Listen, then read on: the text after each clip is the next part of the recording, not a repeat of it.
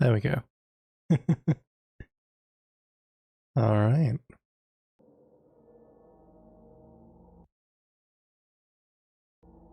I am very excited. After just finishing the first game, with everything fresh in my mind, hopefully we'll be doing alright with this one. So, in the first game, we got the true ending as part of the new DLC content as well.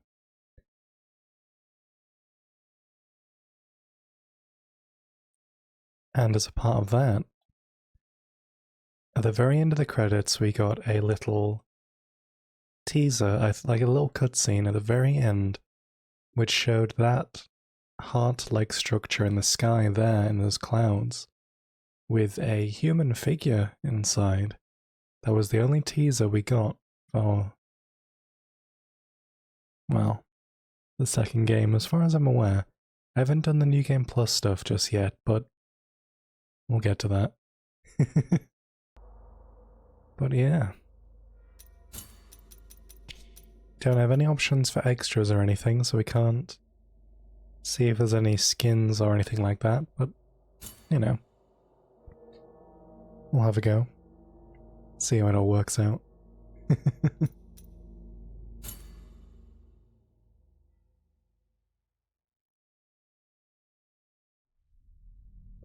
In the heart, everything takes root solitarily. Footprints without companions are left behind like in water or in the ocean's depths. The eternal dawn of our penances heralds its imminent end.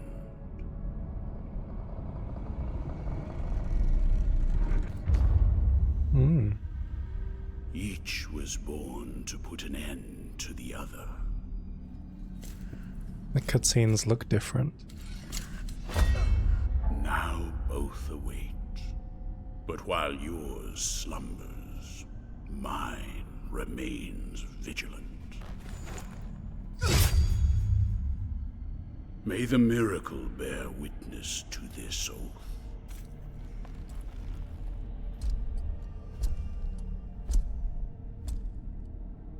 By which I remain here for our long-awaited meeting. Wounded by the silence of this secluded existence.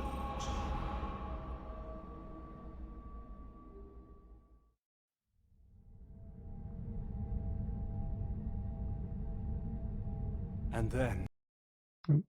One sec.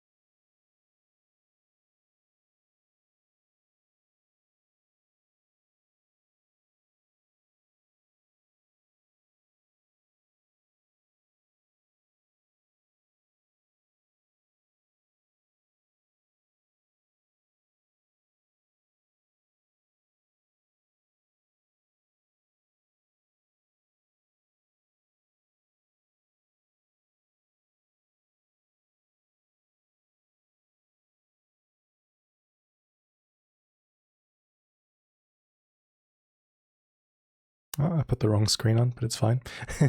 Just had a phone call. Alright. As the city of the blessed name rose up, borne on the shoulders of 3 mighty statues, the resounding beat of a great heart could be heard emanating from the clouds, thundering like the knell of an unseen church bell, raised higher than any other, enchanting us all to lift our gaze aloft in an ascetic call to prayer. For the miracle was about to give birth to a child. Oh.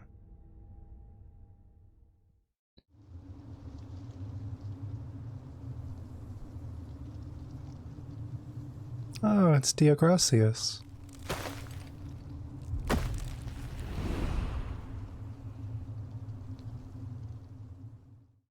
Although made of stone. Hmm.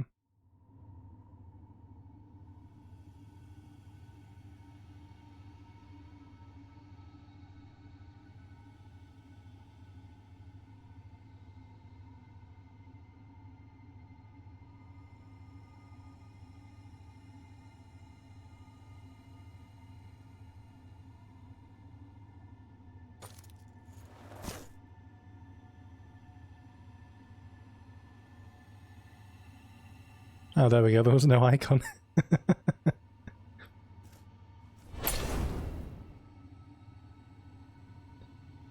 Oh, that's confusing.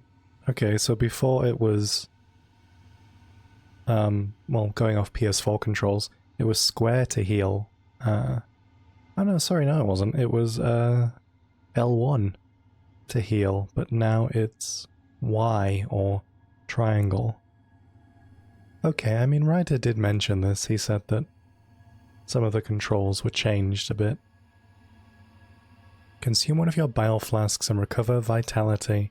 These flasks are refilled by kneeling before a pray-do. Alright, so same as before. Oh, I can move with the D-pad, that's interesting, but I can also just use the analog sticks like before. I can't seem to... Oh, I didn't mean to do that. I'm trying to jump. I cannot seem to. Hey, potato. Yeah, the controls are changed and that's scary and confusing. Feeling bullying. So at the true ending of the first game that we unlocked, through Ryder's assistance, the penitent one seemed to die at the end of the game. He was then buried by Chrysanta and Deogracius.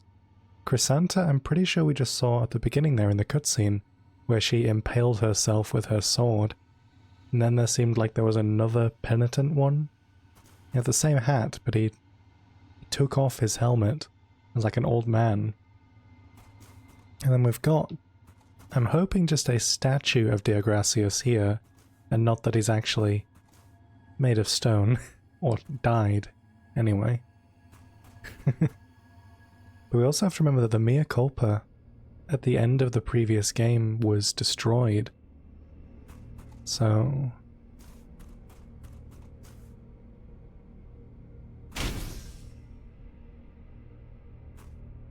Huh.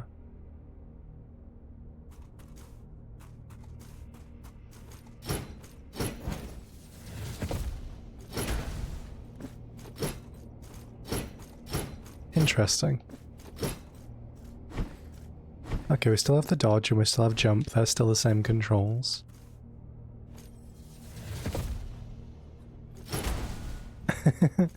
We can charge the weapon to do like an extra strong attack. How did we just make that set on fire though? I don't know how I did that, unless that was part of the prayer. I don't understand a thing, but it's so cool that you know all of this. Okay, so we don't have... don't have the mea culpa.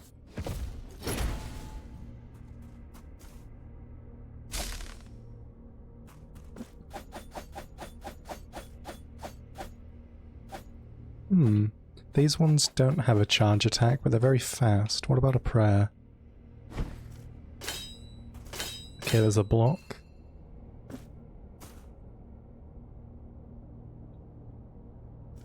I can't seem to, like, charge them up or anything. I don't know actually how I did it with this one. Let me try it again.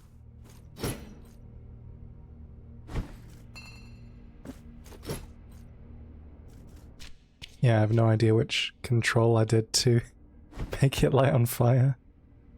Oh. R1. Let me just... Okay, it's weird how there's like a little delay there. Alright, so that means you can't block with that weapon, but you can with these. Speedy swords. That's spooky. Alright.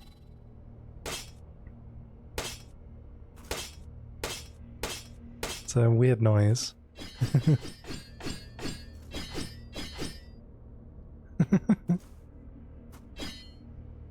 No charge attack with this one.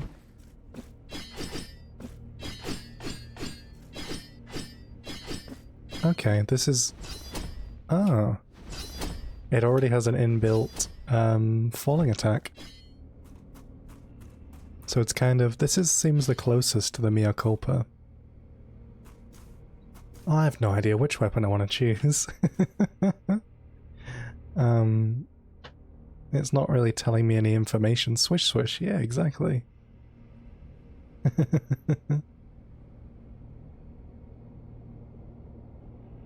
Hmm.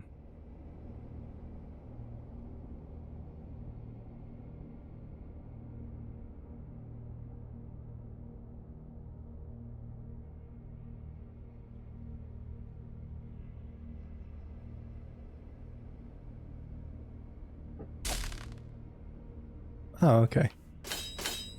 Well, I feel like the swords, I mean, these are very, like, fast swords, and I've got 2 of them, but as a change, I suppose, from the first game, I don't really want to just go with, like, a sword. Or even these, I suppose. I feel like I'd want to try the most different weapon, that being the giant, hammer thing. I don't know actually what this is. It's like a ball and chain, I guess. Oh, that's cool. It's got a little crouch attack. Alright, and then we can light it on fire after a little pause. Oh, that's weird. It didn't do it that time. It did a real animation. Ooh. Interesting. Okay. Yeah. I mean, I'm sure we can probably collect these other weapons at some point during the game. So, like, it's not like we have to just pick this one. The hammer one is the coolest, Gimli. The penitent one. So we've got an arsenal. So, yeah, there's 3 weapon slots there, so... Relics of Contrition, Sorrows, and Immaculatus. And we can't access any of these other things besides just settings. Okay, and then share button is the map. There's more Moonlight Children, just like in the first game. Legend. Oh, that's clever. Hey Moff, how's it going? Yeah, I mean, we just started. We saw... You've probably seen the cutscene with Ryder, but we had a little cutscene. Kind of follows on from the true ending, as far as I'm aware, from Blasphemous 1. That's kind of nice. So there's a thing to explain what all the little icons mean. Ryder will be on in a bit, looking to wrangle cleaning. Yeah, so we had, in the opening cutscene, we saw Chrysanta again, who then stabbed herself with her sword, and there was another penitent one who unmasked themselves, which revealed an old man. And the cutscene style is different as well. In the first game it was more... I don't know what the style is exactly, but it looked more like the game, whereas the new cutscenes are more fully animated.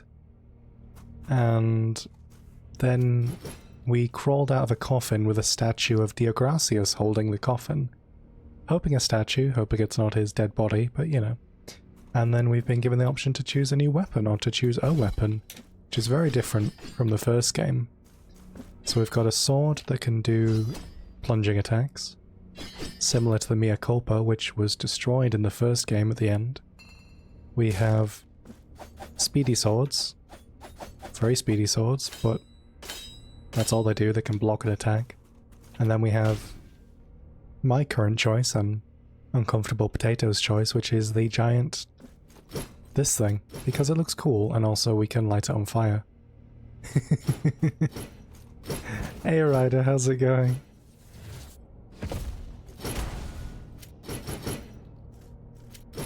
Speedy swords, yeah, don't bully me. But yeah, so currently Chrysanta seems to be dead, probably. Deogracius is hopefully not dead, but he was a statue. So yeah, let's go with, ooh, Oh, I thought you were... Are you an NPC? Oh, I don't know what the controls are. They're not dual shock controls. It's confusing. It's a training dummy. Yeah, I don't know how to get it to show dual shock controls, unfortunately, but...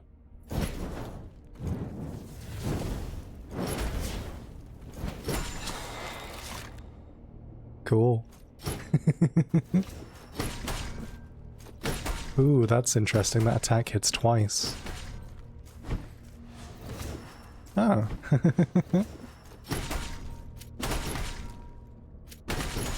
Ooh, the crouch attack hits 3 times. I like that.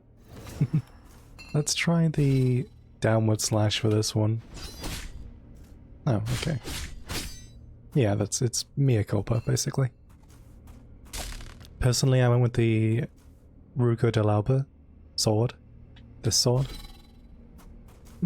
I can see why. It definitely seems the most mea culpa-y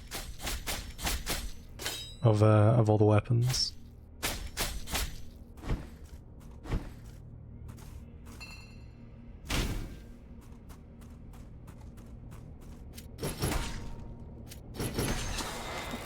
I like this one. I like heavy weapons in games, so... You crouch and tap square with the Veredicto. Like this attack? Yeah, it's cool. So if I'm very close to them, it'll hit them like 3 times. Or even more, actually. Okay, cool, cool. The speedy swords of foil fencing? Can chain more attacks with it. I like it, it's different. Whack, whack, whack. Yeah, exactly. Thou hast chosen thine companion on this pilgrimage. Only the miracle knows when thou shalt meet again in the presence of her 2 sisters.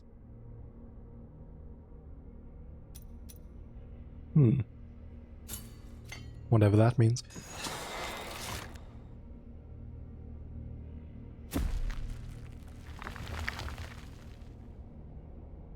Okay.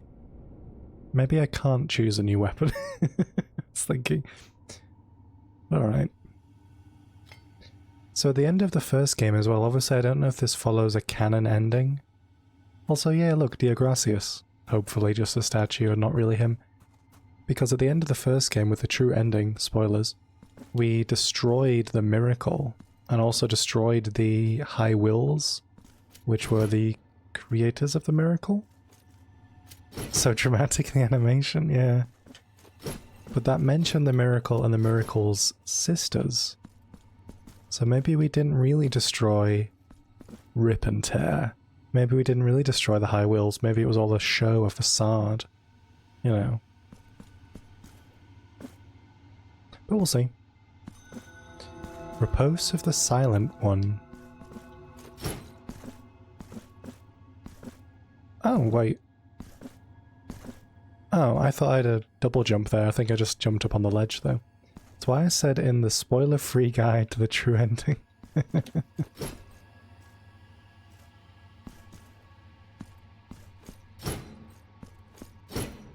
I'm assuming this game also has just as many hidden walls as the first one. But then, at the end of the first game as well, we also... So the penitent one died and was buried, and the mea culpa was destroyed.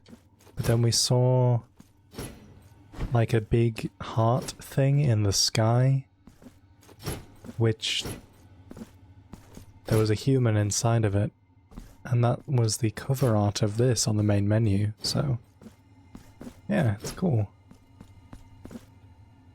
So controls are fairly the same. I don't like that heal has been changed to triangle versus R1, but oh well, you know.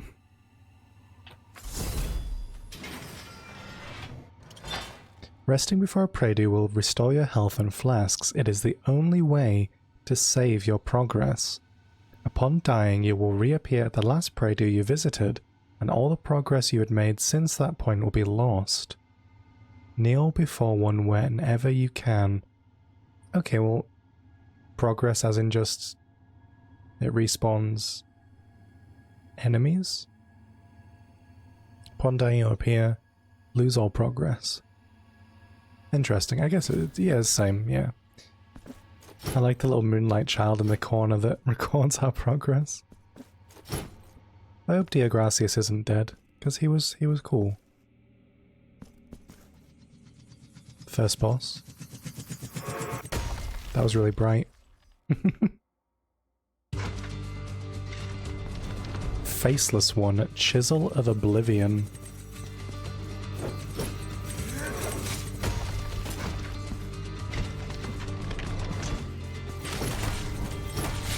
That is very acceptable damage.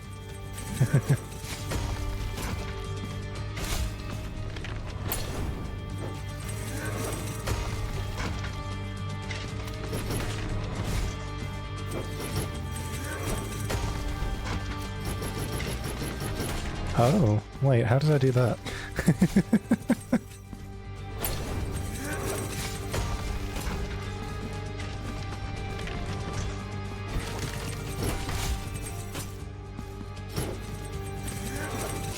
Ow. That's an interesting death animation. Tapping square a lot while crouching. Oh. Upon dying, a guilt fragment remains anchored to the world. The level of guilt rises, reducing the gain of fervor and your defense, but increasing Tears of Atonement and Martyrdom points gained. Huh. Collect guilt fragments to partially recover, or find someone who can ease your burden. That's slightly changed. Because in the first game, if you didn't recover your guilt fragment, you'd have reduced fervor, reduced Tears of Atonement, and reduced fervor gained from attacks. But in this one, there's actually positives and negatives. So it still reduces gain of fervor and defense, which is new, but it increases how many tears you get and whatever martyrdom points are. Interesting.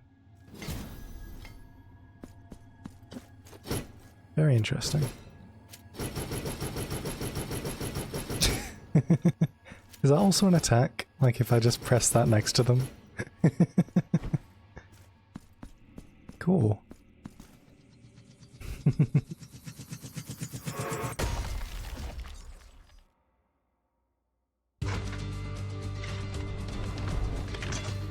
LT. Wait, I don't know what that one is offhand. There we go, left trigger.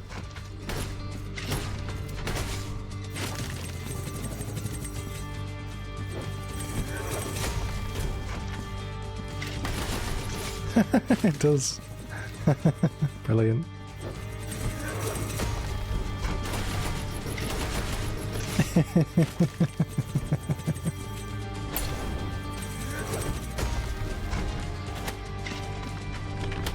Oh, I'd get damage on contact with them.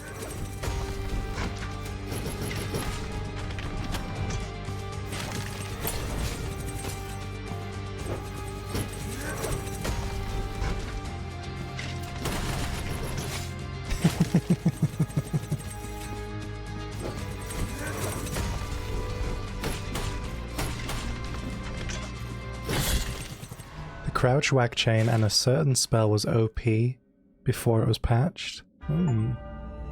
Requiem Aeternum 1,000 years later. Defeat the Faceless One, Chisel of Oblivion.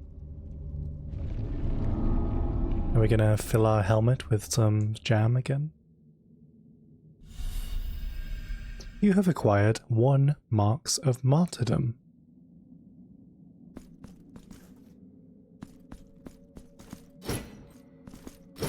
No jam? Playing post-patch, so bosses in the second half are much harder than what they were. Interesting.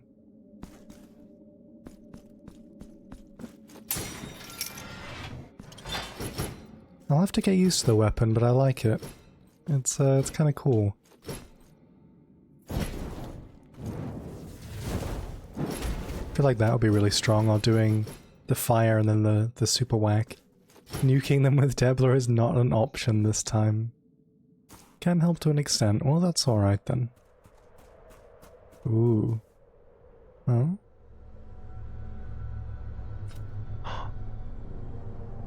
It's Jesus.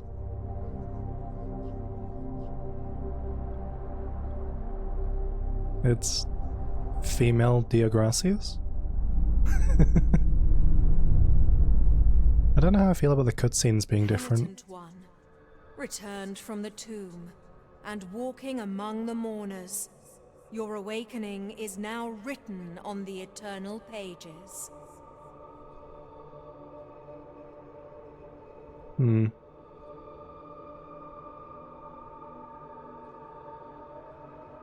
Okay. Annunciada is my name, and I hail from the heavenly mountains on high, the seat and the beginning of all that is holy, so that I may address you. Annunciada. Okay. Look upon me thus as a preceptor in this enterprise, hailing from the highest of all seats. Penitent one, the miracle shall give birth to a new child in a great heart descended from the clouds that watches over the ancient city of the blessed name from on high. Okay, the same heart we saw at the end of the first game. Watches over the ancient city of the blessed name from on high. She's the Deogracias this time around, given it's been a millennium. It's been a millennium? Sorry? To be fair, the first achievement did say 1,000 years later, but...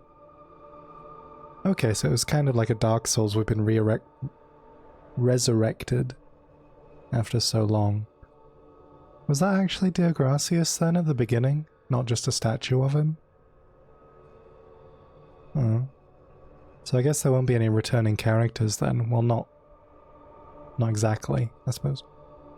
But yeah, what did you think of the cutscene changes? I really prefer the style from the first game, to be honest. But it's still cool, like the animated ones, but... You know. You must reach it to stop its birth. Oh, we want to stop the new miracle child. Okay. But on this ascending path of penitence, the arch-confraternity awaits you. Those penitents that the miracle itself took as its sentinels now await your arrival. The arch-confraternity. And there are other penitent ones. Orospina, the confraternity of embroiderers. Benedicta, of the confraternity of endless orison. Odon, of the confraternity of salt. He looks cool. Lesmes, of the confraternity of incorruptible flesh. All under the dictate of the oldest penitent, the first among them all, who was Eviterno, father of the penitents. Okay, he was in the cutscene at the beginning. Penitent one, the miracle has instilled 3 regrets in the consciences of 3 of its guardians. Only by revealing them shall you achieve the humiliation of the sculpted figures that hold up the city, allowing you to ascend to its upper reaches, and finally to the great heart. I really like them, to be honest. Are more fluid and can tell stories better. It made its debut in the Wounds of Evertide trailer. I never saw that trailer actually, but the cutscene at the very end of the game when Chrysanta and the Penitent One fight against the Great Wills was that kind of it was this kind of animated style. Little trivia, Lesmes was originally in the Blasphemous 1 art book as well. Huh. So like scrapped content from the first game? Look for the guardians. I miss Deogracias. Oh. Planned but time constraints said otherwise, yeah. Ah, Sacred Entombments. That was very far away. Palace of the Embroideries. Crown of Towers. But they mentioned more than 3 bosses, right? There was the father, the big guy, the guy with the axe, the one with the corpse, and the first one that had the Deogracias style helmet. Okay. Only by revealing the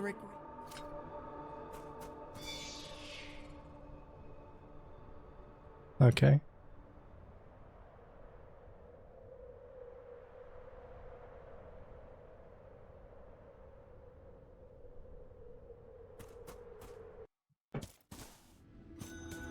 Ravine of the High Stones. It's I guess similar to New Game Plus, but it's so weird going into this game with 2 flasks and no health.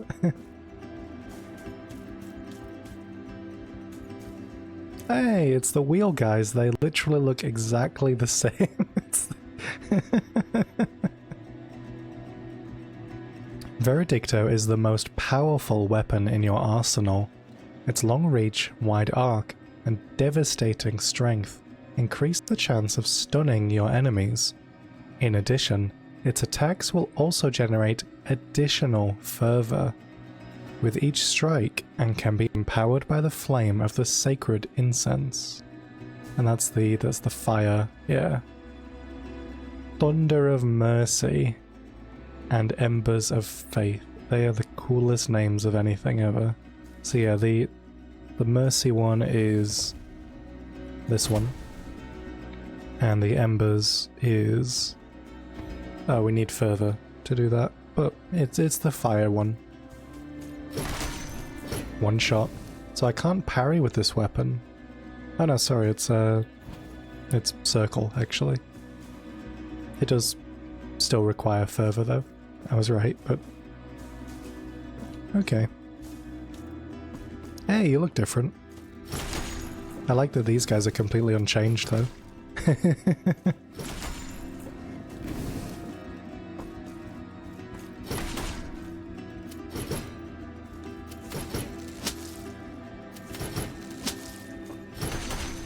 Okay.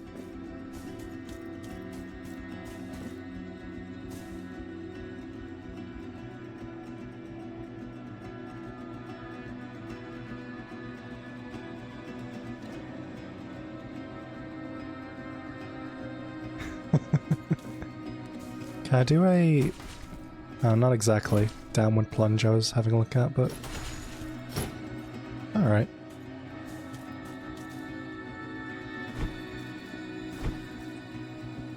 Obviously, for this game, since I don't know anything about it and it's new, this is a secret, yeah.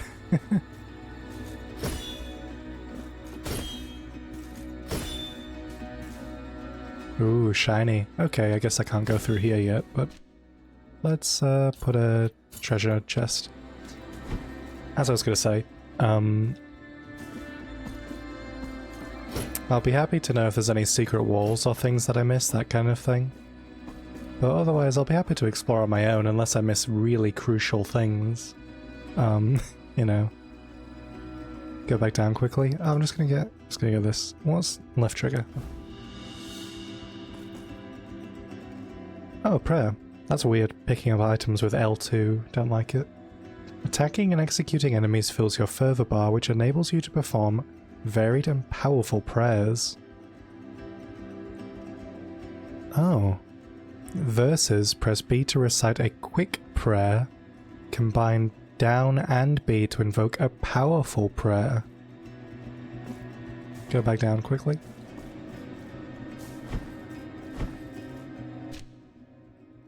Okay. Chants quick verses. Oh, they're different. I assumed it was like a... you could... oh, you know. Invokes flames from the very earth itself, which inflict fire damage. Chant to the friendly flame that naught could extinguish. Heavy clods of soil covered it, and deprived of shadow, it now sleeps in repose. Slide in the gap on the left and jump up. Here.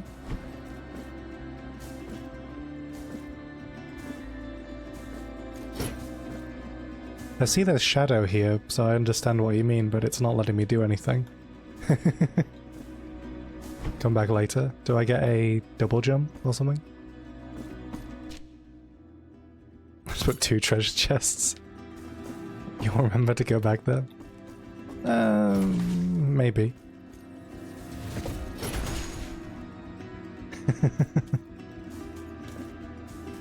feel like I'm gonna forget to use the fire attack.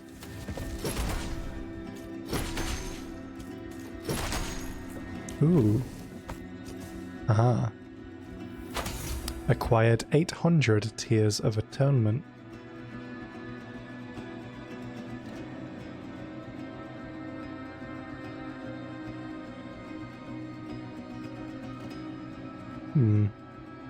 But no item? I see gold flashy things in the air, which makes me interested.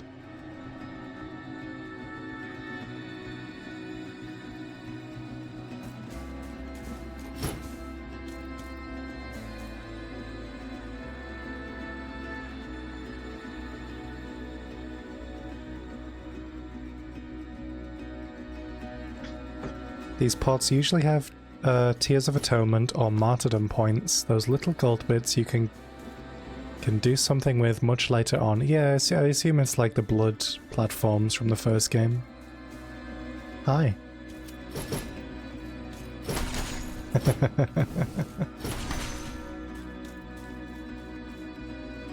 Is that the cave? Yeah, that's the cave below.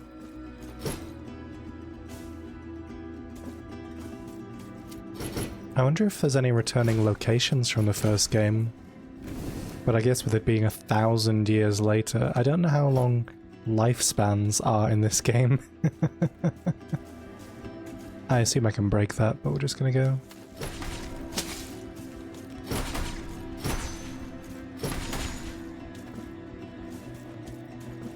Oh, is that a...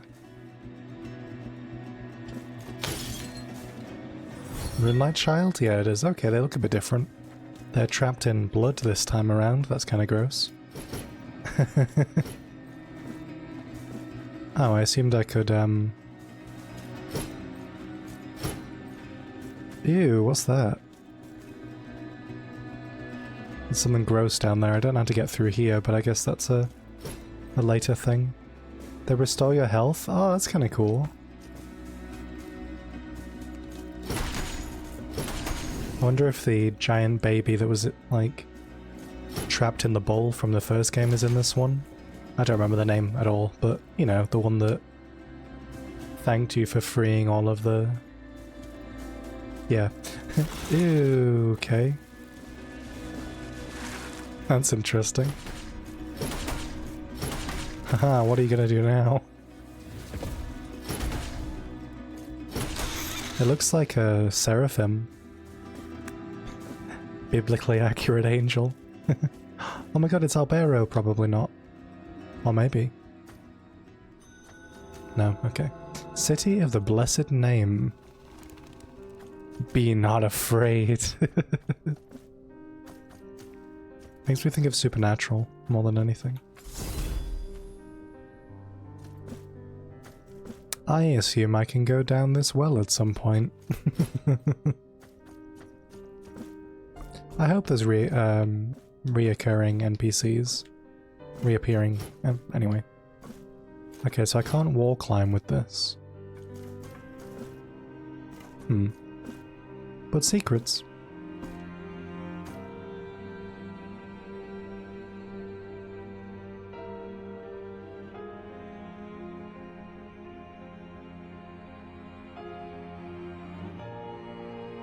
Just checking something.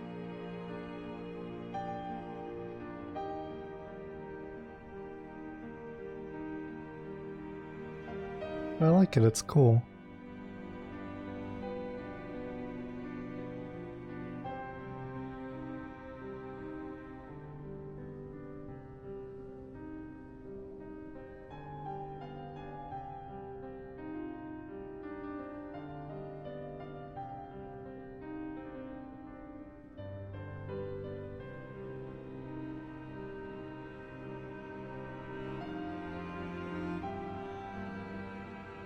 The enemy's art style seems a bit different, at least for that seraphim looking one. It seemed more... not as pixelated, I guess. There's a thing up there. There's a way in here. Building or this way? Let's go building. I assume this is the new Albero kind of thing. Ah. Hey. Welcome to my most humble of workshops, which is a flurry of sawdust, glue, and varnish. Montañez is my name. Master Sculptor. Montañez. Okay. One of those who, with steady hand and silver chisel, patiently carve out from the wood the faithful shapes of our true saints, so that they might be contemplated and revered by the devout. No trace of light remains in my glassy eyes, yet still I know what thou seekest and needest. For are we not all penitents on this earth, in some way? Seekest and needest. The miracle proclaimed that, as my profession was that of a master sculptor, I should carve in wood the figure of the Most Blessed Lady as my last work of art. Penitent one, I beg you, help me in this, my final piece of work. Seek out for me the finest chisels and tools, the most wondrous of pigments, and the most delicate of varnishes, and I can sculpt for thee figures that will fit into the altarpiece you carry on your back, like this very one I offer to thee here. I have an altarpiece on my back. Please accept this as a gesture of my unending gratitude.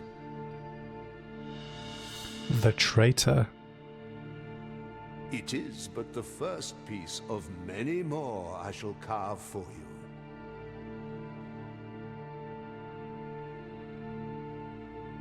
Now I shall place it upon the altarpiece upon your back, and you will feel its grace, but also its burden.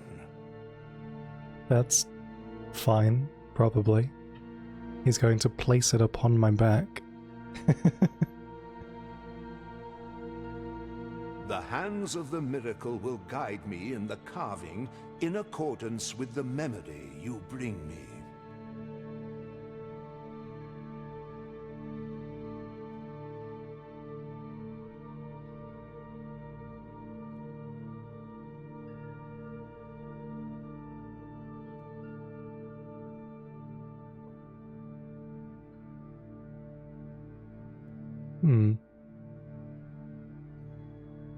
May they guide thee as they guide me, penitent one.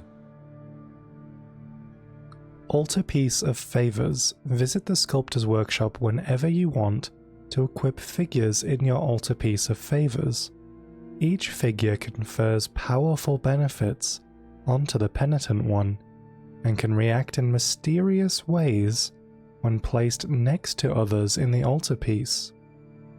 God. You can increase the number of slots in your altarpiece favors in exchange for marks of martyrdom.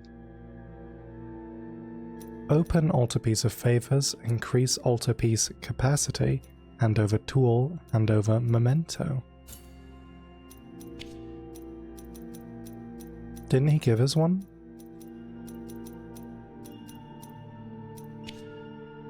Oh, I see, there's loads of them. There he is. Oh, are these the new rosary beads? The Traitor. Increase physical damage inflicted. I hunch in the dark and my fingers fight to hold the dagger. It writhes within my moist palm, like a living being wanting to escape my grasp, as if the weapon wanted no part in such a terrible crime, such an atrocious betrayal. The instructions were clear, it's him or me. So I wait, and will do so for as long as is needed, joined by these regrets and silence as my accomplice, until he crosses, unknowing, the threshold of this door. It's him or me. Get rosary beads as well, and the little statues act as stat enhancements. 5 rosaries and up to 8 statues. Cool. Well, it's the only one. I'm interested in the... They have reactions based on ones placed next to each other. That's intriguing. Increase altarpiece capacity for 1 martyrdom point. I won't do that just yet, in case I can spend the martyrdom points on something else. Moist palm as well. So I also only have 1 statue, but maybe later. I do like that they're more clear. Miracle guide thee, penitent one. You know, where they're like, oh, if you specifically find tools or pigments or... I forget the other thing. You know, that bring those to this guy.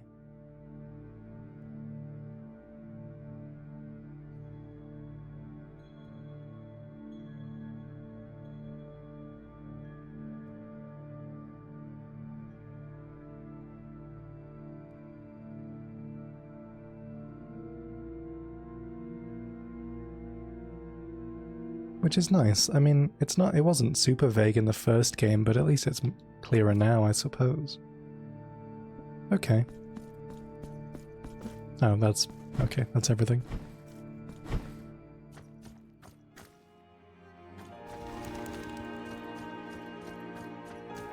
Alright.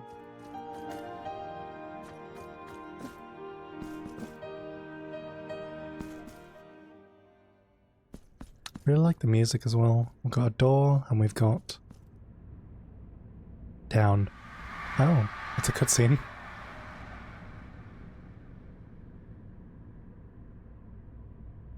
Oh. Oh, I can move. Okay, that was weird.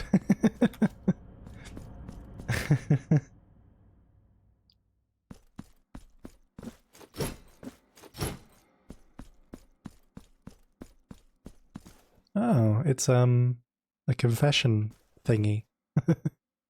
This heavy curtain that separates sin and confession, crime and judgment, conceals naught but shadows. Here in my darkness there remaineth but tears for me, and forgiveness for those of you who seeketh it. Where are the bereaved now? Where are the repentant?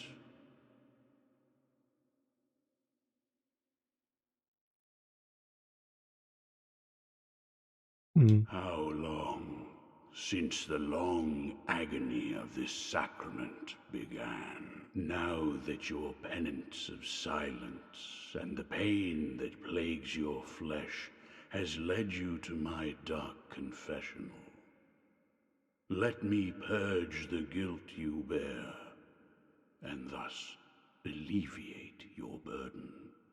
Oh, he's like the statue of Confessor. Do you wish to purge yourself of your guilt? I don't have any guilt statues right now, don't I? I think I collected them, so I don't think I need to waste 500 on this. I believe. So I'm gonna say no, I don't wish to purge myself of guilt. As you wish. I will remain behind these scarlet veils, should you need this sacrament.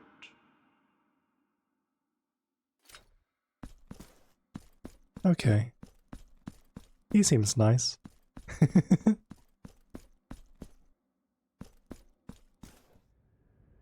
I like that he speaks rather than the statues of confessors that just kind of existed. Maybe I can destroy him for a secret ending.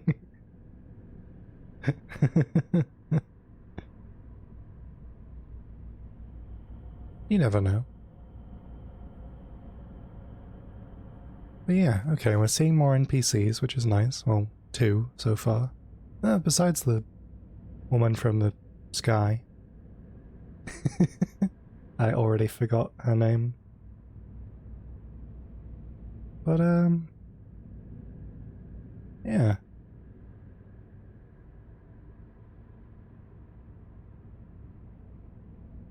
Seems to be going okay. I guess the only other way to go then would be down into the scary pit. Oh yeah, we've got the little icons, yeah. Sculptor, and the Pray-Do, and also the Confessor. Alright.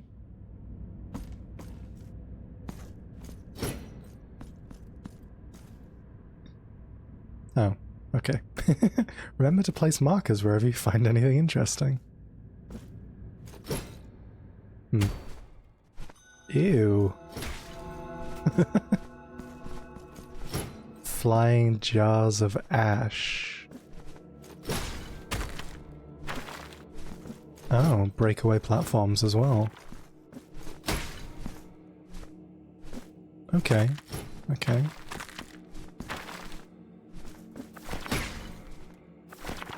Can I get to there?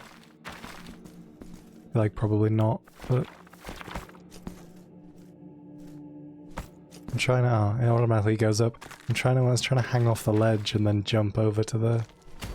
Okay, that's fine. Oh, hello. You're like the guys in the mountaintops. Although much weaker, at least right now.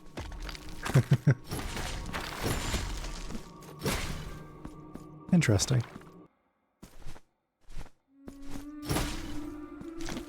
I hear creepy noises, and that is scary.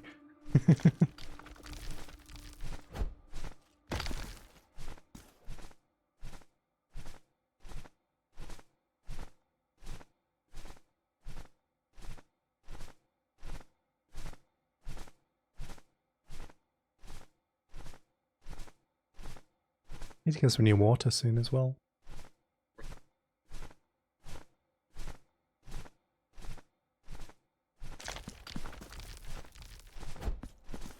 So far we have spooky statue men, and ow, and flying pot enemies. Oh, I can't. Oh, never mind. I guess I can't get back up there, but I can. Is there secrets? No. I mean, there probably is. There's probably lots and lots of illusory walls, but we'll find them.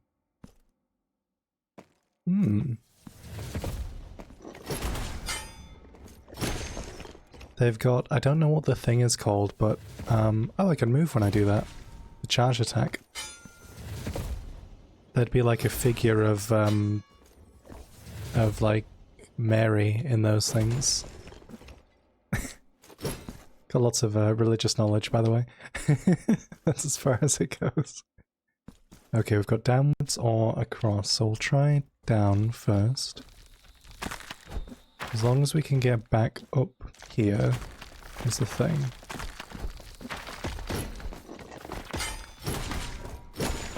They don't seem so difficult. I mean, they don't have much range, and I just don't have to attack them from behind. Okay.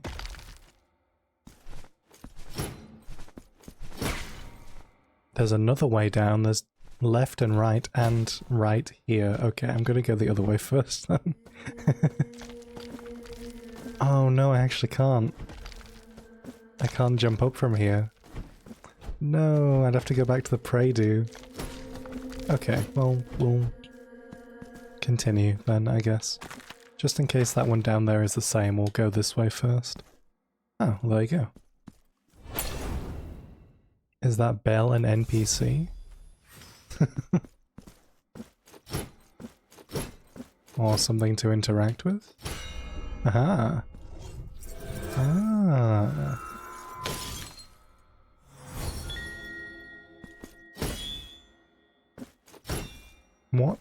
What are these things?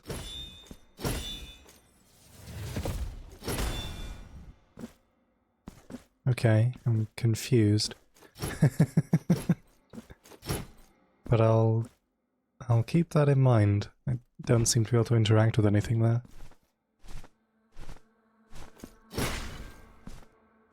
Right. Oh gosh, there's so many ways to go. We can go down again, or left or right. Let's go right again. Hello. Okay. That didn't do much. You do a lot of damage as well.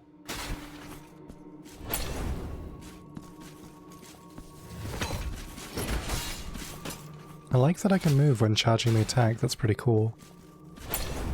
Let's get over... Ow. I actually do a lot of damage.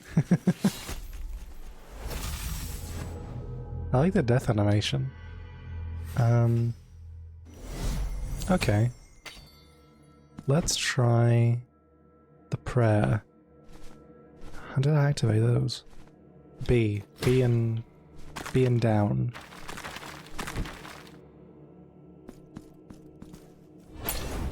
That was the wrong button, that's what I'm used to pressing before. Ah. Okay.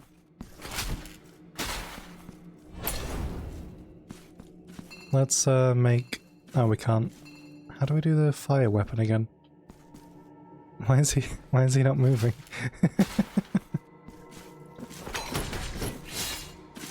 Okay, I can't jump over that. I have to, like, I guess maybe slide through.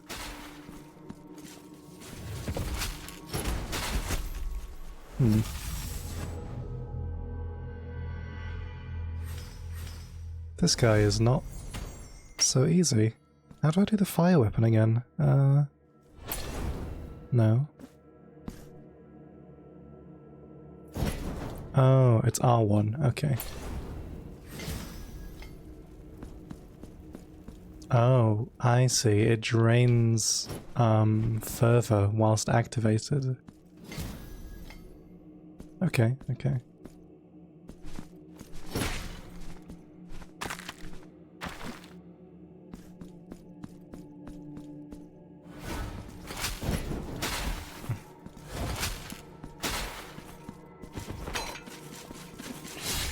Oh, I don't know why I tried that again.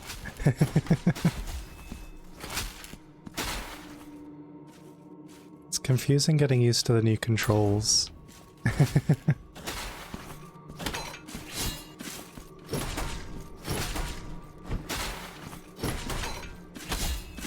Okay. Oh. I forget that does that.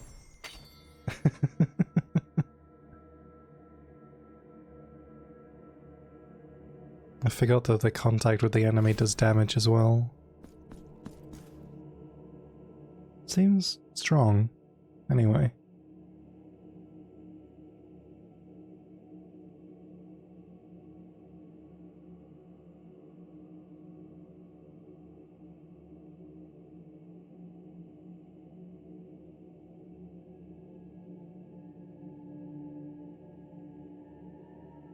Maybe we shouldn't fight him just yet, then he does seem... no, let's not give up so easily. I just need to learn how he works. And also the changed controls. So he only has the ranged attack and that. Oh, I suppose I could dodge away as well. I don't know why I keep trying to do that. Trying to remember... Oh, God.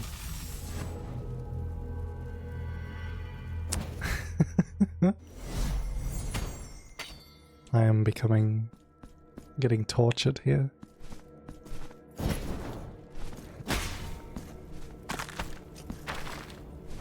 Because I just played Blasphemous, all the controls are like wired in.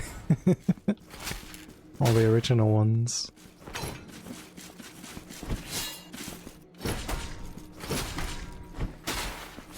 Right, left trigger to get that back.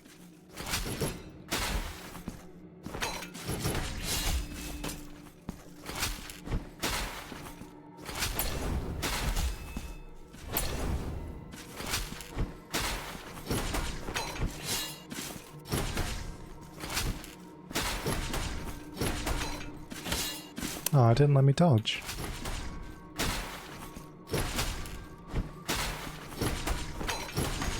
There we go.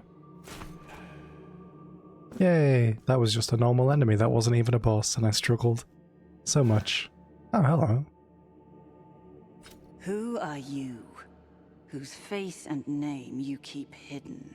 No.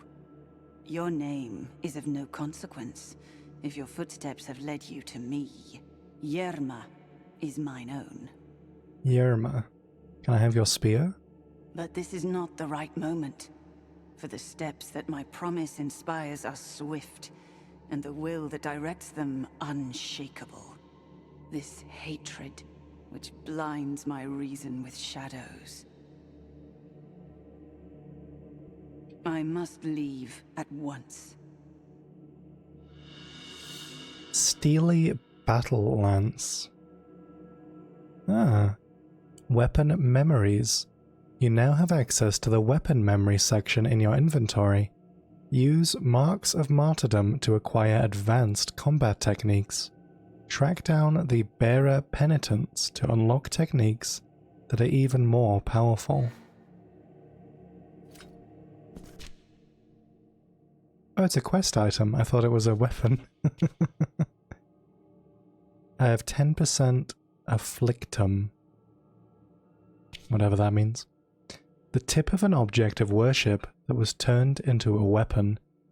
It delivered a violent end to countless enemies, and the memories of those deaths linger on. Its strength resides in the arsenal of penitence, in which it can be awakened. The night was dark and full of mist. Yerma saw her chance to climb in through an open window, breaking into that old church that discreetly oversaw a far corner of the village. A perfect night for her purpose. With cat-like agility, she climbed down a sculpture on the inner facade until reaching the cold marble floor. Nobody saw or heard her. She stepped into the temple's blackness, her eyes piercing every shadow in search of her objective. And there it was, on top of an altar at the end of the nave, a silver rod, an old sacred relic that had remained intact despite the centuries. It shone with a glow of its own, like some kind of living thing. It was said that the rod had been plated with an impossible alloy of oil-anointed silver. Yerma didn't hesitate. She slid from the shadows like a snake, took the rod, and felt its cold weight. That argent glow fleetingly reflected in her eyes, revealing them to be full of hate and thirsty for vengeance. Nobody will ever know what happened to that holy artifact. Ah, here we go, weapon memories. Huh. So this is like the statue of Mea Culpa? Kind of.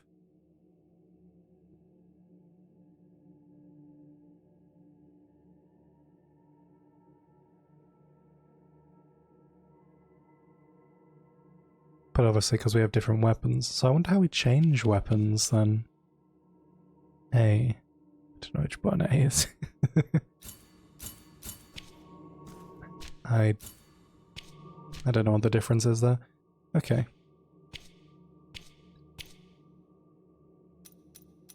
So we have Thunder of Mercy and Embers of Faith at the moment. We can do Ignition Strike. Press right bumper after an attack on the ground to convert it into a powerful horizontal strike that turns the Veredicto on or off. Interesting. Tempered Flames. Press right bumper to turn off the Veredicto, interrupting the consumption of fervor. This display of temperance can even be performed in the air. Okay, so that's just... I could just disable the ability. Crucible of Faith halves the time required to charge the Veredicto. Okay, I have no idea what I want right now, so I'm not going to spend anything. But cool. I should have expected that.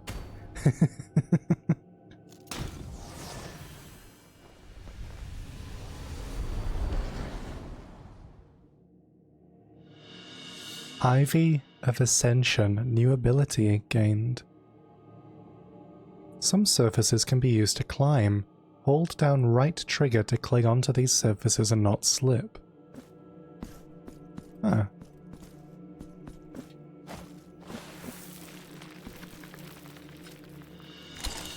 Scratched lead sphere. Oh yeah, here we go, rosary beads, yeah.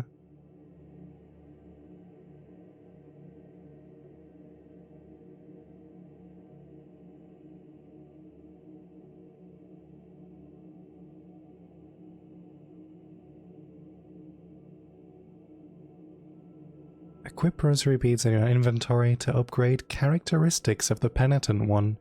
Find additional knots to increase the number of beads you can equip. Okay, well that's the same. Slightly increases resistance to all physical damage. Sturdy metal ball embedded in the hollowed out wall of a study. The monk who forged it was beaten to death, and no one remembers its real purpose anymore. Great.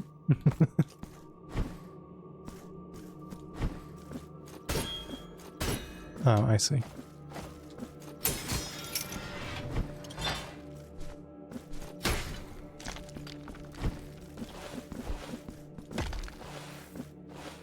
Oh, I don't actually have to press right trigger, I can just kind of do it that way.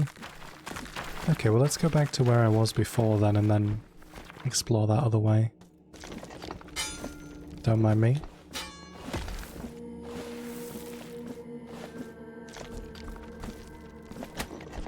Oh yeah, still contact damage, but that's fine.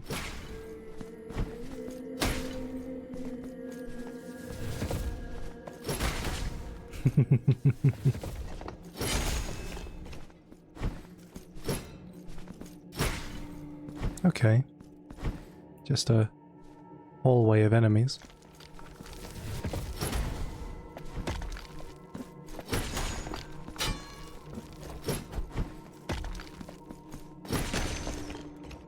Oh. Attacking and executing enemies allows you to earn marks of martyrdom, which can be used to upgrade certain characteristics of the penitent one.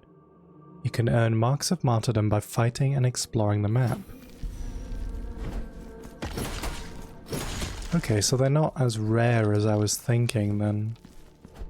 If you can gain them from just fighting enemies. Ow.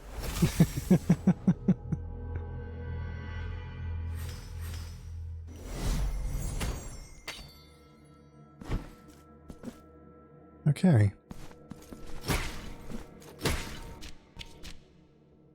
Got lots of ways to go. I do have to remember my character is currently a lot weaker than they were at the end of Blasphemous 1. So I can't just, Oh, you can break their shield. Huh. I can't just charge into all the fights, I need to actually be careful.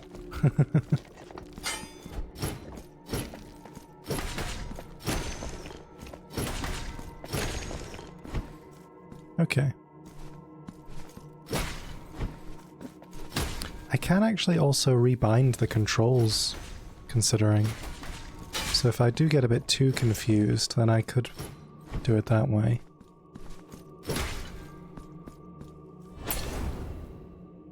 You know, to make... I think I could rebind some of them anyway, not all of them.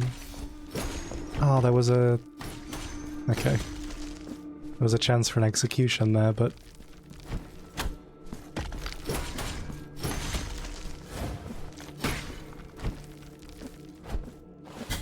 Oh, hello.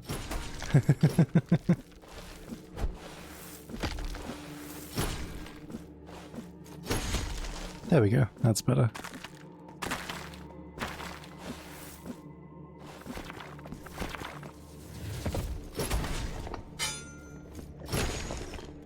Interesting.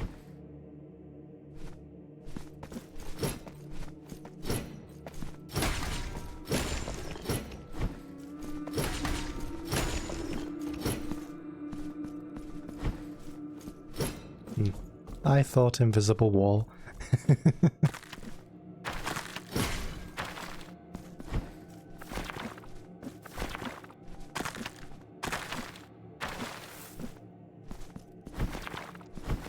We are ascending. Oh, an elevator. And an item. Mirabris. Well, I didn't read the whole thing. Mirabris of the Return to Port. Oh. Takes the penitent one back to the city of the blessed name, so not the last pray-do used, like it was in the other game. Chant of supplication to the Farolera, sung by sailors in need of aid. Cool, cool. Okay. Do I want to do the elevator right now? I suppose it'll just take me back to the blessed city, so yeah, I guess. Oh, it goes down. Never mind.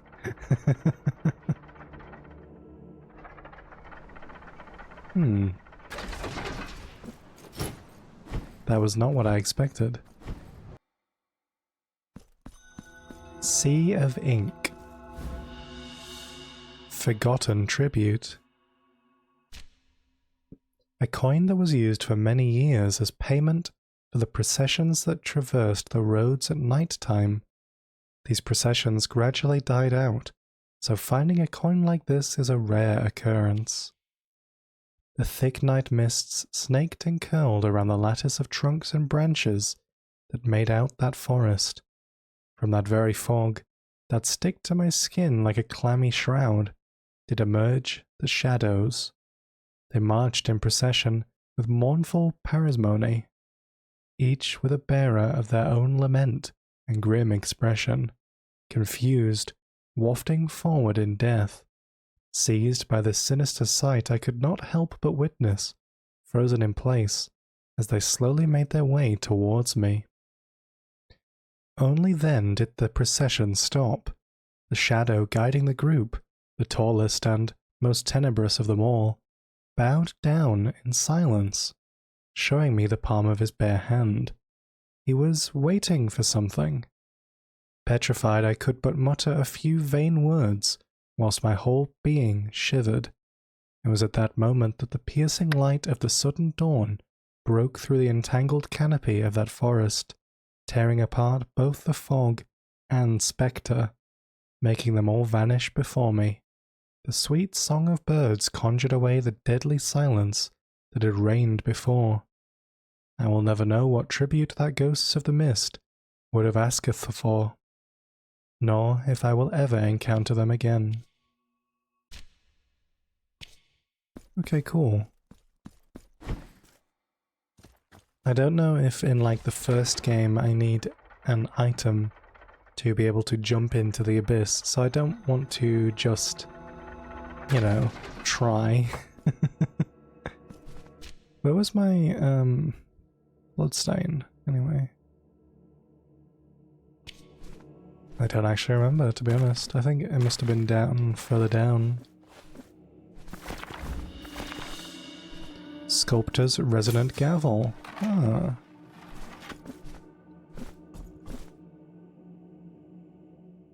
Aha, we're back to the well. I knew I'd come back here. Okay, let's go give him the gavel. Wait, was he in? Yeah, he was in this one.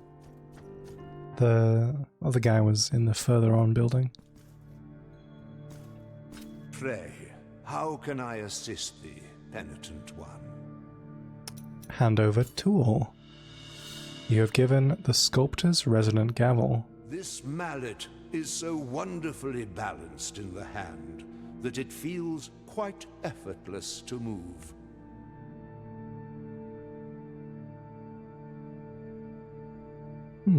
Know that you have my gratitude, penitent one.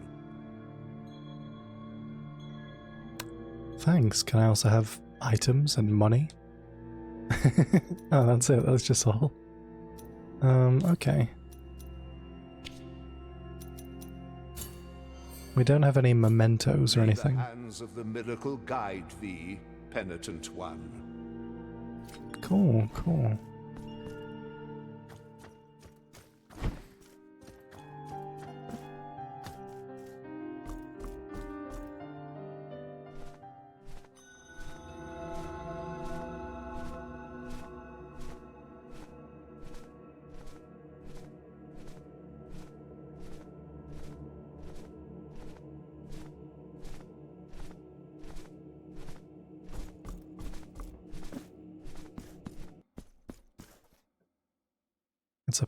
purple item.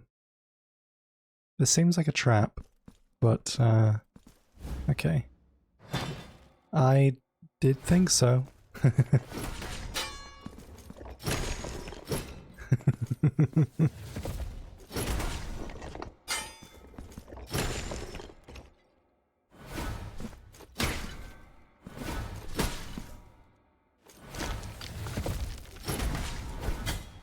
Ow.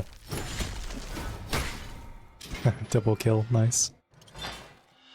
Empty receptacle. Oh, bile flask. Glass vessel able to contain the blood flowing from the crimson flesh touched by the miracle. Used to increase the number of bile flasks. Everything has so much lore, which is really cool.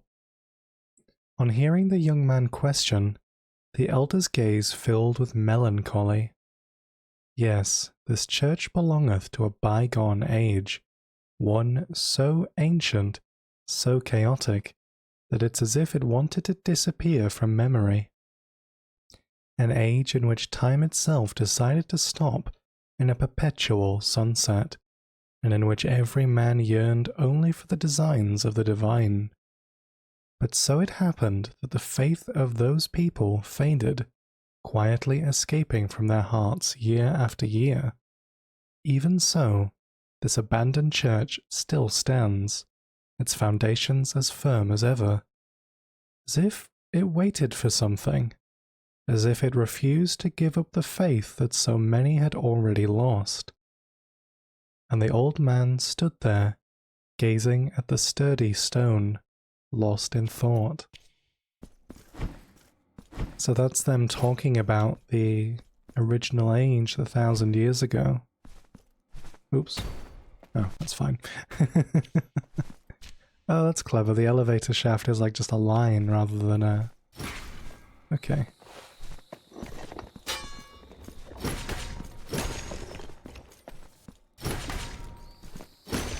I was hoping to get a execution. Alright, so we have a miracle that returns us back to the city if we need to.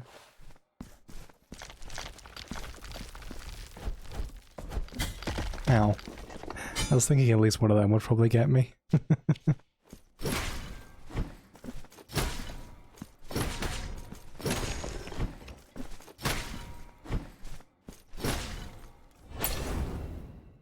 So we just have to find...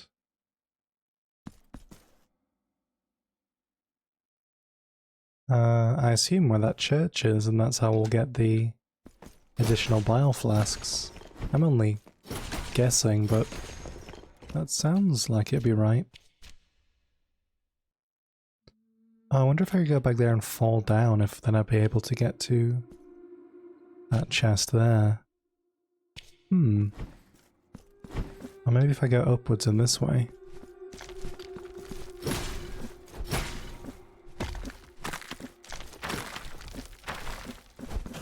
Ow.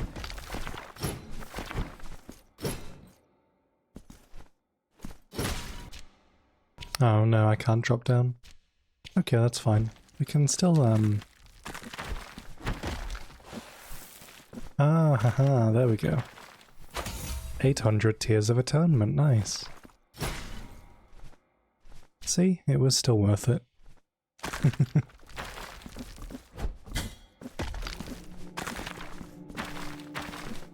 And what else can we do?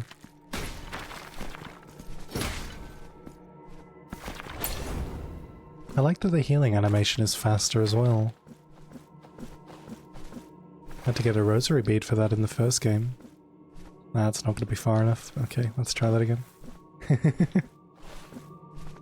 Oh. Oh wait, maybe I have to actually use... what was the control? This one, yeah. No, okay, even then. I feel like I'm just missing the jump.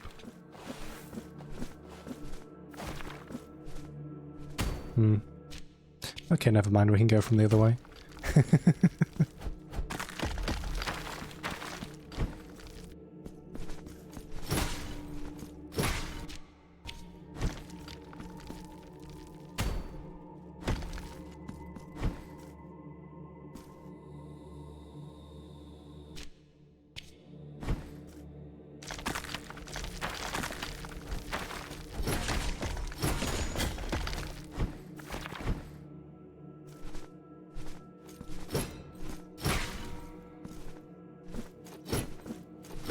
semi-lurking because cleaning. If you have any questions, give me a shout. If not, let me know on Discord.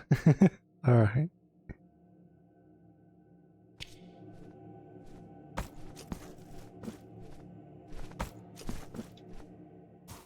Oh. Hello. Just gonna check if there's an illusory wall. Okay. Sleep, my child. Sleep.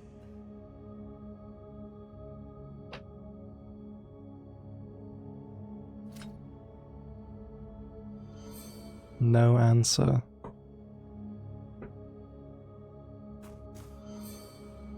Okay, that's acceptably creepy.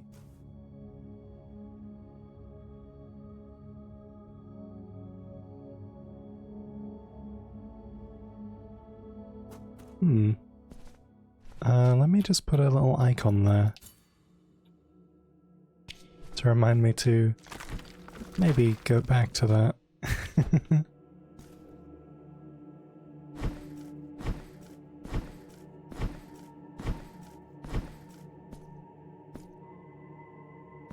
Oh yeah, this is where I fell down, right?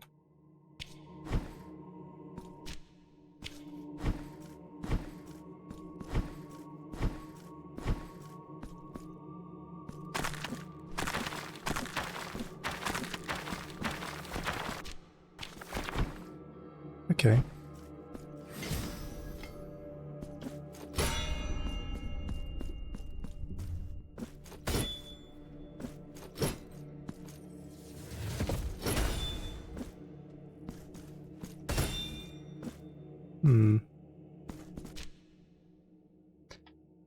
I'm not really sure where to go then, actually. I suppose the only other way would be the Sea of Ink over here.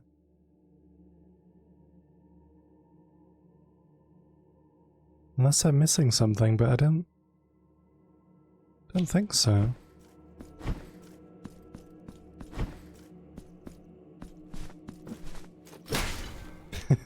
Nice. So we have to go all the way back up here and down there.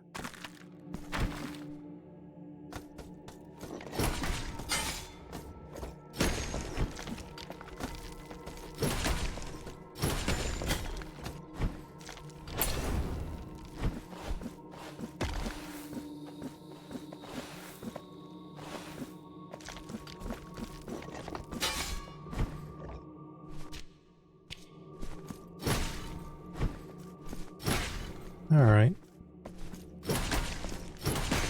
I like they can break the shield so easily.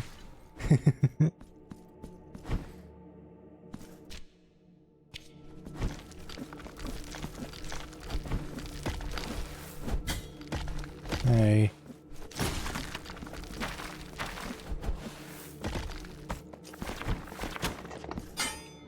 I miss my slash attack more than anything else, the sliding slash.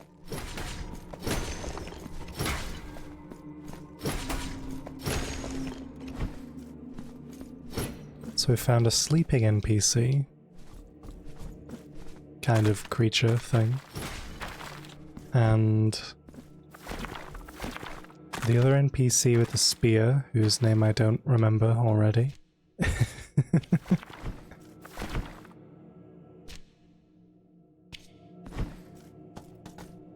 What was over here? Oh, yeah. Okay, well, let's try go this way, I guess. I guess it's the only other way. Can we just fall? Oh. Huh. No. Then.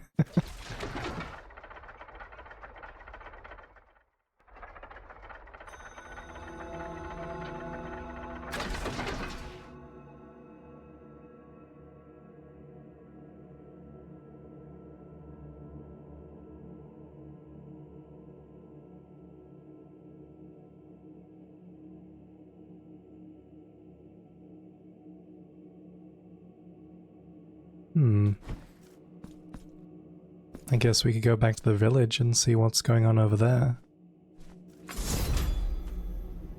Oh. Hey, it's the same animation. Nice. I like that.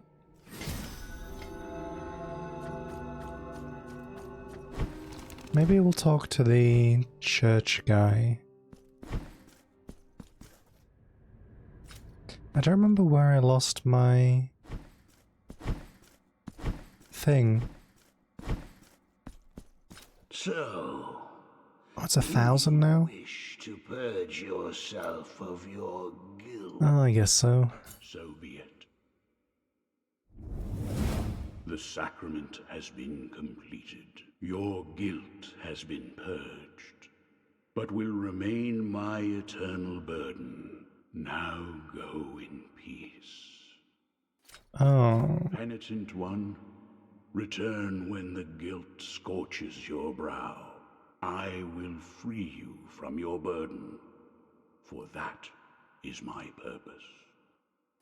I don't like how he said that it was now his burden to bear. Makes me think that if I do it too many times, he's gonna die or something. Right. Oh, I can get to this other side now. Okay, okay. We've got downwards, or we've got along. Let's go downwards first. Ow.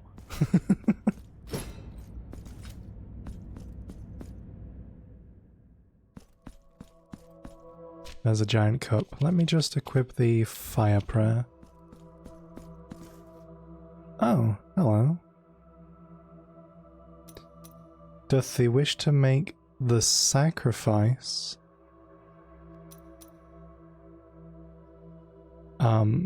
I have no idea. Let's say yes. Ow.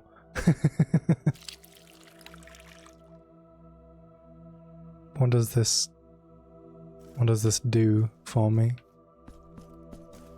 Open up the skin and red flesh. Uncover the lie that my shell conceals, for I am only blood and bones.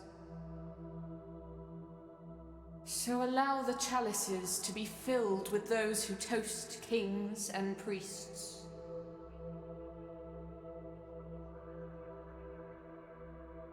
Oh, do you want to give empty receptacle? Yeah. Now I shall grant thee a new flask. Okay.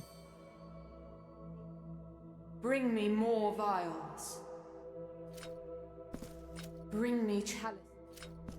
Oh, so in the first game it cost me money in order to do that. But now it just costs half my health. But I can just heal, so it's not exactly... Oh, there's a little... Haha.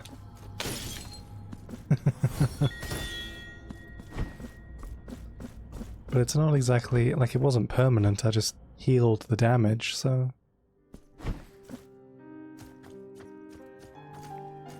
We've got an empty door with a skull, got some birds. Are you Candelaria? No. Oh, blessed are we, That is, for I behold a penitent. Humbly allow us to present ourselves to your reverence. We are Medardo and Escolastico, pilgrim merchants and scribes by trade. Oh, okay, merchant is still right then. You never know where precious assets may be. What, pray, can be unjust or malevolent in walking the roads in pursuit of a twofold profit? That of the pocket by selling, and that of the spirit by prayer.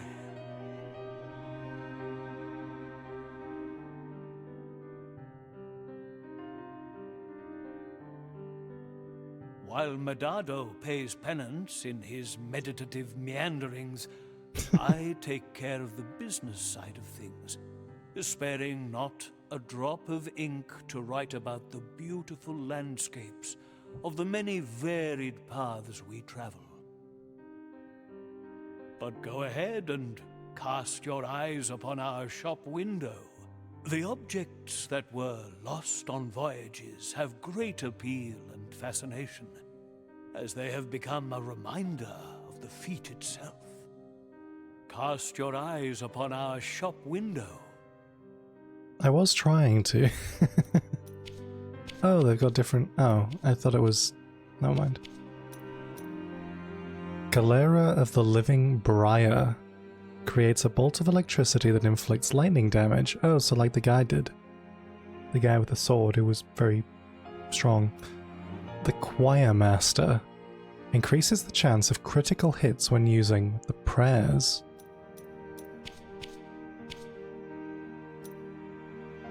Oh, they seem both quite cool, but I don't... Is there water? I don't really need them now. Specifically. Ding.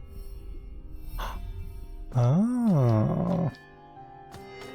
It makes little musical tones. Still don't know how to interact with these things though.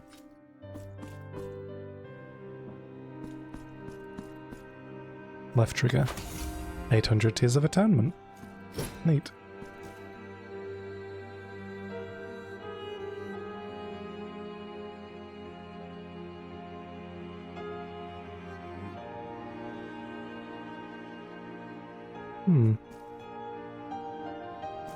Okay, so I know now that that bell activates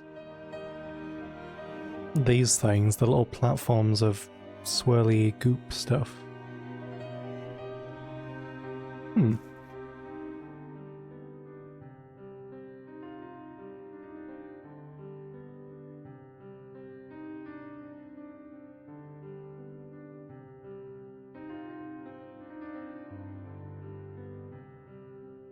And then it also activates those doors with the two faces. Huh. I guess I'll need a different item to activate these things. Okay, there was another way to go, I think. Was there? There was like something over here? Oh, I see, I just can't reach that. Okay.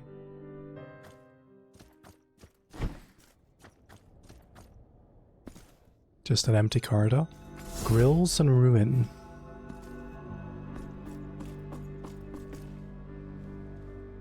Cool enemy. Hello. What do you do?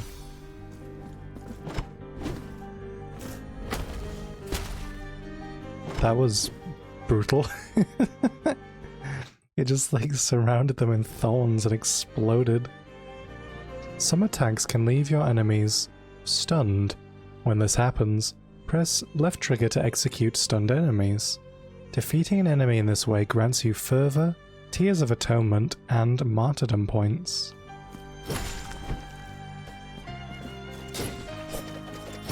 Uh-oh.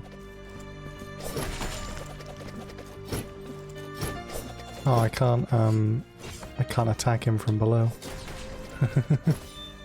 Hey, stop that. Not that it saved them, but... Oh, there was no point in this, it just brings me over here. Okay. That's cool, I guess. Ooh, shiny. Ah.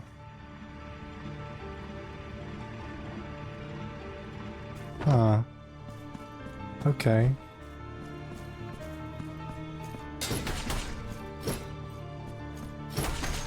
It just opens the door for some time? Let's go down first then, in that case. Is this gonna be another trap? There is a ladder up this time.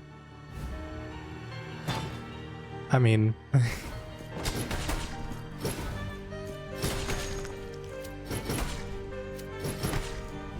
Okay, so the crouching attack doesn't do as much damage, but it does have better range. Ew. What are you guys? I didn't mean to do that. I was trying to activate the fire, but I forget how. Again.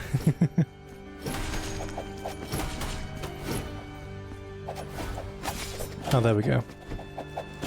Oh gosh.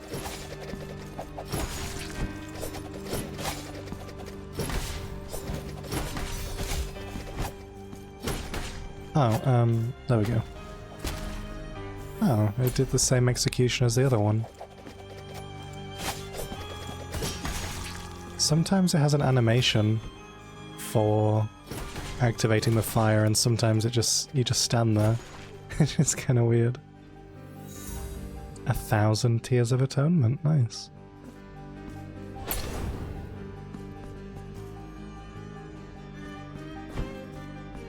Aww, I want that now. Okay, I'll go back. Oh, was that the first time? I didn't even see that.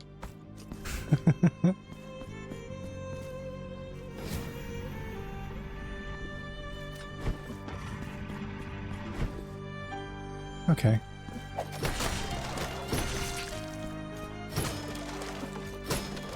Interesting. Hidden items. Well, hidden features. No, oh, ooh, gosh, that was close. Oh, this doesn't... I can't get up there. Cool though, but... Alright. Up or... Oh, we'll go right, I suppose.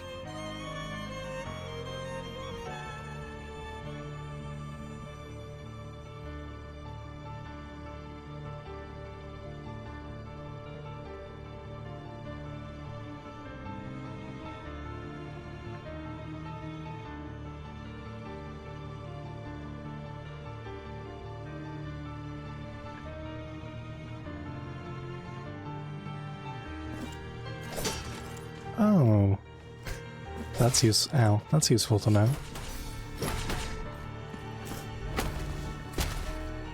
Is the execution always the same then? Or maybe it's just on these specific enemies that it does the thorn explosion? Because the first game had loads of unique animations, well not loads, but quite a good few unique animations for executions.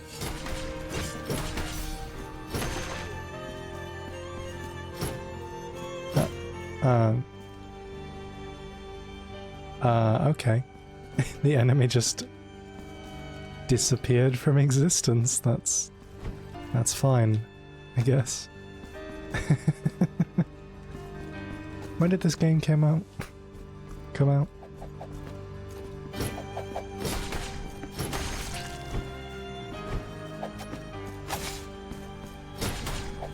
Oh, wait a minute. Why do I feel like it's going to open the door on that? Wait, no, that's a different place.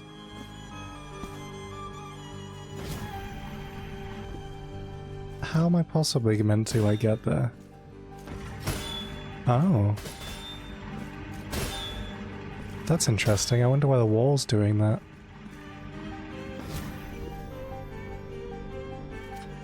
Okay, well I guess we have to be speedy. Not like that.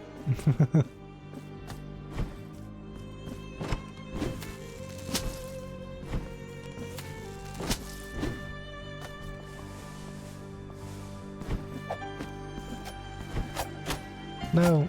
No! I would have just made it as well if they didn't knock me back. Damn. Let's do this.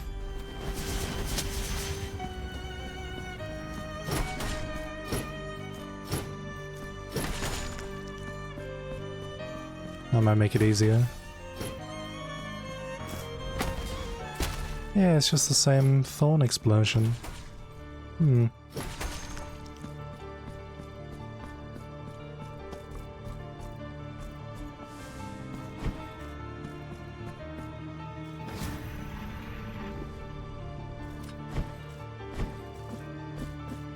Also, I wonder, when I get this chest, how am I going to get back out once I open it if the door closes?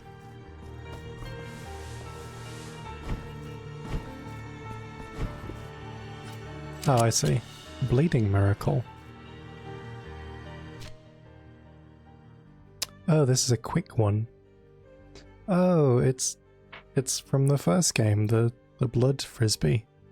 Launches a crimson disc that returns to its bearer, inflicting mystical damage to its enemies. Yeah, it's the same one. Cool. I didn't use that a lot, but maybe I will now.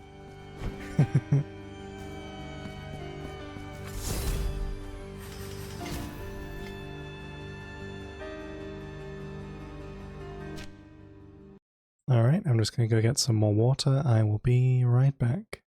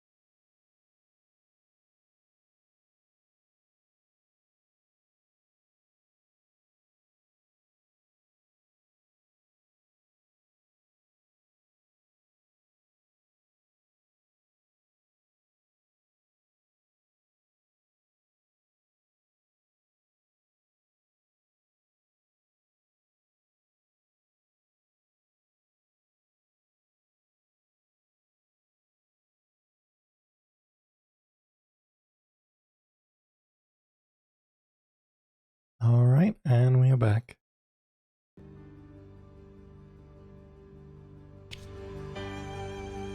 Okay, so we've got the blood discus from the first game. I really want to rebind the controls, but I'll probably do that off stream. It's not bad, it's not so different. Not so different from the first game, but to be honest, it's probably just since I've been, since I just finished playing the first one.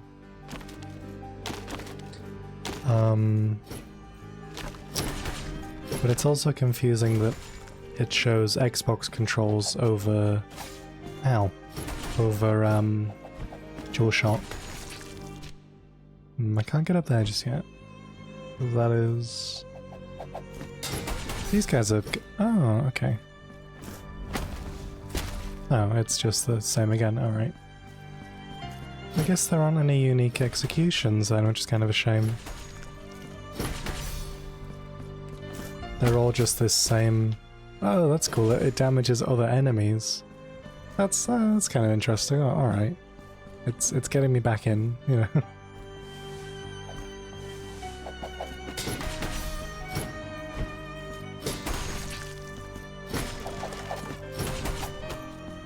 That's another breakable wall, but we'll go this way first. Never mind, we won't go this way first.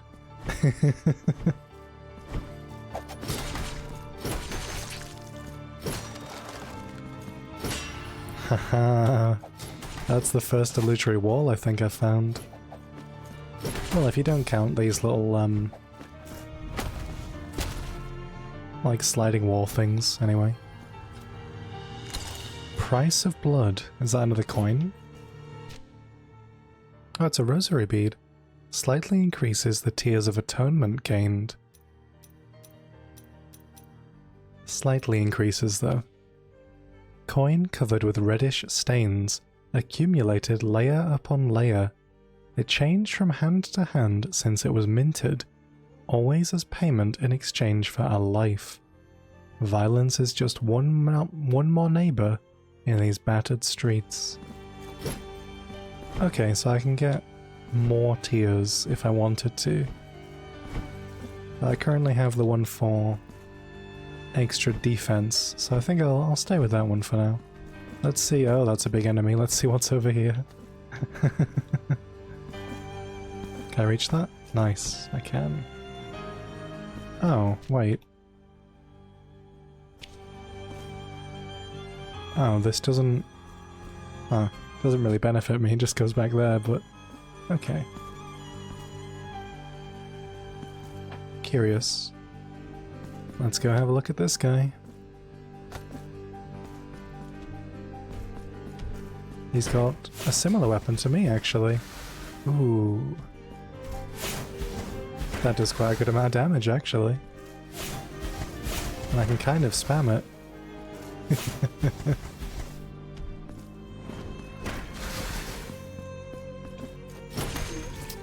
Ew, oh god. Sorry, friend. Tore his arm off.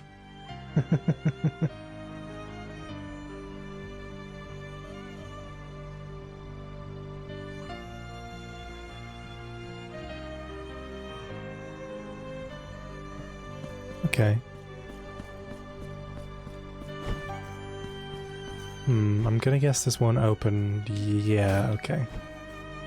Alright, well the only way is down again. It's very ominous, all the music stopped.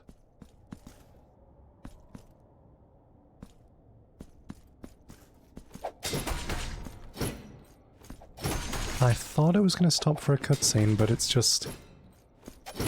There's just no music.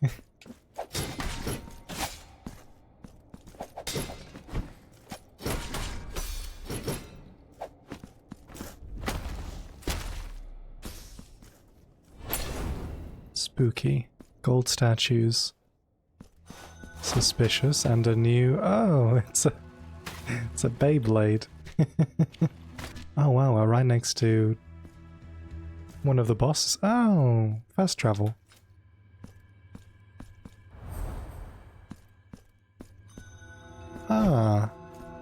I can't choose where to go, it just automatically teleports me. That's interesting. Hey. This is the same room as the Confessor statues we were in the first game. What are you? Find sisters.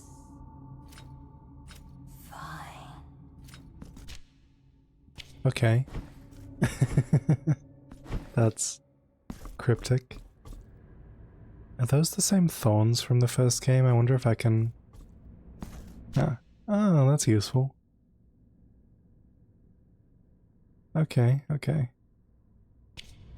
Cool. Can we take the teleporter back? I'd assume I could do. Ah. Okay. You can choose, it's just the first one automatically went. I see, I see. Alright. And then we've got another way over there, but I can't go that way just yet.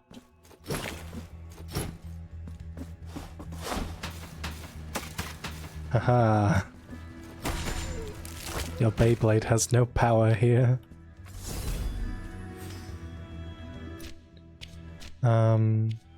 Okay. Oh, it's the mirrors again. But we still don't know how to do these things. There's blood on the ground, but oh, I can't. I was thinking in the first game you can damage yourself. I'm gonna keep saying in the first game every time. Oh, disguise. Cool. What prayer do I have on right now? The fire one, yeah.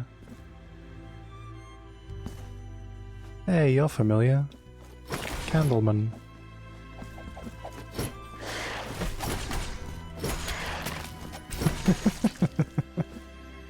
Okay, so the death animations are kind of similar to the executions, I suppose, and kinda.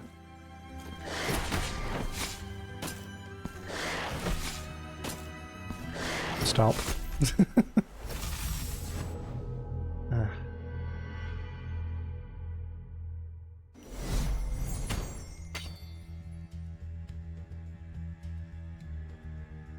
I am so good at this game.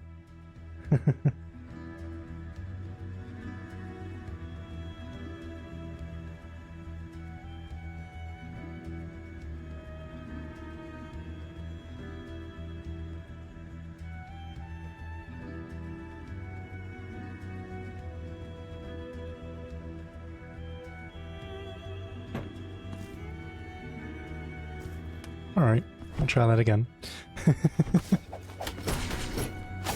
Wasn't there two of these guys? Yeah, okay, I'm just gonna leave.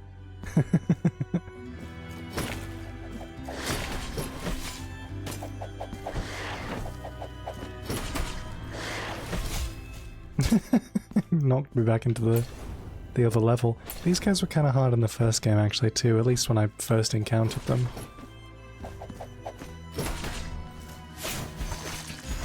Aha. Should just use that.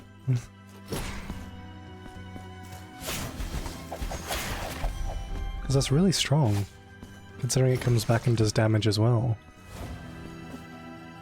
Okay, okay. Cool.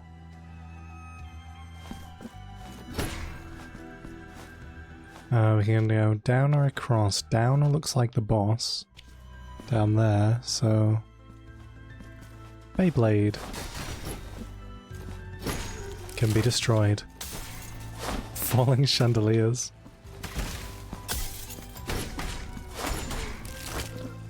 Can I knock these down beforehand?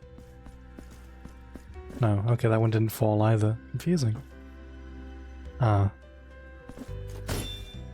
Still don't... Oh. Ooh, he's different. How are you different?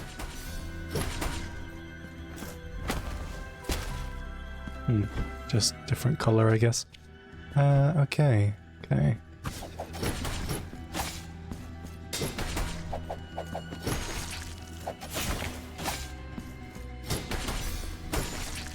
Okay, so it doesn't return to me directly.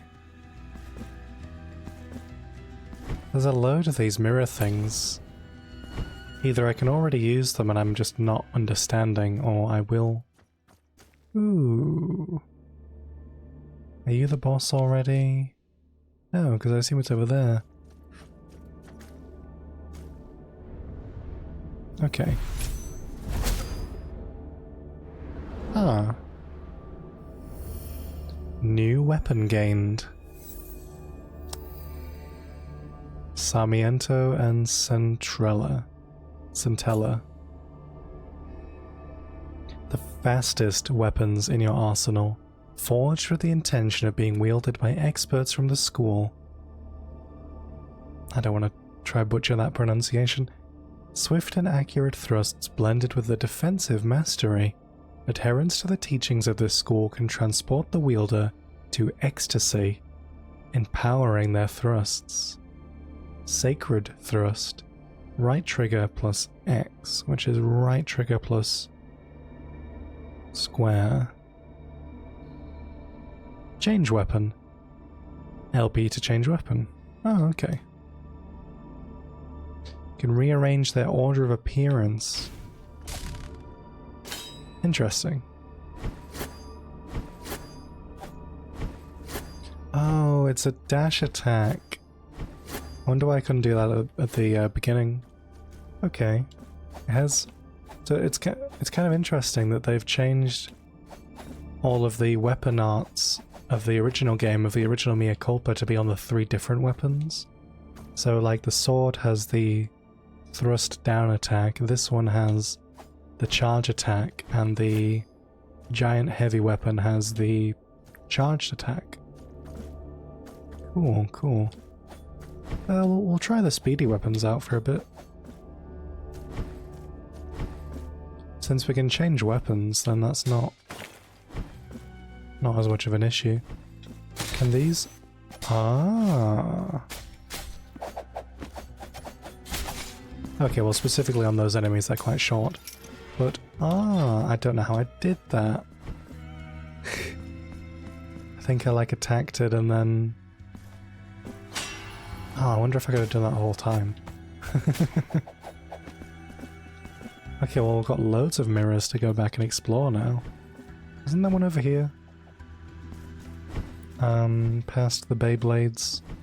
Or was that just for me to fall down? Oh, I just have to attack them. Ah, that's really cool. I wonder what the special ability of the heavy weapon is then. Oh, not again.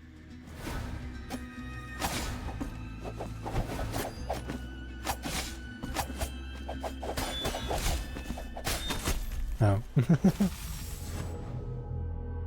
That's alright.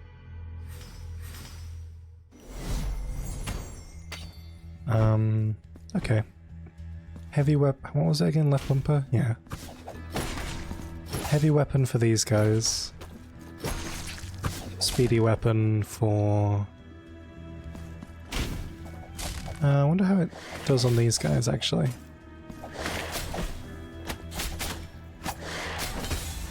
Ah. Yeah, I got the... Oh, damn it. Bridie, you distracted me. Yeah, I got the dual swords. I found out I can unlock the mirror things using them.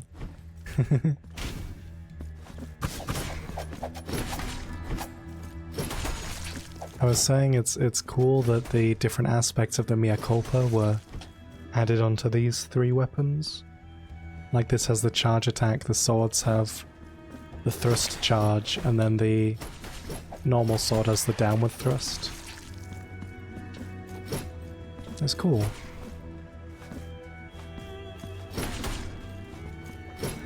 I wonder how many weapons are in the game, if there's more than 3. I hope there's more than 3.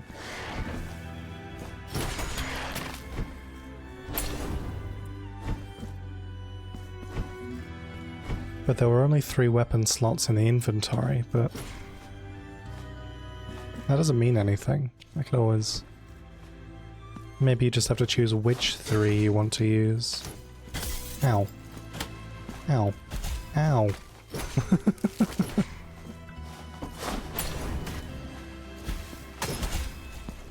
I thought I could just try that.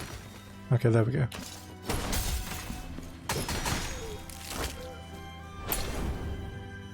I really have to get better at this combat. Okay, so switch to these ones. Travel over. Can I like break that table? That'd be really useful. Oh, that was a complete waste. It doesn't travel over. Well, this is a good way to bully these enemies. Oh.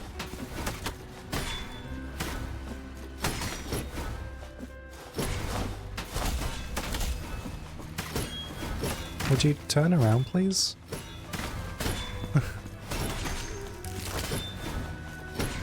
character gets stuck in the attack animation. That's a bit weird, unlike the first game.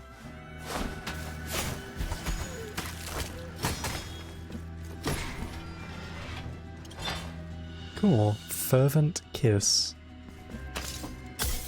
Imagine that. Ah. There's a shiny thing on the floor here. I wonder what that's for. If anything special.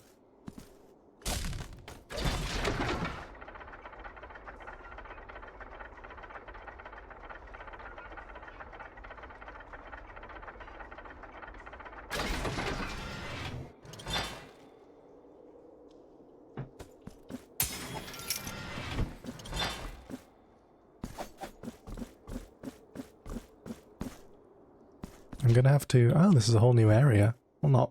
Well, maybe. Yay, teleport. Palace... Sorry, Choir of Thorns. Palace of the Embroideries.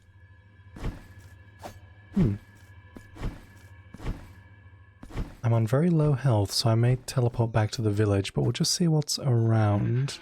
Nope. I saw spooky ghost enemies and immediately just no. Alright, we need to test out these swords in the first area because there were lots of mirrors to traverse through.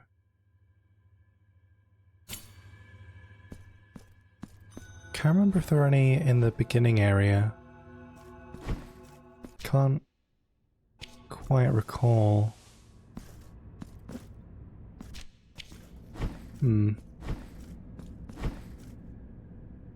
We do have 11,000 tiers though, we could buy some more things.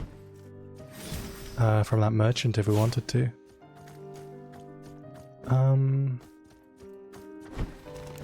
Wasn't there one over here? No, but there was this that I can do now.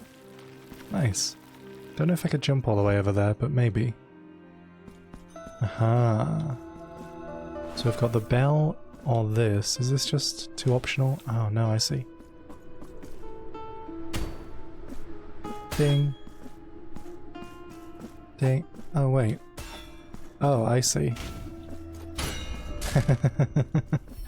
That's clever. So the heavy weapon can be used to access those bells. Alright, I was wondering what its special ability was. Or like special in comparison to the swords doing the mirrors. Cool, cool.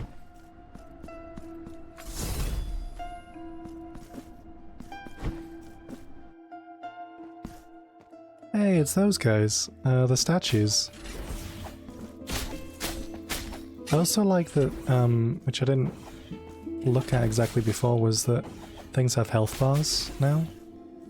In the first game, in the first game you had to unlock that as a rosary bead for things to have health bars. So that's cool.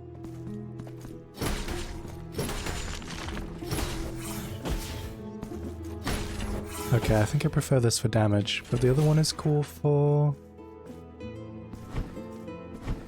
using the mirrors, to be honest. That's Can these do this? No, okay.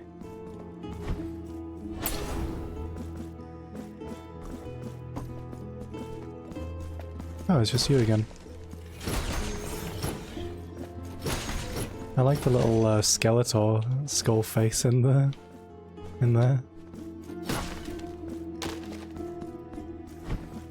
Ding. I don't know what that did. Oh. Oh, did it open the door right down there? I might not get there in time now. No. just right before. That happened on the other one as well.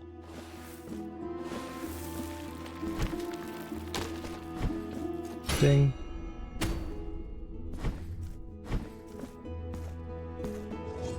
Aha.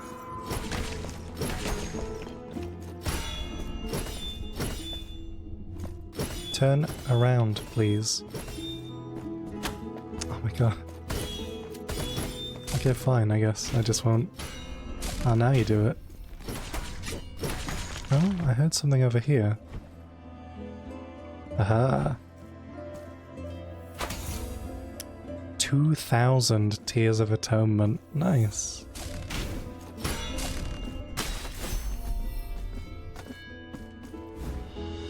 Immaculate Mother of Pearl Gouge.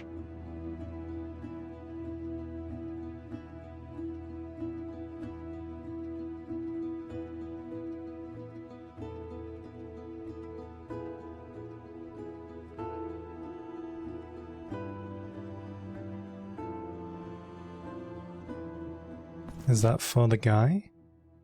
Metal blade with a pronounced curve. With it, sculptors carve and sculpt the wood with extreme delicacy to produce precise contours in their work. His last work, Part 2. Oh, I didn't read the description of the hammer that I gave to him.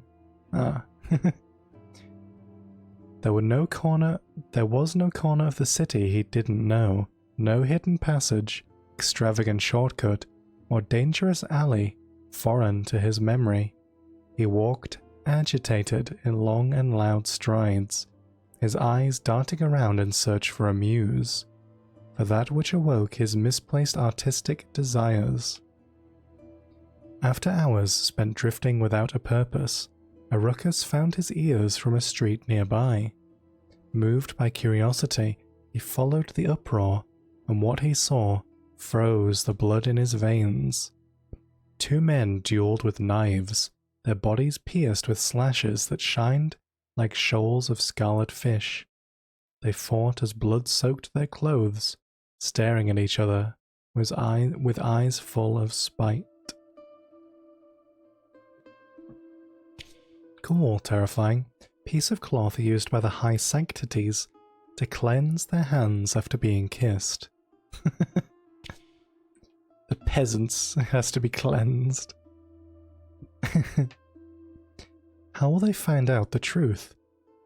If to their eyes I'm no different from the others, we all share the same beauty and grandeur, and same skin made from light itself, the same voice that sounds like a gift from the high heavens.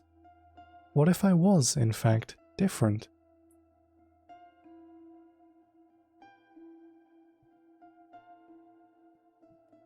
What if I truly was the most divine of them all, the only one deserving adoration? Yes, all will kneel before me, all will worship me, all will wait eternities to share my presence and fight for the honor of kissing my flesh. I just need to make sure the others disappear. Sounds like there was some infighting amongst the priests and stuff. For who was the best, I suppose. Okay. Let's go back up the ladder, back where we were going. And yeah. So I wonder if that bell unlocks anything else, but I guess we'll see. Oh, good. The return of death spikes, that's what I wanted to see.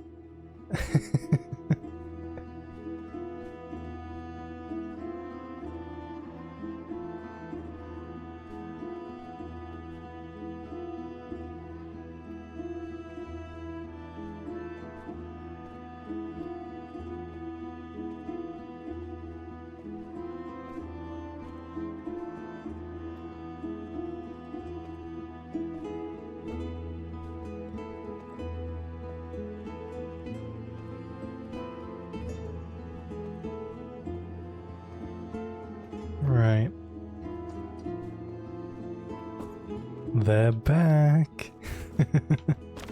On Nexus mods for Blasphemous 1, there were like 3 different mods that disabled instant death from spikes. One was just like a configuration, and then others were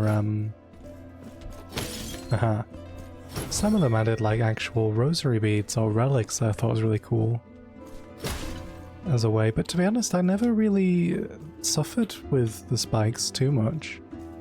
Although, to be honest, I also didn't do the challenge levels with the blue woman, besides the first one, so maybe the spikes were worse in terms of what I had to deal with. You have acquired a mark of martyrdom. Yay! Oh, that missed.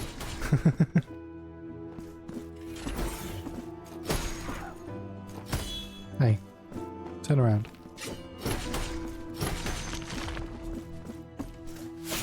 Oops, I didn't mean to do that one. There we go.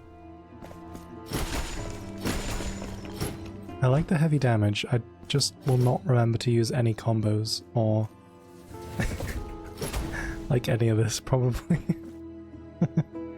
The only, in the original game, the only thing I really kept using was the charge attack, which this doesn't have. Sorry, the dash attack, I mean. Ah, that was a bit rude. That was a bit also bad. Oh, that doesn't go very far. Just spam my... Oh, he's quite strong.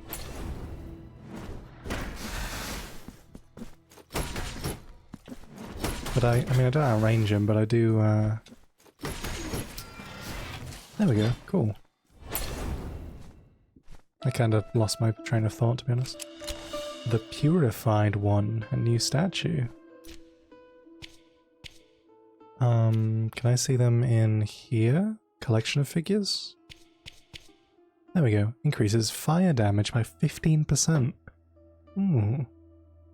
Good for the current weapon, anyway. Alright. The executioners waited until the ravenous flames devoured the condemned before approaching the stake to collect their charred remains. Amidst the cindered wood and ashes, they found the body of a woman, untouched by the fire.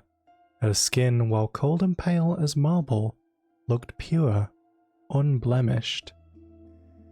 Awestruck were the executioners by this finding, and long they wondered who this saint was, as it was clear that the divine will of the miracle had protected her flesh from the pyre. They would never know that her body, still preserved and immaculate, rests within the most delicate of urns. This beautiful work of glass and silver, placed in the bowels of a crypt, under a church erected in her honor.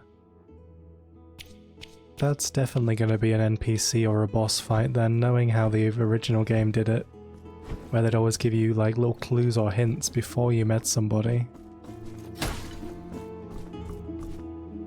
There's no way I could do this, right? Aha, never mind what I'm saying. 2,000 Tears of Atonement, there you go. I'm already on 16,000, but I haven't really found anything that I really want to do with them yet. Because if you use those, oh gosh, what are they called now? The oh, dead end. I shouldn't have just jumped down so brazenly there. Oh wait, maybe I can fall down onto those platforms. What was I saying?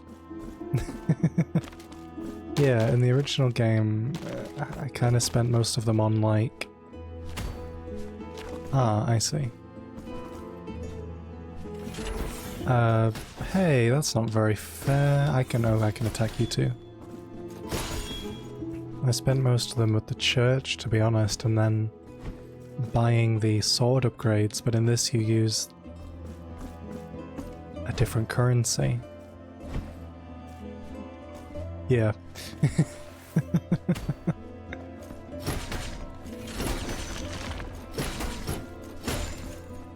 But I'll work something out. I'll find it.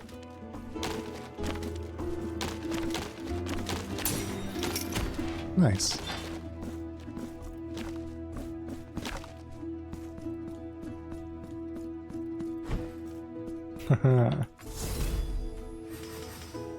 Cool. Is that not a... Oh, okay. What awaits me? Gosh, there's so many different... Oh. Oh. This is where I entered the area? Oh, I see. I need the sparkly gold thingies to continue there. Okay, okay. Let's go upwards then.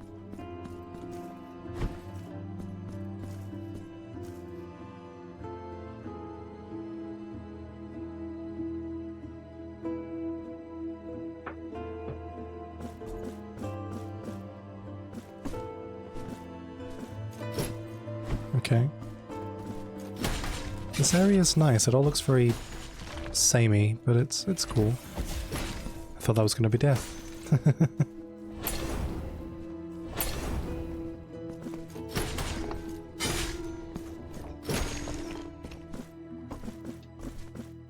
I should really go explore those other mirrors at the beginning.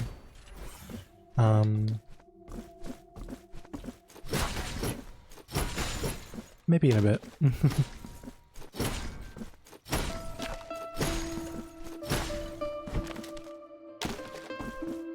I see chest, but I also see death spikes.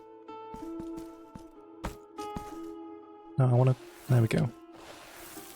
Oh, I can't do that. Breakaway floors. That was instant break. Okay.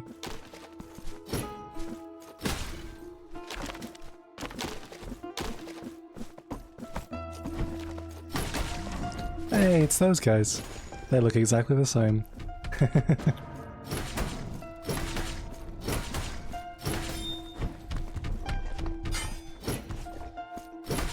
In the original game, they could do friendly fire, I think.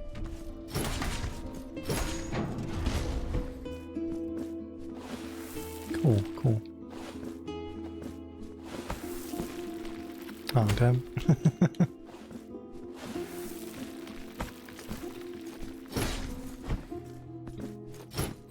I wonder if these guys are meant to be like corrupt Moonlight children, because they're in this similar kind of container. Oh no! Oh, that's fine.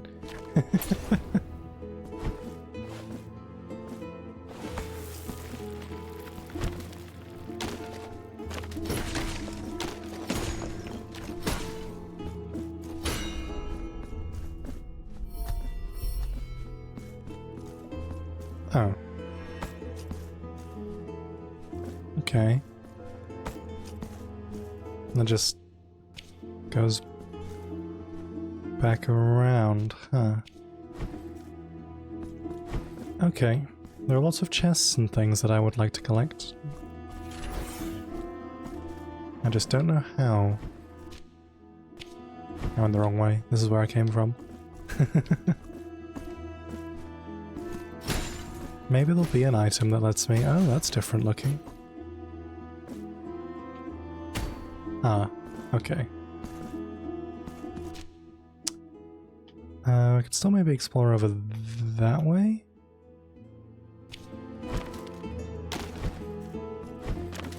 I feel like I've vaguely explored each of the areas. Each of the, like, the boss areas. That was close. I forgot exactly where those spikes were, but we're fine, that's fine.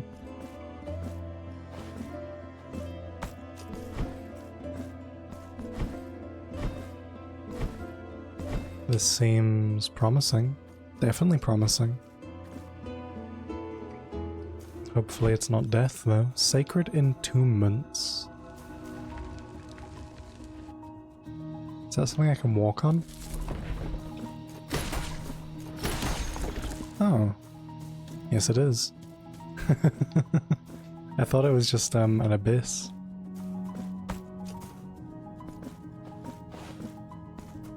Alright, there's a bell in there. There's blue things here.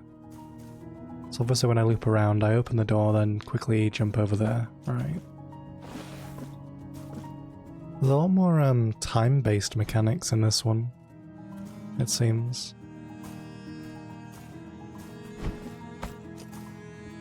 Oh, that one's also a protected door. I want to, there we go. Oh, there's nothing up here. Okay, never mind.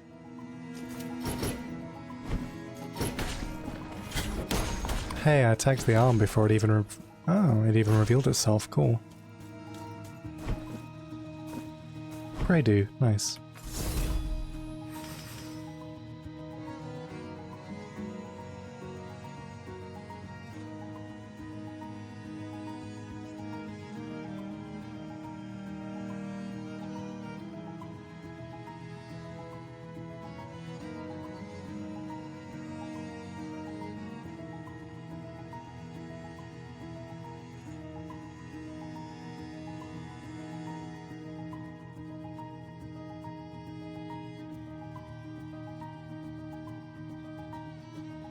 Right. So we've got... Oh, this is above the original area. Cool. I haven't fought any bosses yet, besides the first one. Although that enemy with the sword and the lightning attacks felt like a boss.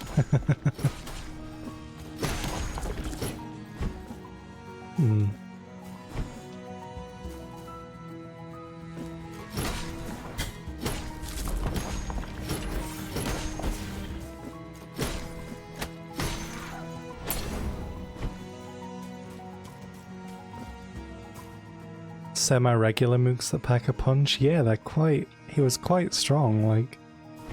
I eventually resorted to just kind of, like, dashing past him and then hitting him, then dashing past him again. Oh, I can't quite reach that one.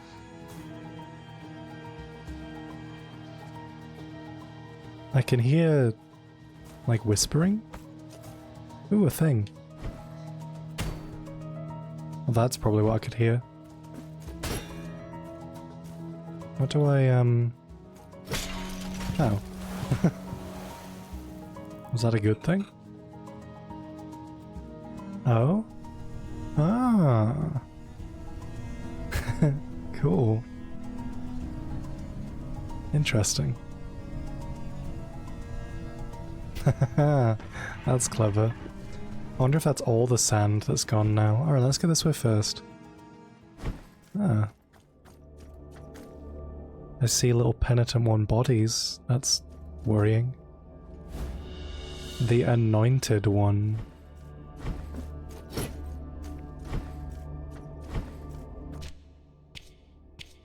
Where was... Oh, that was easy. This is where you would have picked up the flail otherwise. Ah. Increases the strength of the Veredictor by 15%. So if we attach... what's this one? Physical damage. So we can only have 2 at a time. But the other one increased fire damage, which also works for this flail. Ah, neat.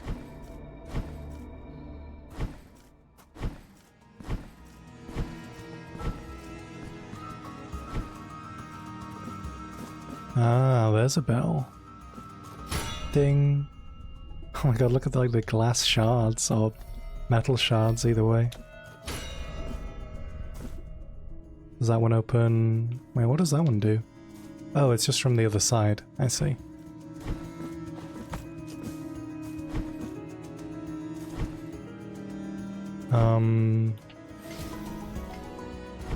I was right as well, it is all the sand.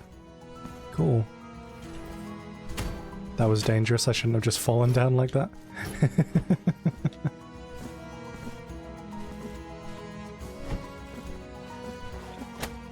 You never know what's lurking. Let me through. Ah! Exploding things. Ah, that's actually a lot of damage. God. Alright, yeah, never mind those guys then.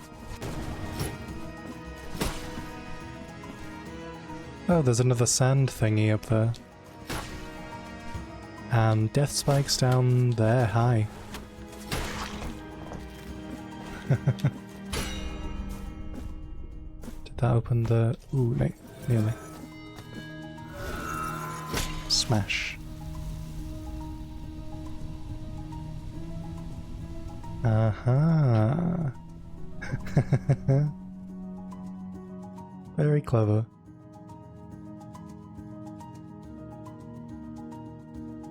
It's got a lot more... Well, no, I mean, the first game had puzzle mechanics as well, but this is...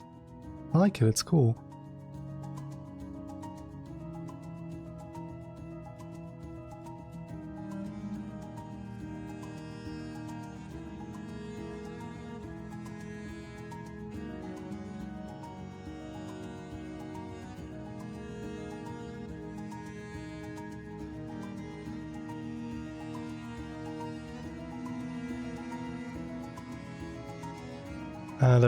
They've expanded on the puzzle mechanics in Blasphemous 2 and made use of the weapons involved. Yeah, it's really... I like it. It's cool.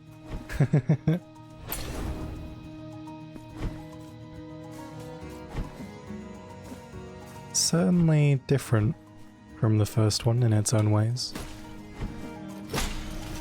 What does this one do then? Increasing the sand here? No? Falling? This is, slow. Oh no.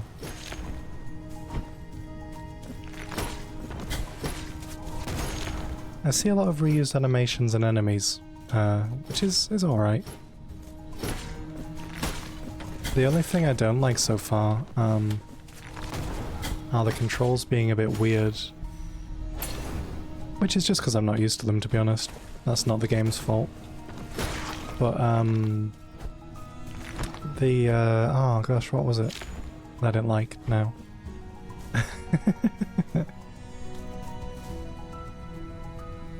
You know, I can't think of it, and that's probably a good thing that I don't remember. Ah. Oh, oh my god, what was it? There's something that I thought was real weird.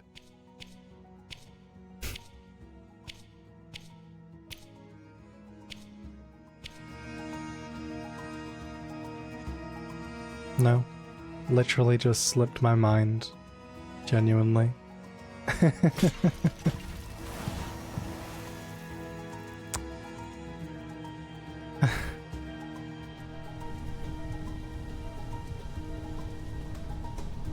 Oh well. The control switch threw you off at the first two. Yeah, yeah.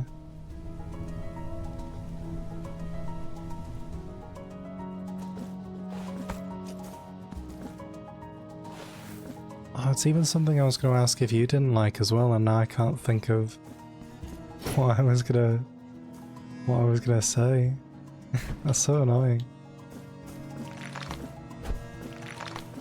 Oh, yeah, I remember now. The executions being changed. So far they haven't been unique. They've all been the same, like, vine explosion. What do you think of that?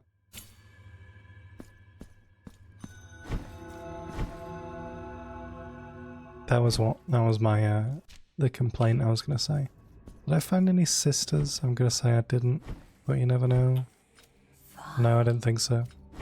I assume they'll look like those guys. Okay.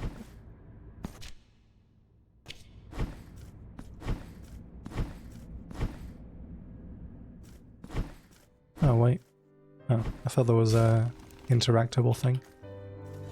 Oh, I wish I read the lore of the hammer now. Oh, look, he's... The wood is taking shape. I sense how its veins nourish a body that seeks to be wounded with my chisels and hammers, that yearns for the cuts and indentations that will free it from its coarse origins.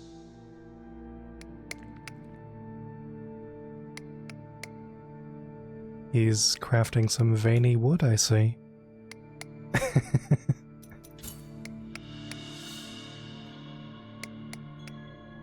This gouge, as precise as it is delicate, is unquestionably the most suited to this noble wood.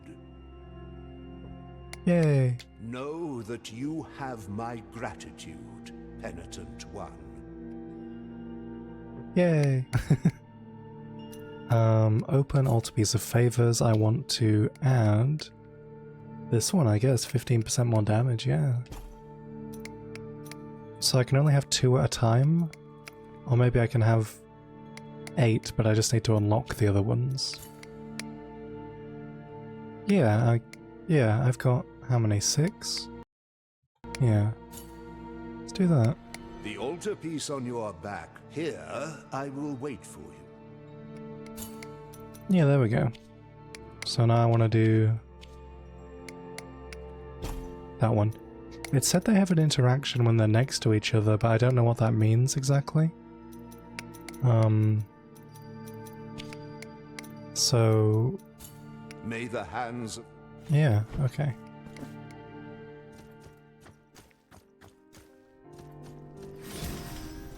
Alright, let's see what we can access now. I'll go look for the mirror interactions. What was up here besides just that? Oh yeah, there. Can I jump down from... Oh, it's close, but no, okay, that's fine.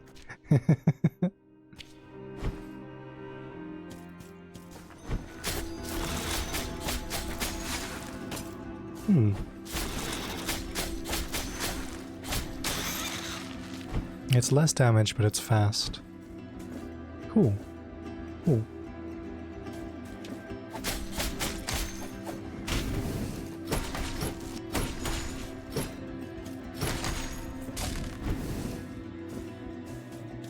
Whee! Ow. He got me. Do I have anything for these yet? Oh, you know what this one is? It's probably the plunging attack from the sword. That would make sense. As the final sort of interactable thing.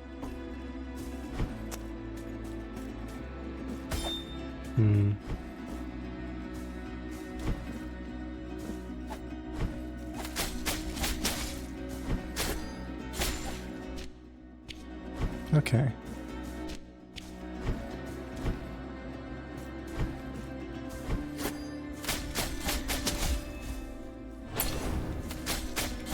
I'm glad I didn't go with the swords to begin with. I feel like this would have been more difficult. I'm just, ow, just backtracking a bit. Let's put on the prayer that returns me.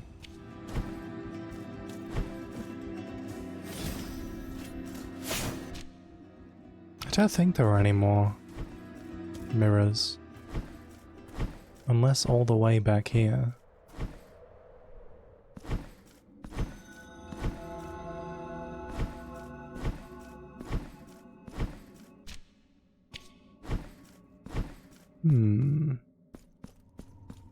Well, there is stuff there. Like little, things to access. And then there's something over this way.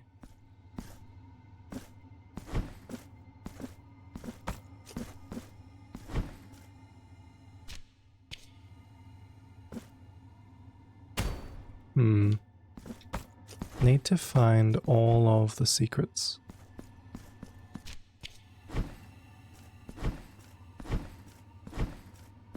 Oh hey, the statue's still here. Alright, I guess that's as much as that is. So we'll do... Oh no, I don't have enough fervor now.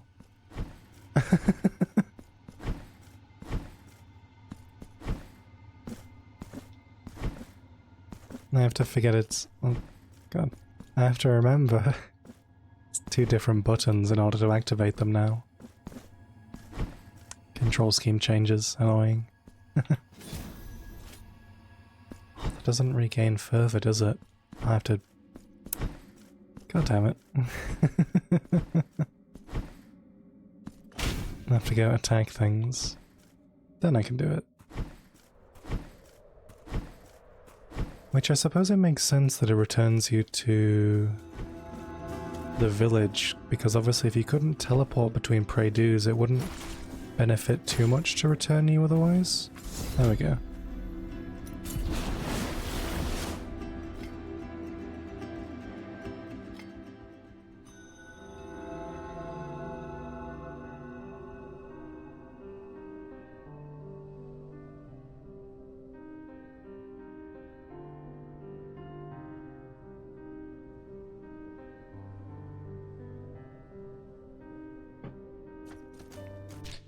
Okay, so I guess I'll go down more this way to find where I wanted to use the swords.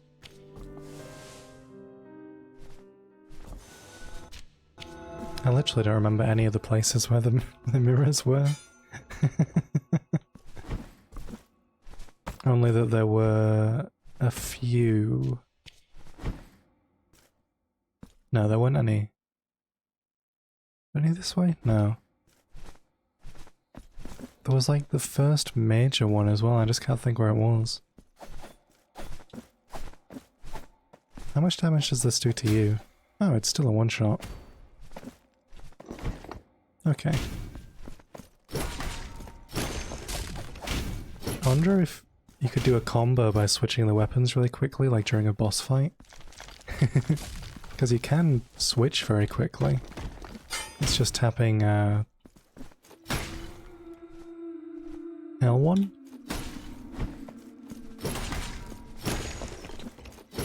Right.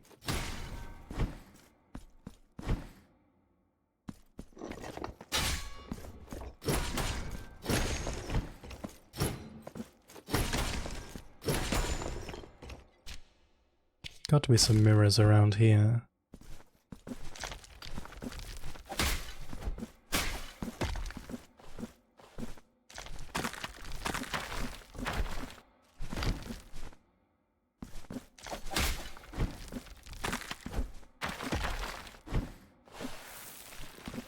Oh, did I ever get this one? Oh, I did. Yeah, never mind.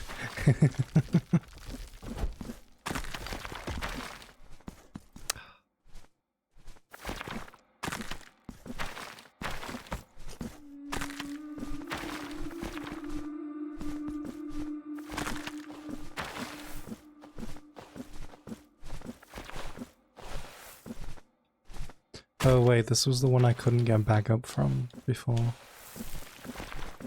I couldn't work out if I could make the jump or not. Oh, I'm dumb. I absolutely could. I just had to do it from lower down. Oh. I'm smart. Maybe it was over here then. Like where the blood flask person is.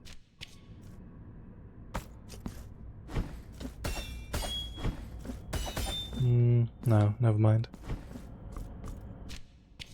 Unless the bell is... No, I don't know where it would be. It must be from the other side.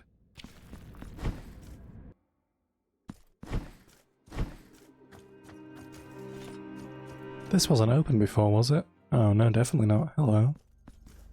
Candelaria? Come closer and contemplate this delicate tumbaga. The embroidered shawls, the silk dresses. You are in Regima's shop. My goods are my home, my bed. They are as much a part of me as I am of them.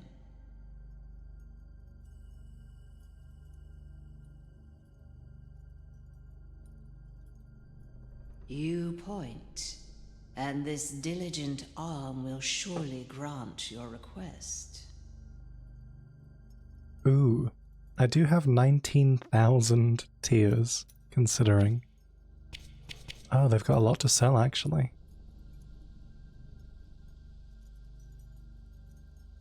The partisan, increase the window of time to perform a block. Iridinia, recovers health after an execution. That's pretty good. Reduces penalties for accumulation of guilt. The scribe increases the fervor generated when attacking enemies. The bishop slightly increases the damage of prayers. Okay. Earring of Regret increases resistance to holy damage, so lightning damage. Bead of Whimsical Essence increases resistance to mystical damage. Oh. Deformed Rat Skull slightly increases martyrdom points earned. Abandoned Rosary Knot. Cord knot whose origins have long been forgotten. Skilled hands could join this knot to the strings that hold the rosary beads. Wax Seed.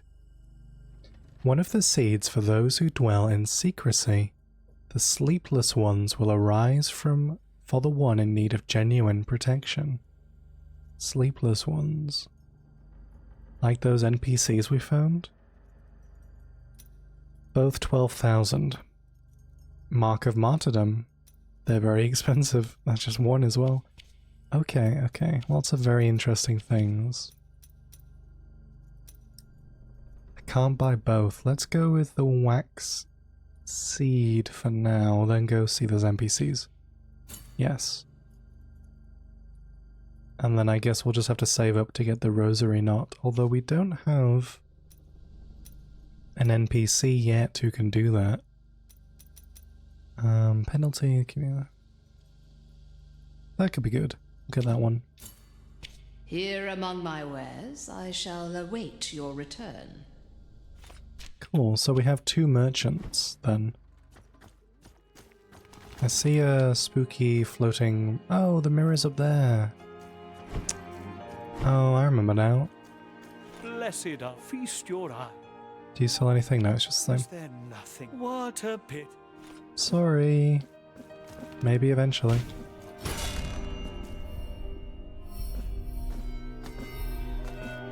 There we go.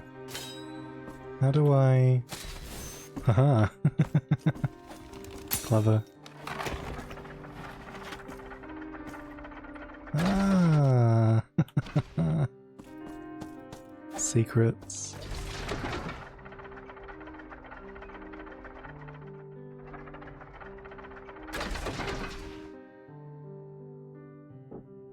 Hey, this looks like... Oh, I don't remember the name of the area, but... Oh, I didn't mean to do that.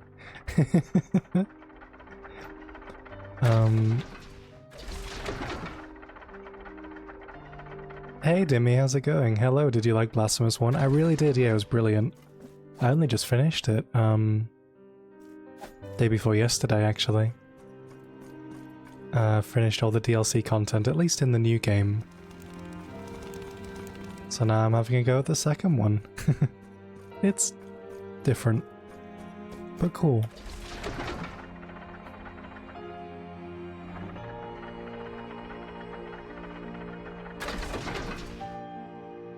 Huh.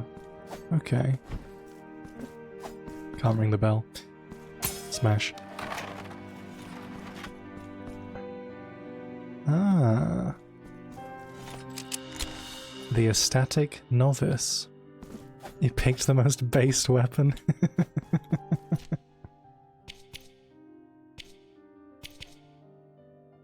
Eyes. Okay, need to unlock the other one. Oops. So let's have a look at all the new ones we got. So we read... Oh no, we didn't even read this one actually. They're the names of Spanish bullfighters. Oh, that's really cool. Bullfighting is iffy on my terms, but it's cool, like, historically.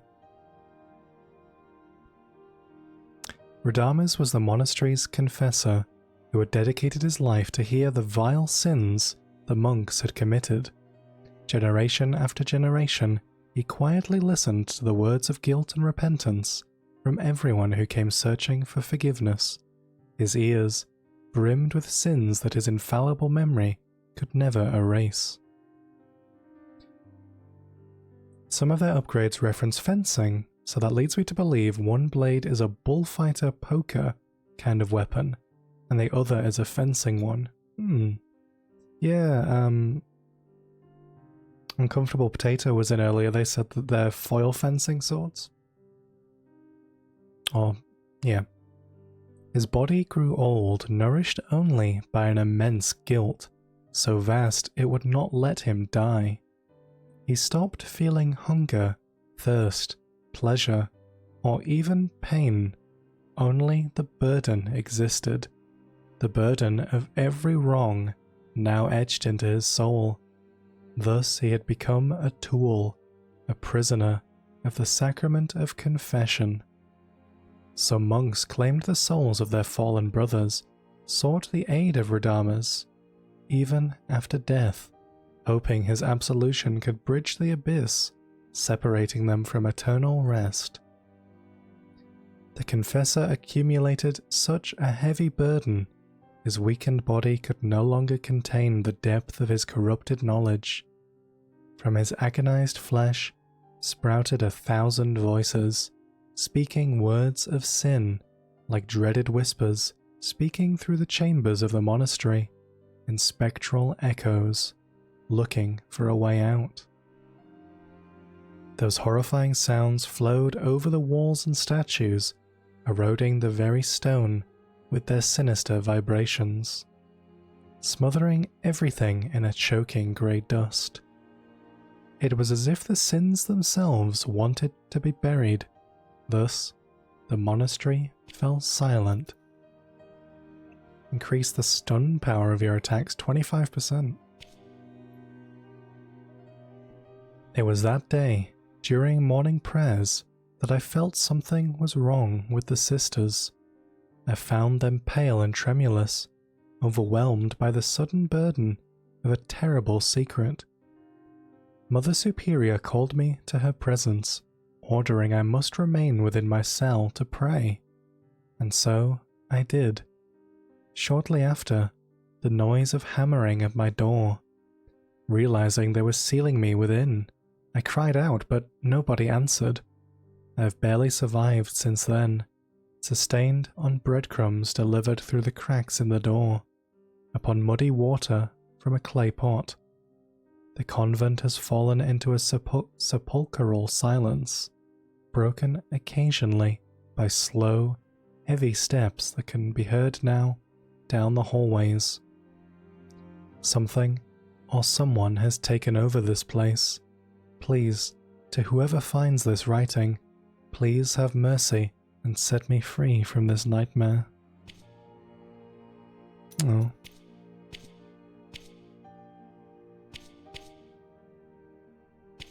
We read that one. The flagellant, yet another lashing. The stronger the pain, the closer forgiveness can be found. This suffering is light but a feather. Only my heart is heavy, filled with guilt, burdened by regret. Cool, cool. So for the sword abilities we have Sacred Lunge and Crossguard. Piercing Retribution. Oh, it's kind of like Righteous Riposte? Kind of? Maybe. Crossguard at the last moment to counterattack with a lightning quick thrust that will pierce through all enemies ahead of you. IRL, the penitents can flagellate themselves if they wish. If they wish, you know, if they're really fancy. Ugh. Hitting enemies will increase the... Yeah, they'll increase the level, adding lightning damage to your attacks. Ah. Getting hit depletes your indicators. Interesting. Silver Storm. Right bumper plus X to unleash a barrage of thrusts.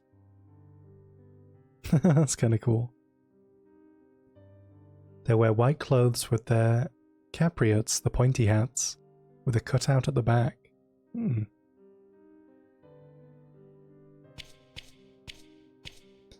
also... Oh, we didn't read the... Oh no, we did read that. We want to go find the sleeping people again.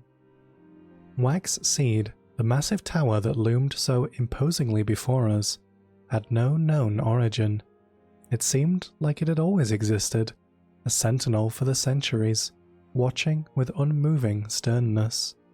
Its architecture was foreign to us, weird, as if its top had been severed by an impossible blade.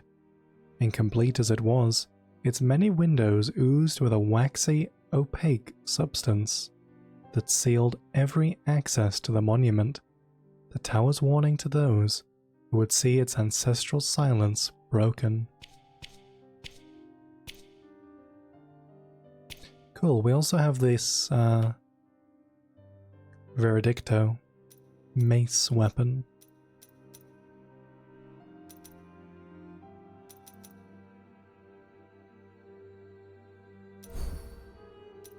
I assume we're not locked out of that, so I guess we could get... It's a sensor? Yeah. Oh, I didn't mean to... Oh, never mind. I guess I bought that. Mace for combat purposes? Do you not think the swords are as good in combat? Oh yeah, so it's a bit faster. Alright.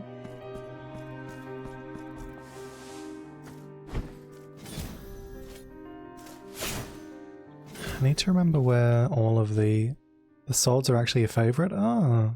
I'm trying to think where all of the mirrors were. I'm sure there were more down here. We just have to go that way and down.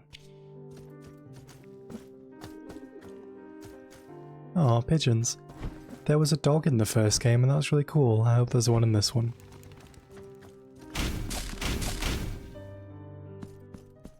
It's the better of the weapons, I just don't like it. Oh, interesting. Swords make you approach combat differently. Yeah, I was thinking. I'd say I didn't choose it, but the sword at the beginning, the single sword, was definitely the closest I'd say to the Mea Culpa from the first game. Which is, to be honest, why I went with the different weapons. I wanted to see something, well, different. Where was the... Oh, just straight down. That's 2 hits. Yeah, it's interesting. I imagine though when it's upgraded with lightning attacks it'll be really strong. Well, stronger, I'll say.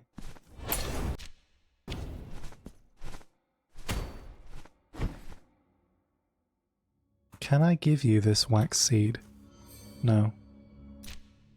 Damn, that's the only reason I bought it. It said the sleepless ones. Oh well, I had a look. What do you think, compared to Blasphemous 1, of the executions being different in this game? Oh wait, can I not? Oh, I have to go the other way.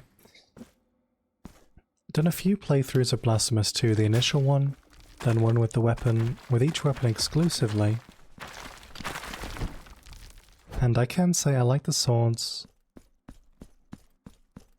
Cool. Would that be your tier list, like the dueling swords? Oh, right. Where were the other mirrors? There were definitely more. Maybe they just weren't down here.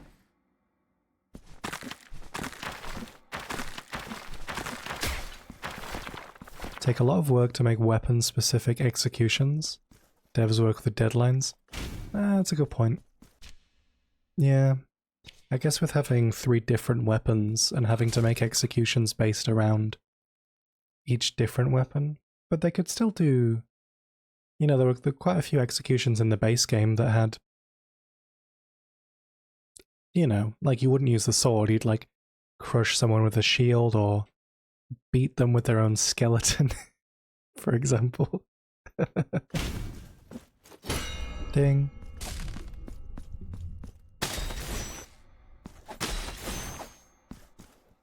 Oh, I assumed that would open this door. Oh, it doesn't quite reach. What does this one do then?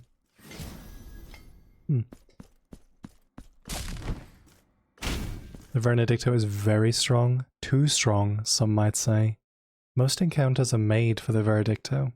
Oh. Find the playstyle boring?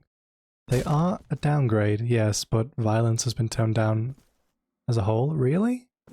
Oh, that's a shame. I haven't noticed... well, kind of, actually, but... How do I... Oh, I see. Oh, okay. Ooh, you're blue, you're different. Let me just...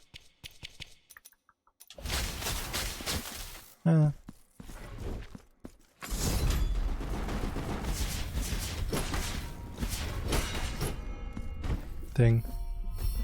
Oh, that's just to get back.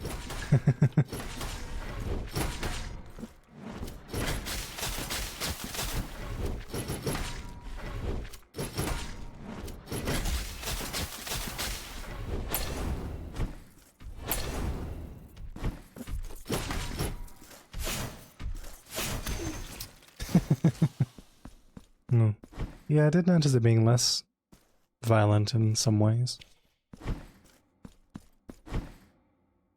It's still cool, though.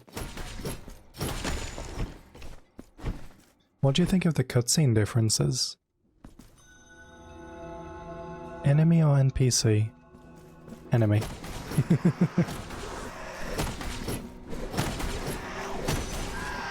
Oh hey, they're using spears like the...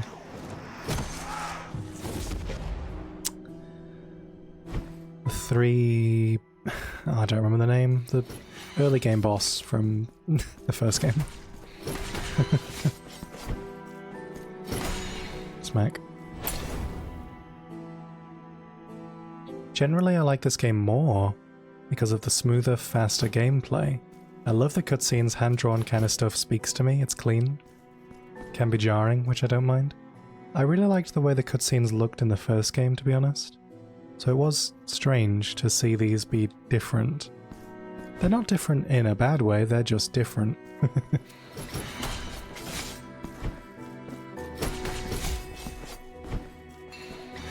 don't have any flasks left.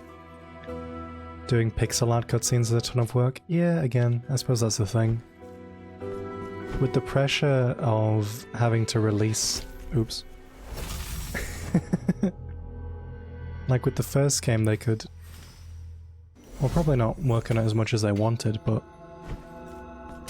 to release a second game they would have had to have probably stricter deadlines compared to the first.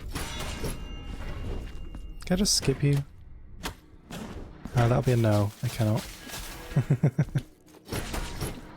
Can I activate the fire? There we go.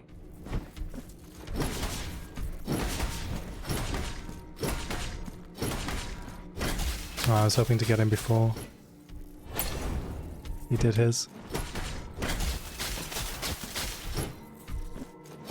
There we go.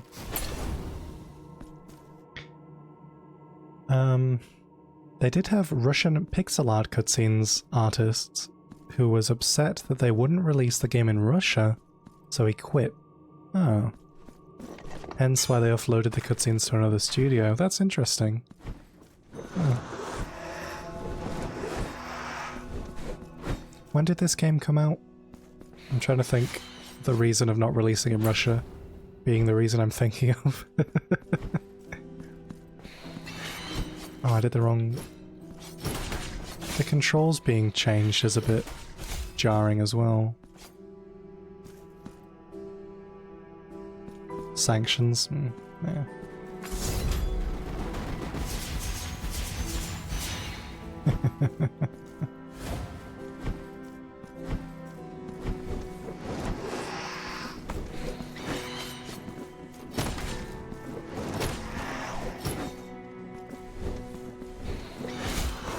Ow. Haha. Oh, these guys.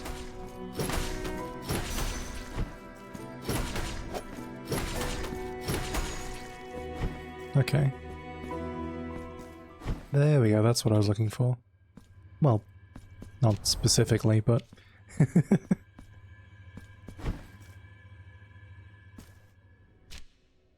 How does a prey do? Oh, maybe it's upwards, actually. I'll go back. to...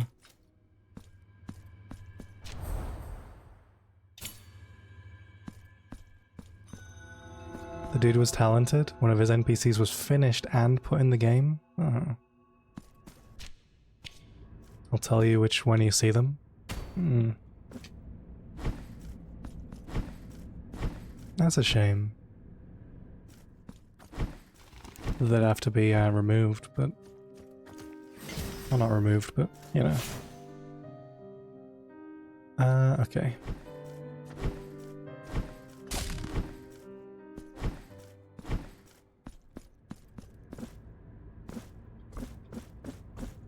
But the guy would have to quit for those reasons I meant.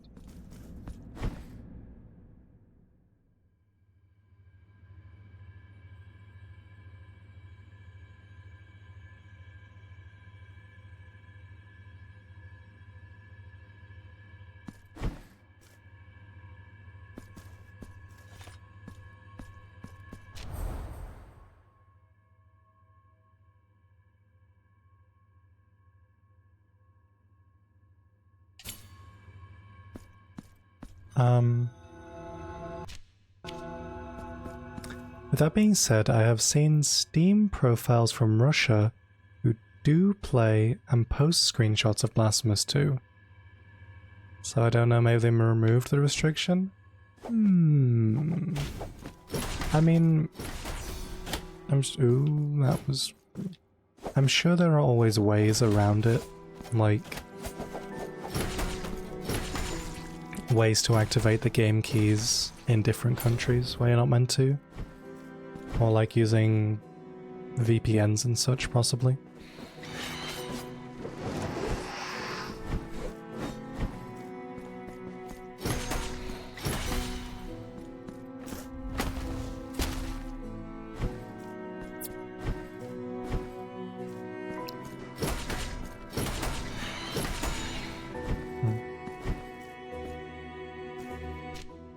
Oh yeah, I was going back to the ladder. I was like, I just couldn't think why I was going back.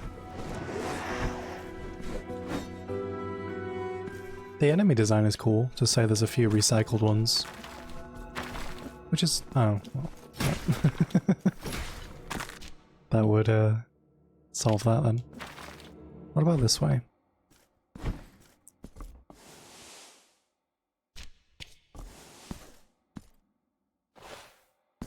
That was a lucky guess. I love the background art, way more complex. Yeah, I think it's really cool. Mother... Hey, hey, hey, hey, hey. Can I jump down there? Do I need an item to do that? I'm not gonna risk it. I was even saying earlier, it's been 1,000 years. Yeah, Ryder was saying. I had no idea. I never saw the trailer for the I didn't even know there was a second game until very recently, to be honest. After I played through the first game originally, I didn't really follow any news of it. So like, I didn't even know the DLC existed, for example, for the first game. So I didn't realize this was 1,000 years in the future, or anything like that, but it's really cool. I'm still gonna hope that Deogracias is alive, despite his statue at the beginning of the game. You never know. But yeah, I'm glad I got the true ending in the first game, so that things make a little bit kind of more sense, kind of. I really loved this kind of thing in Dark Souls games. Groin Man. The new Deogracias, the floating hand angel woman, is fine, I guess, but yeah, I love in like Dark Souls games where you would visit locations either in the past or future that you've already gone to. So, as examples would be Dark Souls 3 Ringed City had Earthen Peak from Dark Souls 2. It had Firelink Shrine Dark Souls 1. You could also find the Darkened Firelink Shrine, for example. Dark Souls 1 you had Artorias of the Abyss, with Ulasil being Darkroot Garden, that kind of thing. So this is really cool. I love it. I love seeing locations in the future or past when it's changed. True Ending gives you so much context and is also a bag of horse crap because it's so vague with its requirements. Yeah, I never would have found it without Ryder literally just guiding me exactly where to go. Hey, it's good to see these things still function after 1,000 years. The enemies don't look too different either.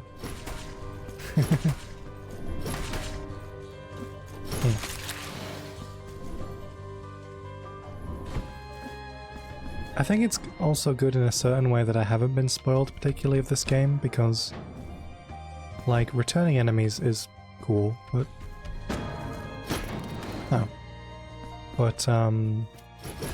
in terms of like returning locations and all that stuff, it's really cool to see this kind of thing, so I'm sure there'll be more. I mean, we saw Chrysanta in the first cutscene, so I know she's still around or alive or something.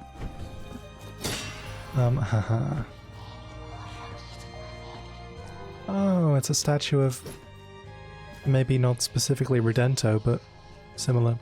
Would you shush? That's really creepy. Welcome back to Mother of Mothers, yeah. Grateful we are. I don't like that voice acting, that's creepy. Oh, there's a sister. I was watching a playthrough of Lobos Jr. playing Blasphemous 1. I never realized Chrysanta had a different voice actor to begin with, which sounded like that nun.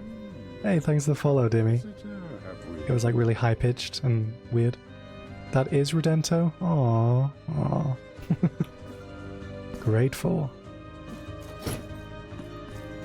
I still don't get why he died. I mean, his service was over, I suppose, which is why most of these guys die, but you know. Ow. Stop.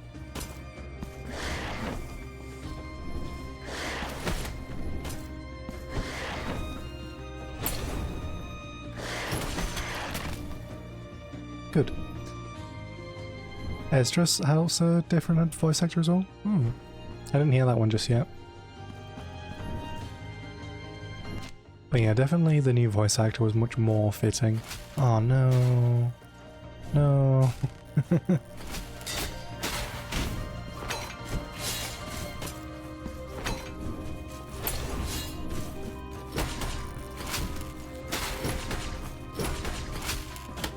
Oh, I can't, there we go.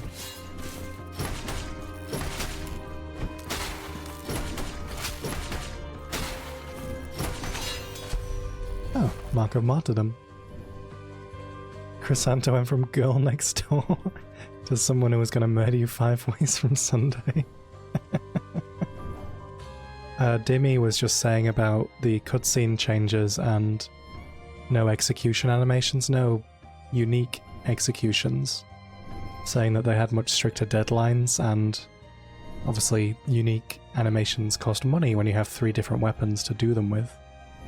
And then they were saying about they had a pixel artist who was really talented, but they had to let them go. Or they left because political stuff with Russia. That's a real shame. It's still cool. I mean, the cutscenes are different, and the executions are fine. It's just different when I just played the first game, obviously. What? What was that? Did he like tasing me? Oh no, I have to be quicker. Smack.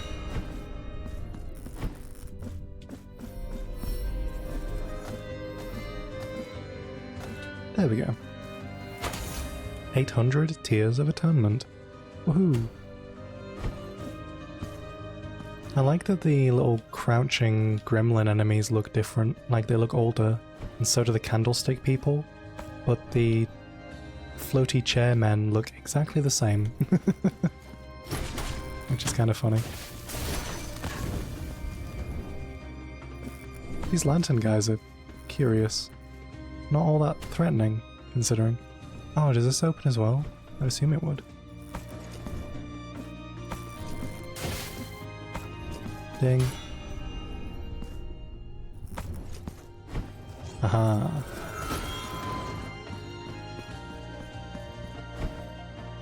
Cool. Yeah, these guys look identical to the first game. Smack. Oh god, they've learned to climb stairs now. Oh. More detailed? Yeah. Probably. Same design. Oh. Well, isn't that cool? I don't know where to exactly put it, but I guess that's fine.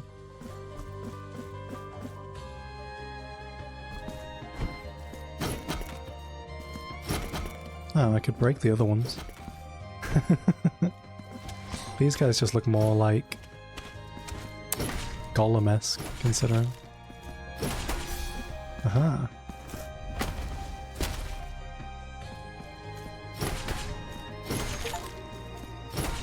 The Anointed One killed 300 enemies using the Veredicto. Are there any? You're alive, are you? Yeah.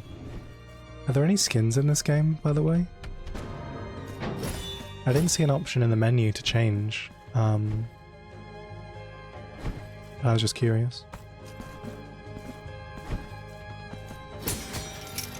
Cool. Sadly, no. Oh. Yeah, that's alright.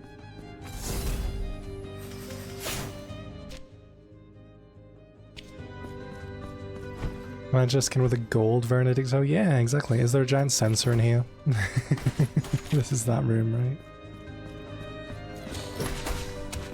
Despite— oh no, it's crashed.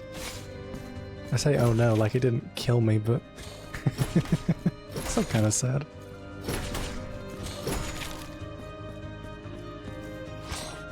It's not gonna swing. Yeah. Aw. Poor thing. This is the room. Yeah. Originally this was a blood platform thing. I'm trying to think of the layout of places in terms of— obviously I'm really hoping the entire original map is all down here. That'd be really great. It's probably not, but would be cool. Just saying.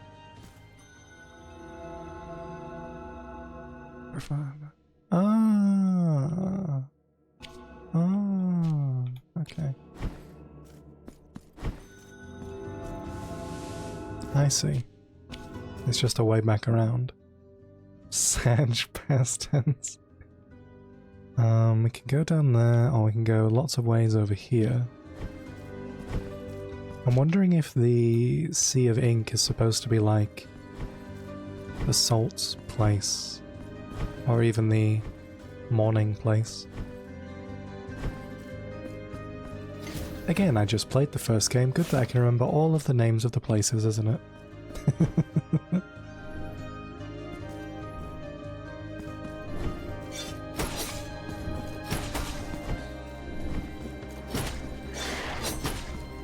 These candlestick men are very strong.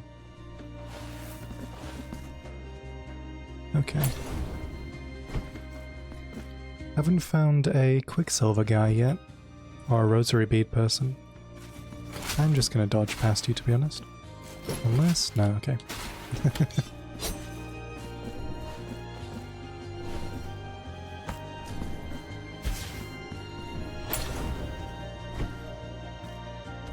Oh.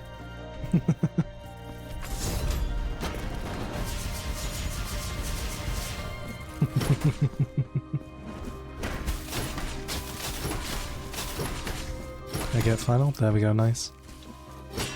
Aha. Oh yay, we're back here. Very cool. Nice.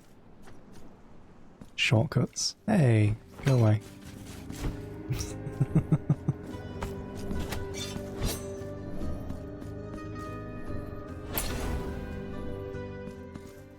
Nice. shortcuts and teleportation. Well, if I wanted to access the rest of the original map, it would be down that way. Technically. Suspicious. Coming here first time hit me in the nostalgia feels. Yeah, man. It's really cool. I really like the explosiveness of using the flasks. It seems like it's a faster animation too. Hey, Airspace. Is your message hidden? Listening only? Oh. Come back and you're seeing what it's become. Yeah, 1,000 years. It's not as destroyed as you would quite expect. Oh, it's a new prayer. Sorry, chant, not prayer. Invokes a ghostly bell, the chime of which causes mystical damage. Chant to an unknown bell that tolled with the cry of an ancient and sacred icon. It used to be said in the presence of its symbol, but lo, this chant has long since been forgotten. Oh, there was a reference to the original game too on the bile flasks. It was saying that was like a long forgotten church and stuff like that. You get an idea of where it is relative to the rest of the map. Yeah, so it seems like the new game takes place on top of the original. Kinda. I'd have to check, obviously, the original game to be more specific, but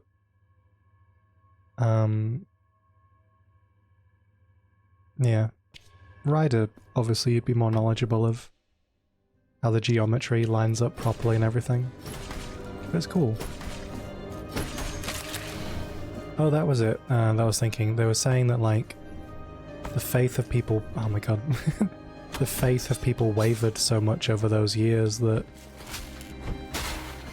you know, the religion has kind of been replaced in a certain aspect. Still around. Just different. Okay, I want to go down.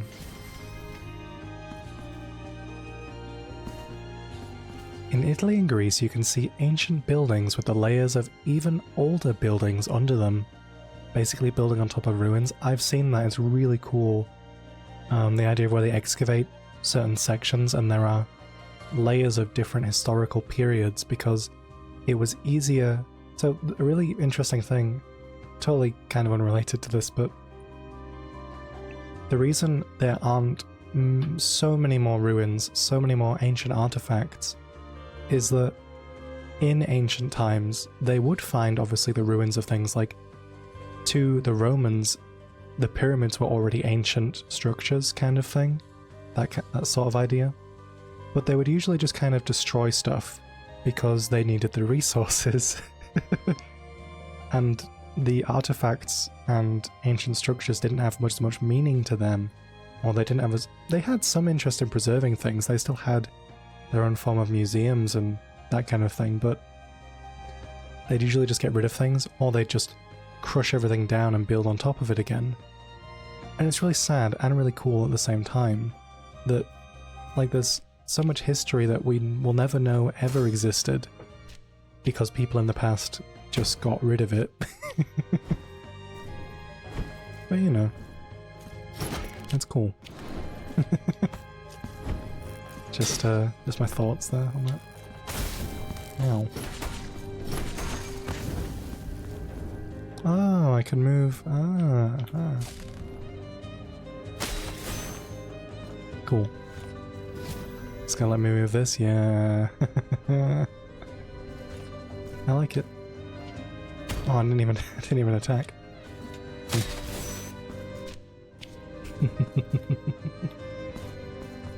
Brilliant.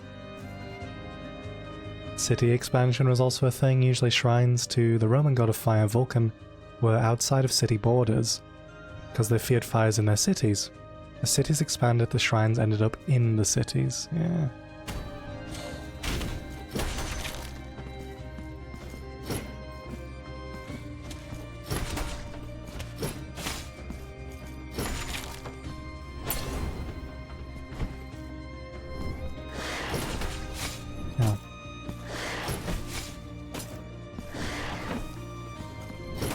No.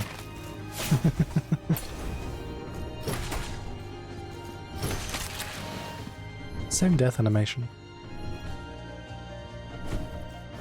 You are the worst, I'm avoiding you.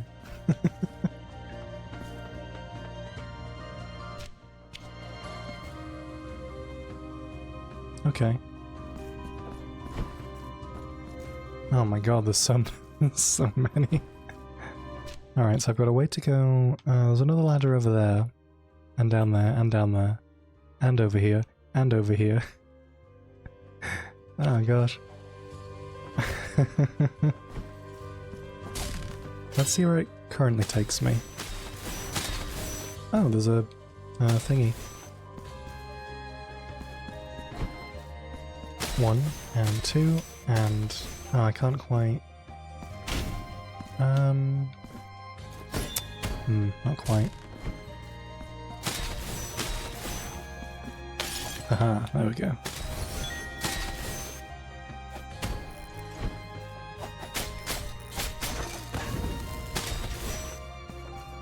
Okay. I'm interested to see which one it will want me to move. At the moment, anyway.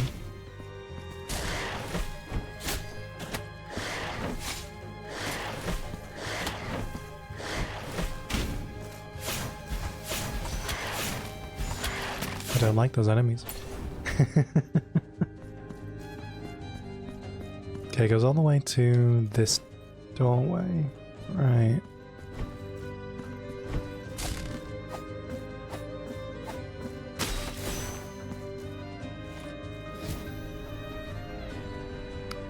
Ah.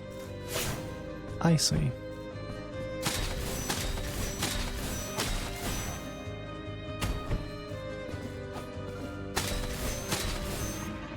Ah. You didn't know you could throw them more than once? Really?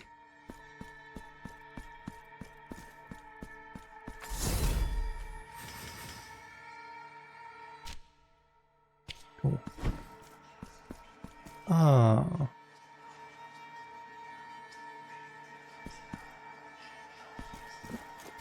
This is what I was saying, that with the religion being forgotten. Here is where the first miracle took place.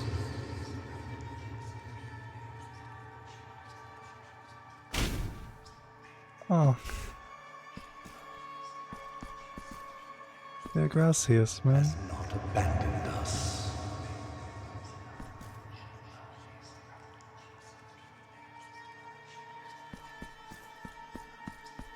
I want him back. An achievement. I'm gonna stay here, man. My great guilt.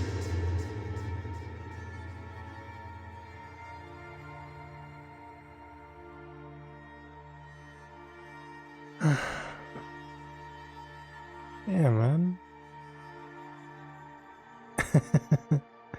Especially since I just played through the first game, like.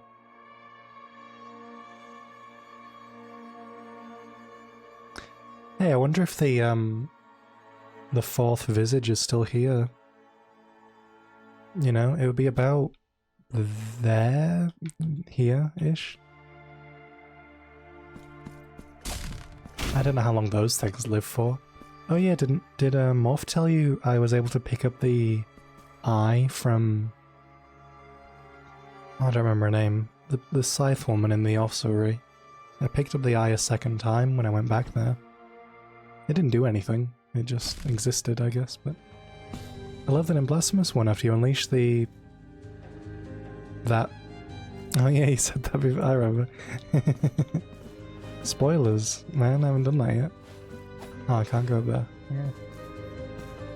Here... Right. What the hell? Ew, oh my god, you do a lot of damage, actually. It's a weird glitch. Yeah, I tried going back to Serpes, but they didn't have the other one.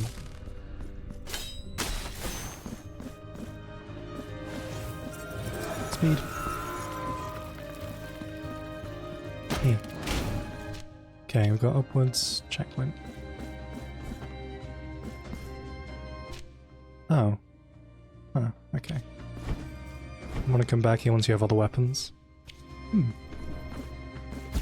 Ow.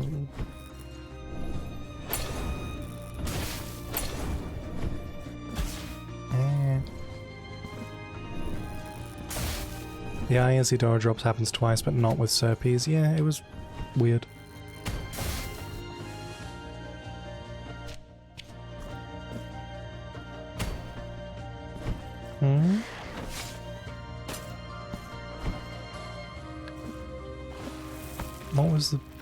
What was the point of that? The music's so good, it has a melancholic tone. I like it. Oh, unless there's a... Is that an illusory wall over that side? Oh, I don't have enough further.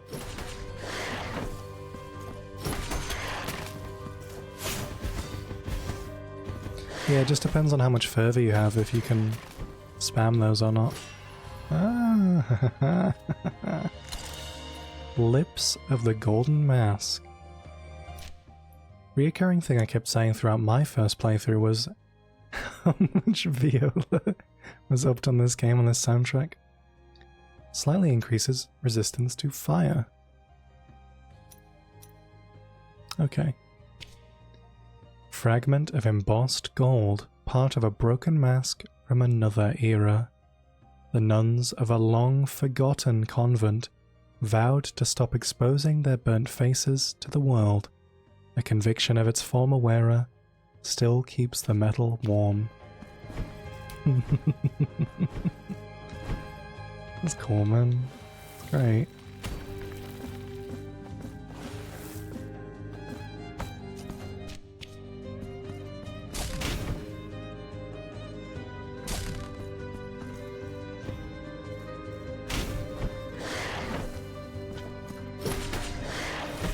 Hey, I was trying to throw the...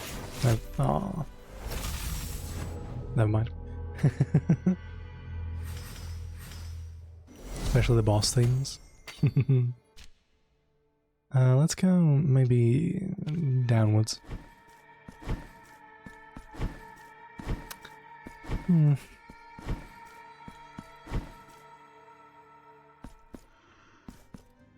But yeah, although I'd rather the backseating be obviously limited on this playthrough, I'm fine if I miss any cool secrets or anything. Why do you have so much health and do so much damage? Jeez. Jeez.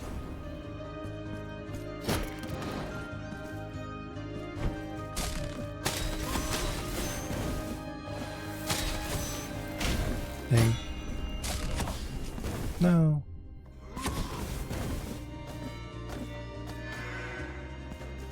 Oh, there's an illusory wall up there, isn't there?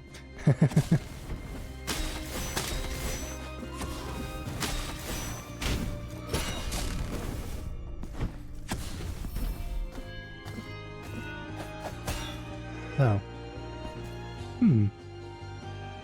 Why does that exist then?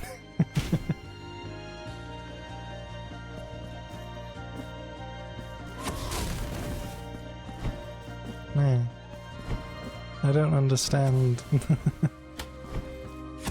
Okay, maybe somewhere to come back to.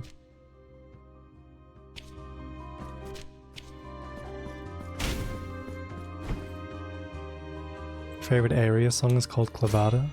Neat.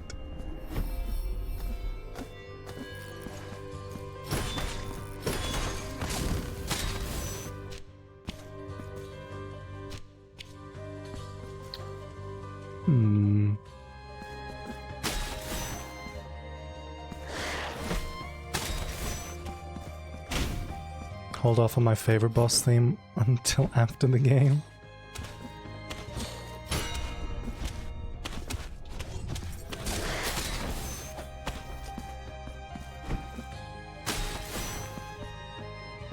I am confused.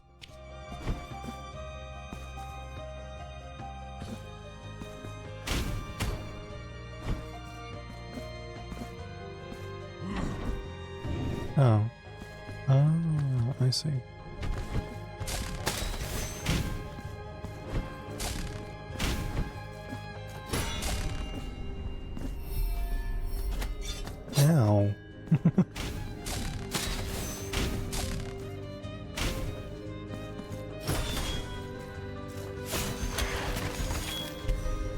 Nice, Mark of Martyrdom. Ryder gonna post a tier list? Don't tempt them, they might do.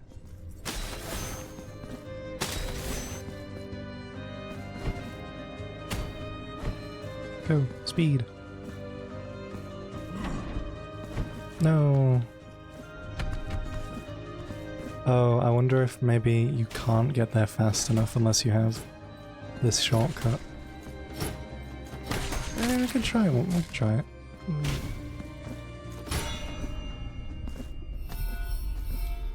Just favorite tracks. Favorite tracks that could form a tier list.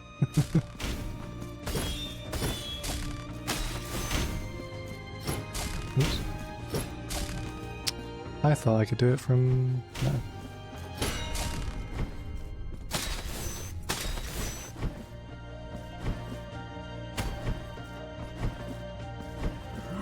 No, it's still not fast enough. Okay, I guess I do need the shortcut then. Oh. Hey, there's a unique execution animation. That actually was a unique one, there you go. Okay, never mind me saying they don't exist.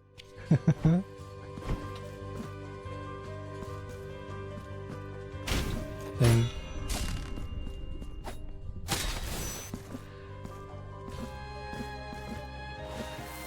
Why did I do this? Oh yeah, yeah.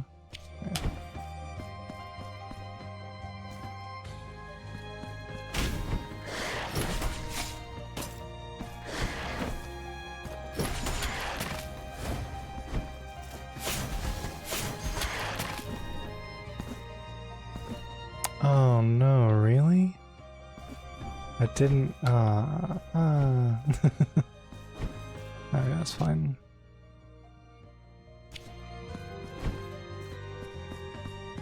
Surprise me with Pickle when he's done with the game.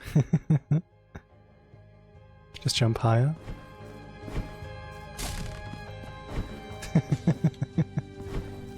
Yeah. I wonder how...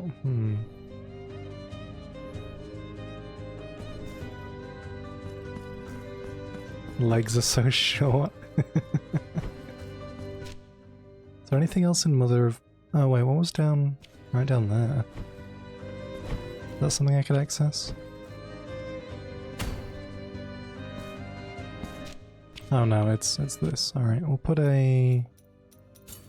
that. And then...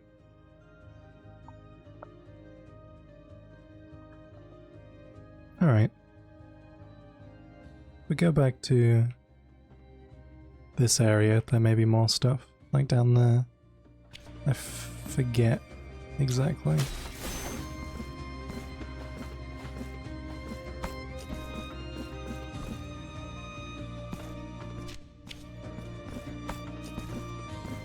What was the boss of Mother of Mothers? Was it the, It wasn't the skeleton, was it? Was it the baby with the snake thing?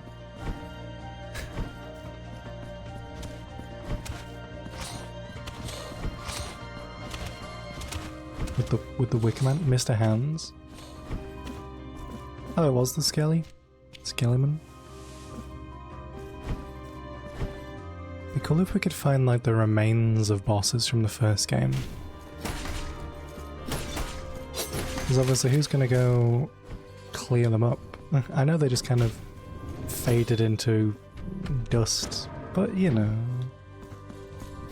that'd still be cool. Anyway.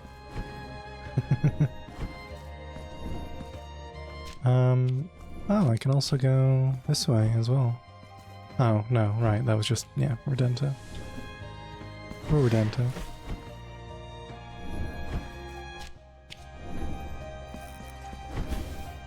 Ow. Ow. Yeah, the animation speed has increased, so it seems like he's doing a lot more violently.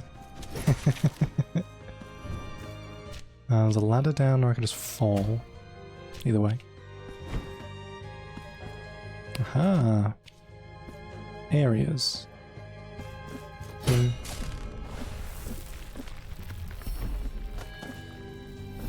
Hey, it's exactly like the blood platforms. Martinet of Forge and Thunder. Ooh. Launches an electrified mace in an arc, inflicting lightning damage. Verses intoned amidst the metal sparks by a legionnaire. To the rhythm of her hammer and anvil, thus she forged her brother Estrus's weapon, imbuing the metal with blessings. Cool, man.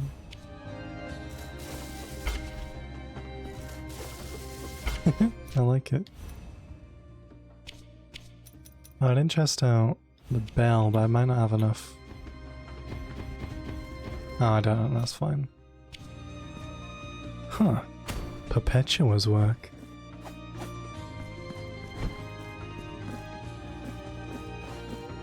The same Perpetua that has been dead for over 1,000 years?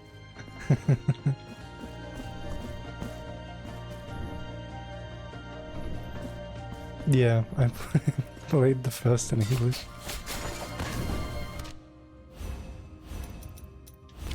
Oops.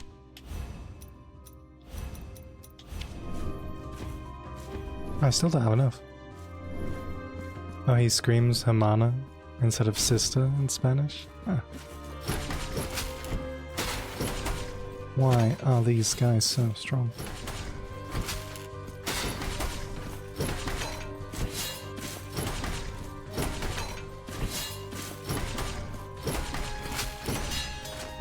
Cool.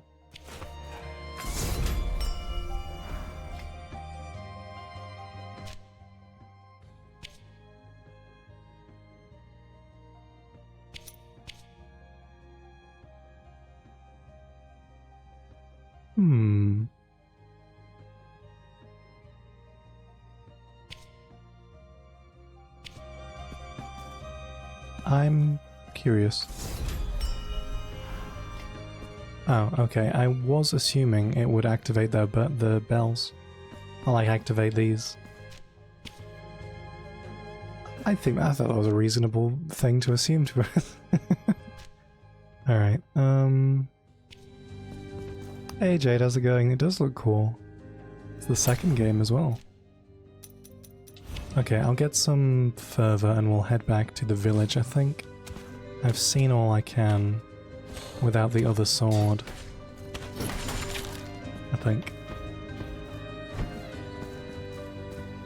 I honestly love you've not fought a single boss and explored so much. Yeah. It's nice that I have the ability to do that, to be honest. Like, that the exploration isn't gatekeeped behind bosses, behind defeating bosses. Anyway.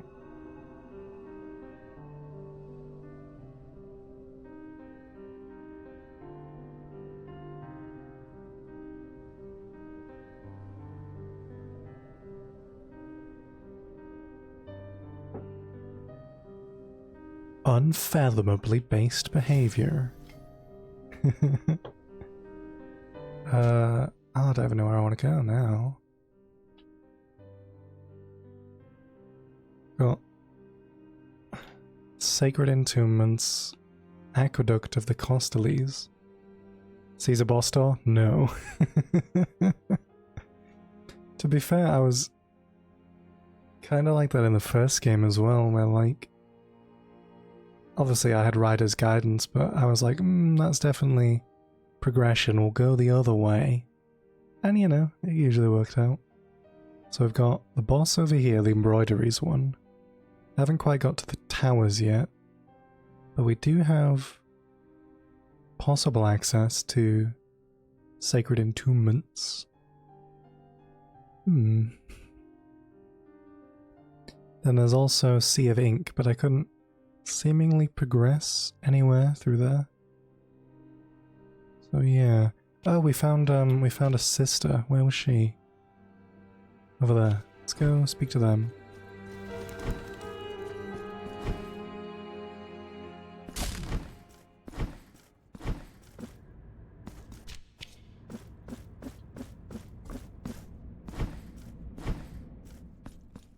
Hello. Aw, you got a friend. Find sisters. Oh, that's kind of anticlimactic.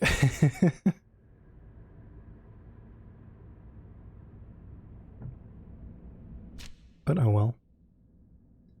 I have no idea where I want to go. We have a lot of map explored. I guess if we go through there, we could have a go at the boss, perhaps? Maybe. But I kind of want to run through this area again in case I find more areas that I can explore now that I have 2 weapons. Yeah. Find sisters versus bring the bones. Who wins? Definitely Bone Guy. I think the Bone Ashman. Bone Ashman. Because he was just cool. And he got consumed by a pile of ash in the end, so you know. He also talked more than the nun who's just saying, find more sisters.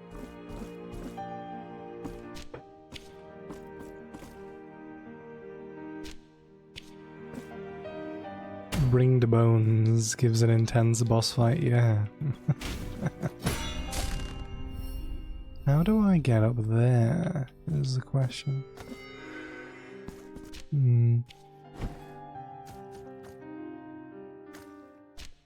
Alright.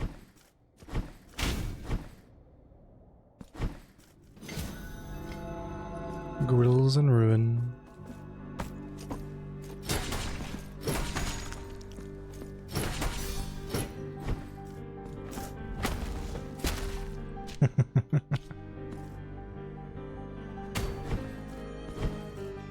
Oh yeah, I need to go from this from probably that side, I would assume, then. Interesting.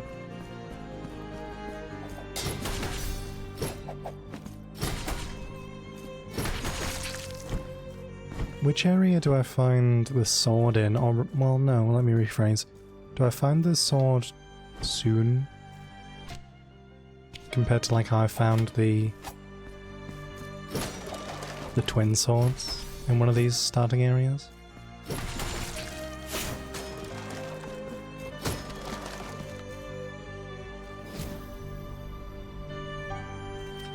Hey. The sword's a little ways to go? Oh, interesting.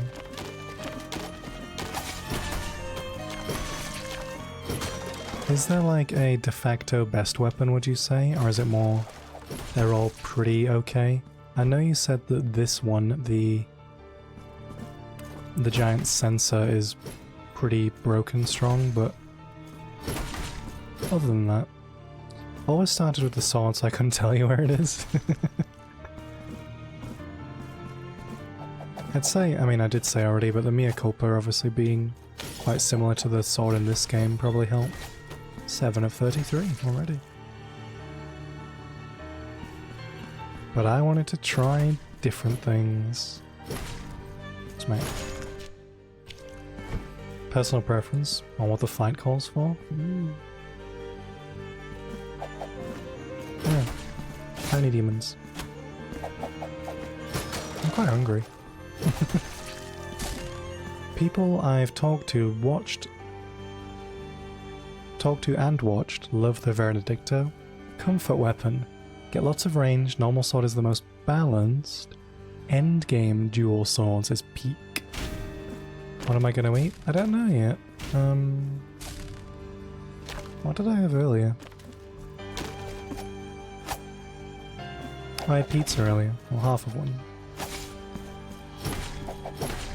A Tesco value pizza as well.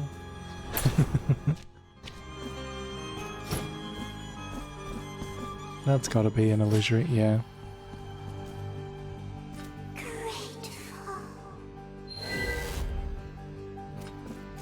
Also, as a benefit to the bone guy, the bones all had lore on them. They don't have anything. Dual swords upgraded are fully upgraded are insane. This is a There's really nothing in there. This seems like a big room to not have anything. Also, I could upgrade my weapon. How many things do I have? 12. How do you see how many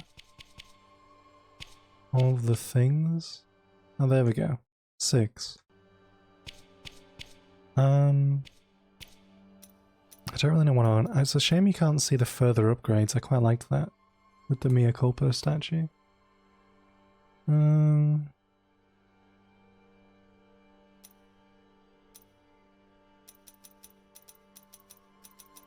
That seems quite strong. Right bumper after an attack. We'll try that. Oh. Cool.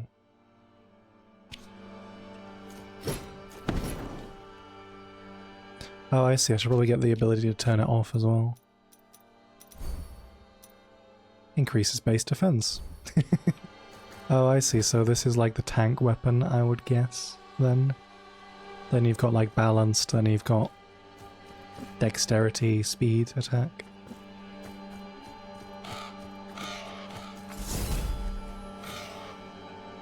This is a really friendly looking place. What was this called? Choir of Thorns?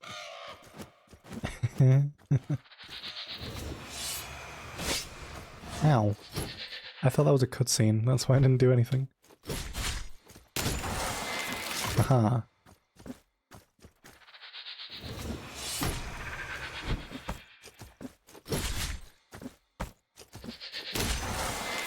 Neat. So my current attacks that I can do this. Got the ranged attack. I can do that. Like, if I press... There's a lot to remember to these things.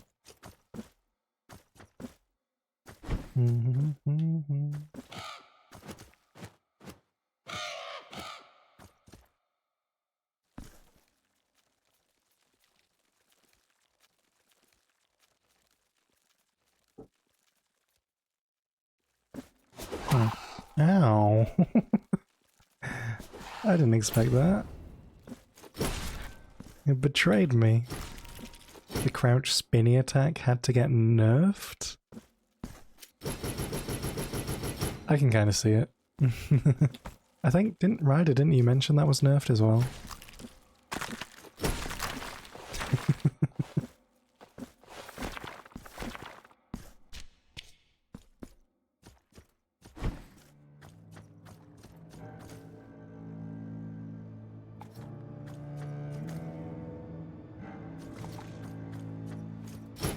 Am I gonna go to Kenhurst Castle? Wayfarer, you stray from your path, making your footsteps mute imitations of our own.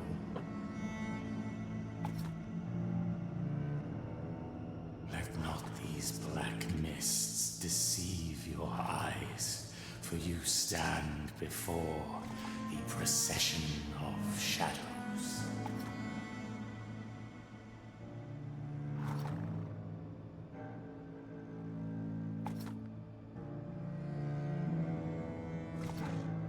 The amount of MP you could get back during it was mad. Damage MP restore ratio and the spell's length was nerfed. Figure of the sinuous mists.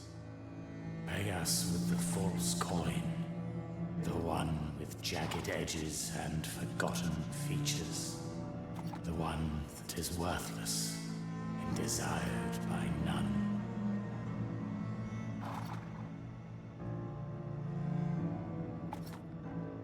Thus, we will guide you through the dense blackness to the remotest of places.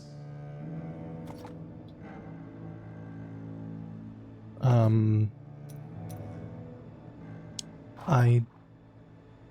mean, I don't see why not.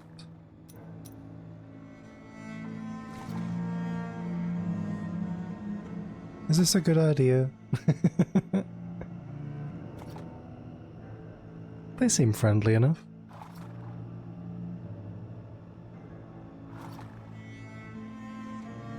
You know, I'll do it. We'll see what happens. I really hope it takes me to an original game area. Friendliest NPC in Blasphemous 2. Oh. Now pray. Lie down on the cold stone and let the black curtain envelop you in darkness.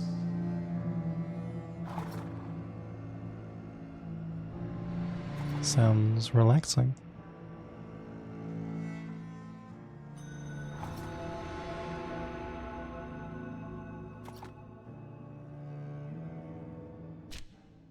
Oh, it just took me here.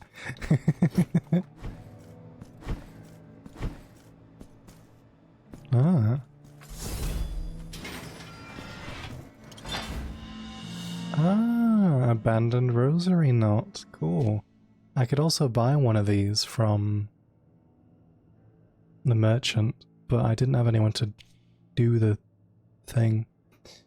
Knot after knot, bead after bead, with the most composed of patience, I thread the rosary. Each bead a guilt, a mourning, a confession, a step in the long ladder of penance. And through the threshold of this grim haven, forgotten by all, will enter those that seek my assistance. Those that seek this old and sacred craft of mine. Those that will face the light shed by the candles of my roof. Whoever they are. They shall then bask on the shelter and the hope that they provide. I will, until that moment, wait knot after knot, bead after bead, with the most composed of patience. That's a hint on where my NPC is, isn't it? I have no idea where it means. Okay, cool. Shortcuts. Can we go back the same way?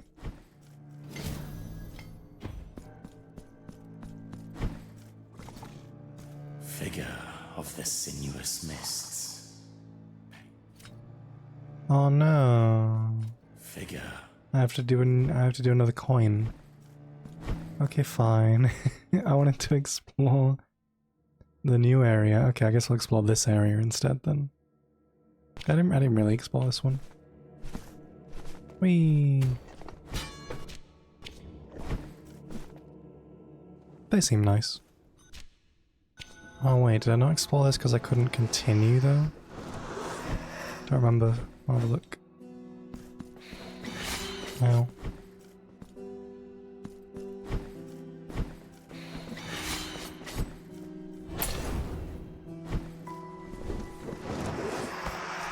Yeah, it was interesting watching Lobos play Blasphemous. Because he didn't upgrade any flasks or anything, and I didn't realize that you couldn't in the original. Like in the original version of the game, because Quicksilver guy was added in an update, allegedly. Interesting.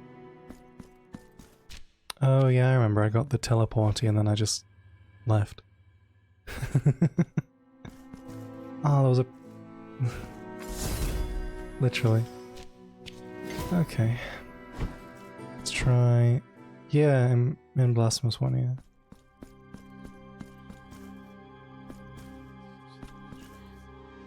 And for your thirst, I am water. For your cold, fire. Oh, make way for he who does not yet know me, who has not yet kissed me. Parishioner, you come seeking mine own sweet blessing. Kneel down and place your lips on my holy sanctity. I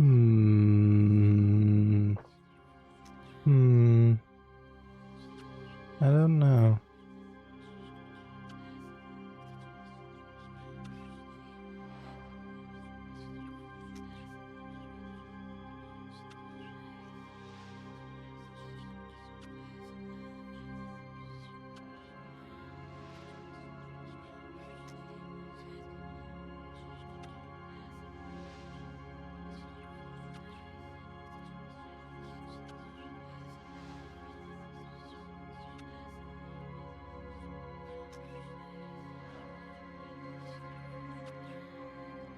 I don't really trust it. I mean, Penitent 1 obviously in the original game was all against the, this kind of thing. I'm gonna say, I'm assuming if I say I don't want to do it, I can just change my mind. So, I'm gonna not kneel. Oh. I see. You are here for another purpose. That's concerning. Oh, but I will not judge thee. How could I? How can you even speak? You're a giant hand.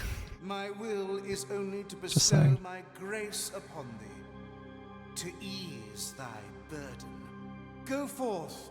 My blessing awaits you.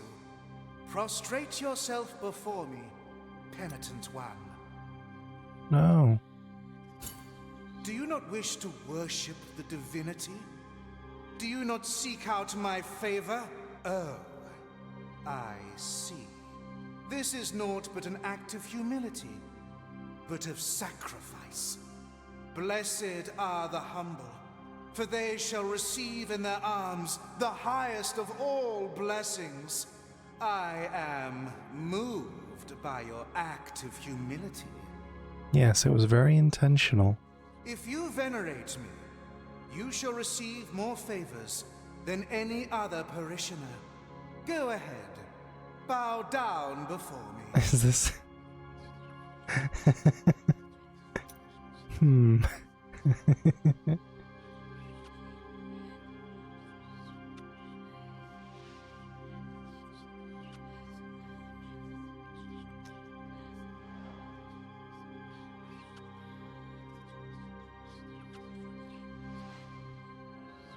I don't know. It's asked me to kneel twice and I've said no. It's still asking me.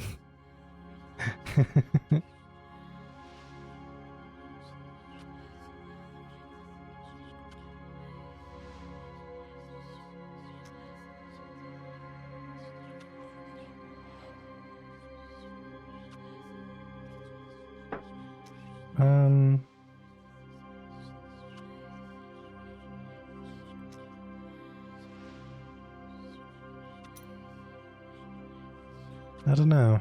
Ryder, what do you think if you're still here? I mean, you probably know what happens.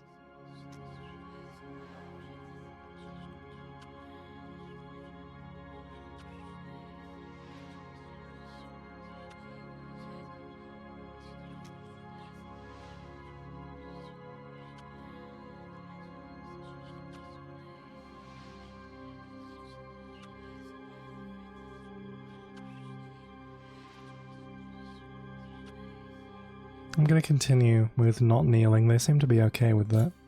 You witness, my parishioners, how one among you rejects my blessing. It would seem my holiness is not pure and holy enough, not elevated enough for him. Oh, they're angry now. They said I was humble before. I think for side quest don't, but you can still use his resources? Oh, well. But let us forgive him. Oh, mine own parishioners. They're going to ask me again, aren't they? Let us forgive his ignorant lack of faith. They're so angry now.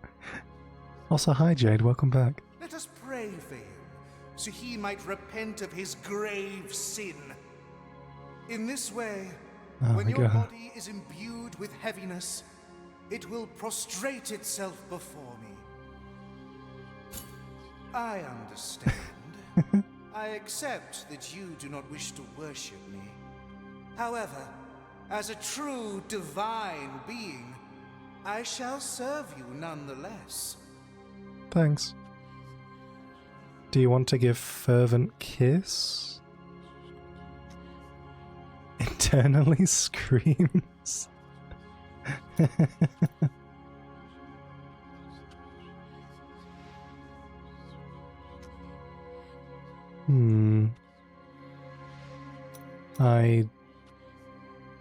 I guess? Why internally screaming, Ryder? Yeah, let's give them the thing.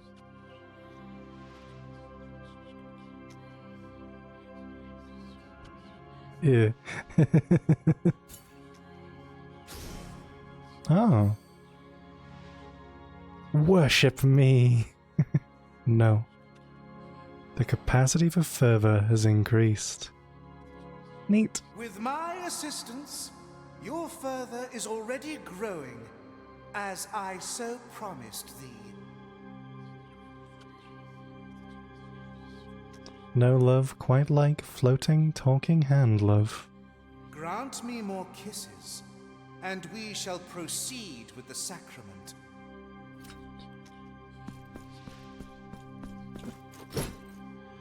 The door is locked. Bestow upon me. Wait, what? Bestow upon me your fervent kisses. Oh, do I need to get more of those towel things then?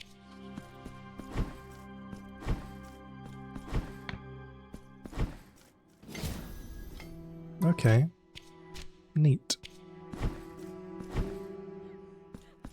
Oh.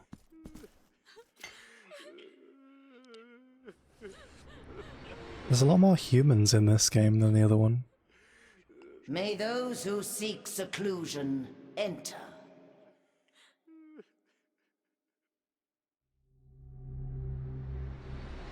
I have a good feeling about this. Hi. Miracle, thee who possess the keys to open all things, and the hands to lock them, welcome thine servant. Penitent one, thee who comest in search of the morning behind our black veils, find my daughters, and snuff out the light of the candles that accompany them. Only then will you be able to enter into their mourning. The vigil is not yet ready, Penitent One. Find my...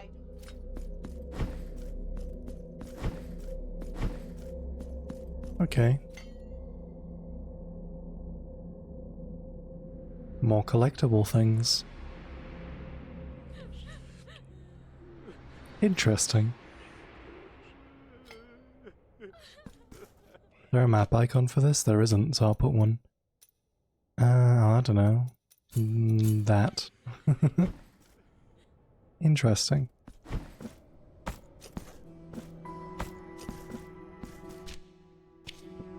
From, oh my god, there's another NPC. From a lore perspective, unless this is like spoilers, how do people know who the Penitent One is? After 1,000 years? Or is it just more of a the miracle taught them? I'm guessing the whole killing the greater wills in the end of the first game was not quite as permanent as it made out to be, considering the miracle still exists. When darkness descends on my tiles, my lanterns awaken. It's a good question, I don't know. It is their light that protects us in this shadowy corner full of old rosaries. Rosaries, you say? Did you just say rosaries?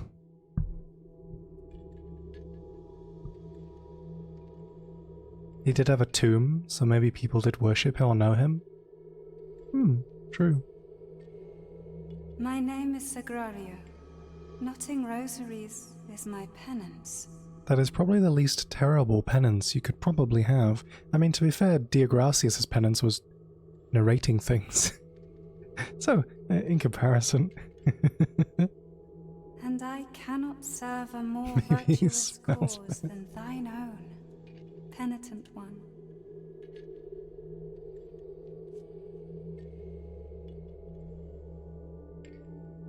Yay!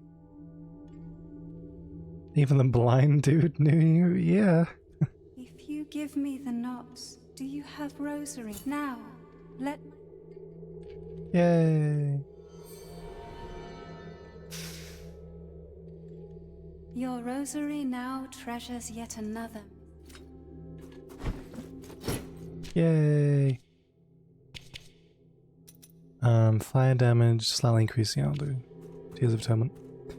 Fun fact, I went the majority of my playthrough not finding this NPC. The entry blended with the wall. Can see what I can kind of see what you mean. Man, that's were you just like, whoa, why is this game so much more difficult than the first one? They only give us one rosary bead. Oh, I guess I can't go up that way.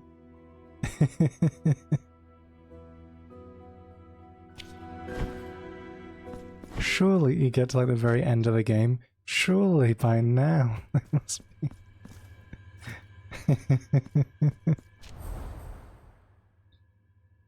I was kind of talking about this as well, that say you went the whole game, the first game, without finding the Brotherhood, you'd do the same thing. You'd never find the Rosary person.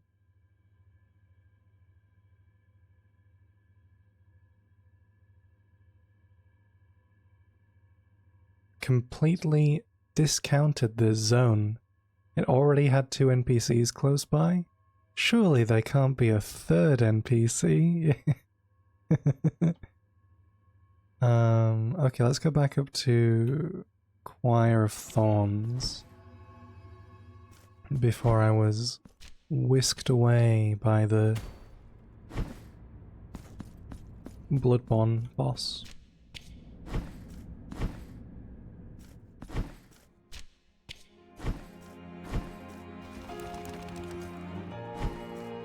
The other rosary bead is 12,000.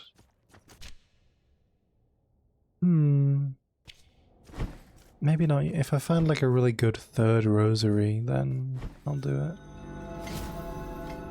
Oh, actually, the game on release, when I played it first, was quite easy. They had to buff bosses and nerf weapons and chants. You would have been royally screwed otherwise, yeah, if they kept the same, like... That's interesting. Could I... Oh, I couldn't go down there, I don't think it was... That's kind of curious though, I don't know how much balancing went on with the first game. Because, wrong controls. Because I played it first in... Oh my god, what happened to the enemy? I played the game first in 2021. And then again, obviously just now. So I don't think I played the I don't even know when the game came out, to be honest. So... I don't know how difficult or not difficult it was in that. Okay, oh, let's go that way. I'll stop.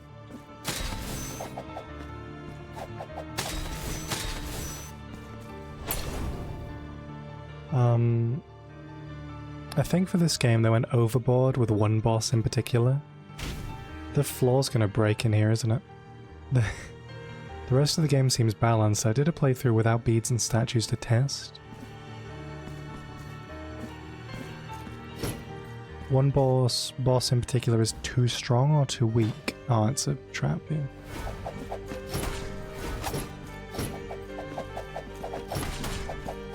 Too strong? The only boss in the original game that I suffered with for a long time was the ossuary woman. The singing woman. I don't remember her name. At this time, but... Oh, hey. Ow. Hey, wait a minute. Can I just, yeah.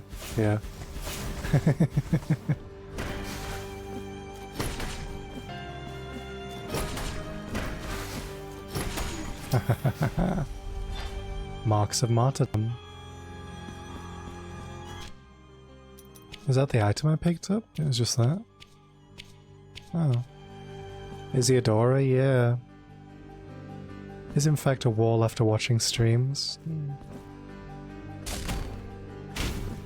Yeah, she's the boss I died to, I'd say, the most. Chrysanta I only died to a few times, to be honest. Final boss... I did his third phase actually completely... not hitless, but I did it deathless. I got it in one go. Which was nice. For the third phase of Escribar. This playthrough sucked my soul dry. Statues are a huge modifier. Oh, these guys? Interesting. They do seem quite strong. Who else did I struggle with? I don't think, to be honest, I struggled with anyone else particularly. Obviously, early game, I died a lot to bosses, but... otherwise, yeah, I thought everyone... Although saying that, I have yet to do the New Game Plus DLC content, which Ryder said is soul-destroying. So, in that way...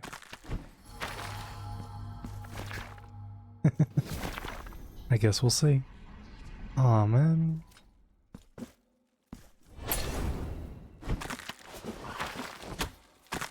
Oh, well, I don't think I can fully get up there, can I? Unless I can go this way. Oh, there's no way I'm gonna get to that in time.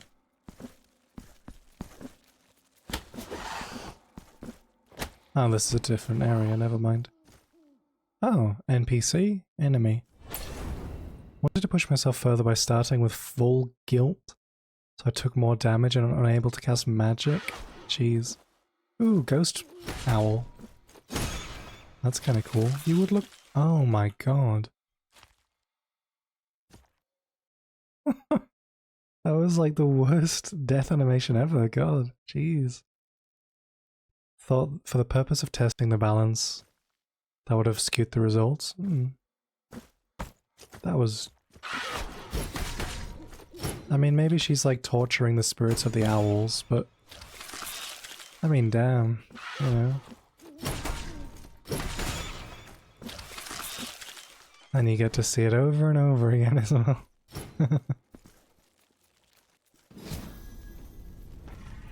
Okay. That doesn't seem as bad.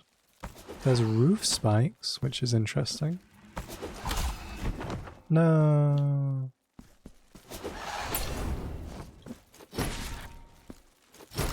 These guys are like those enemies in Mario that I don't remember the name of, but you know, the ones that like crawl around the underside of things.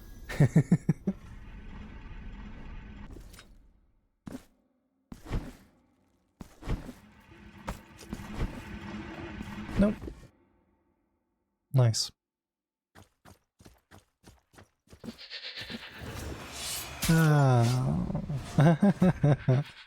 Wait a minute. Fall into spikes and survive? That's what the achievement said? Ooh. Spikes aren't an instant kill? How curious.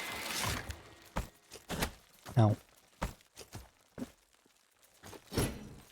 Did people really complain about the spikes in the first game so much? Basically all the mods for the first game were just making spikes less terrible. Oh, I thought you were an NPC.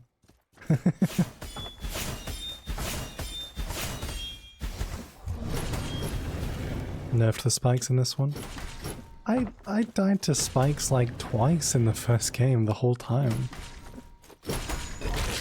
Ew. Did you see the April Fools they did for calling Screaming Sorrows? I did not. NPC? No, pretty. Crown of Towers. Ah. This music is great.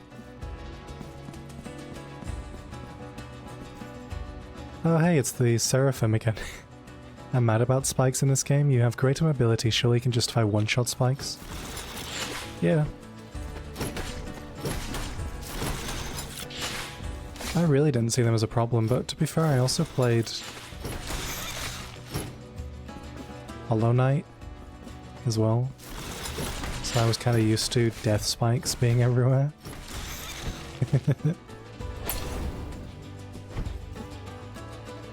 This is the coolest music ever. That was cool. Everything is cool. Oh, okay, so that'll... They've got wisps. Oh, I should try do my... Oh god.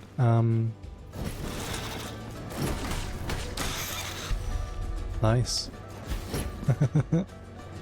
Screaming Sorrows was basically the miracle has heard your plea, have all the spites. That's fun.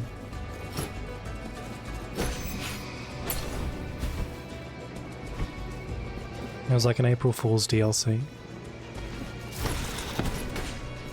Nice, that does a lot of damage. The combo attack that I forget to use ever. Hey, it's the Lantern Taser Men again.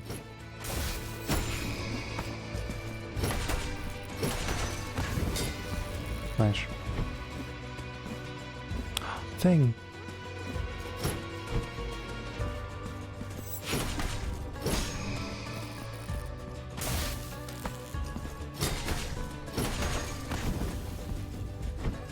I would say rebalance was needed. The game really was easier on launch.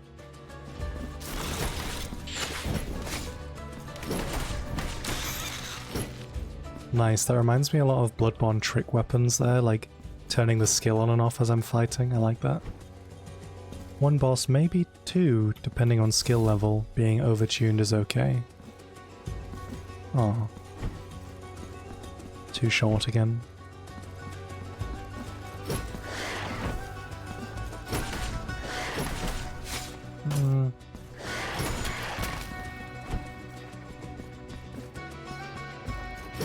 Image with a smile on the mask. You don't see leg extension upgrades in Metroidvanias.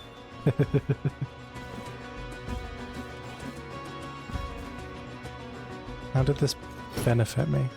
What's the point of this? Is there something about destroying the lanterns, or...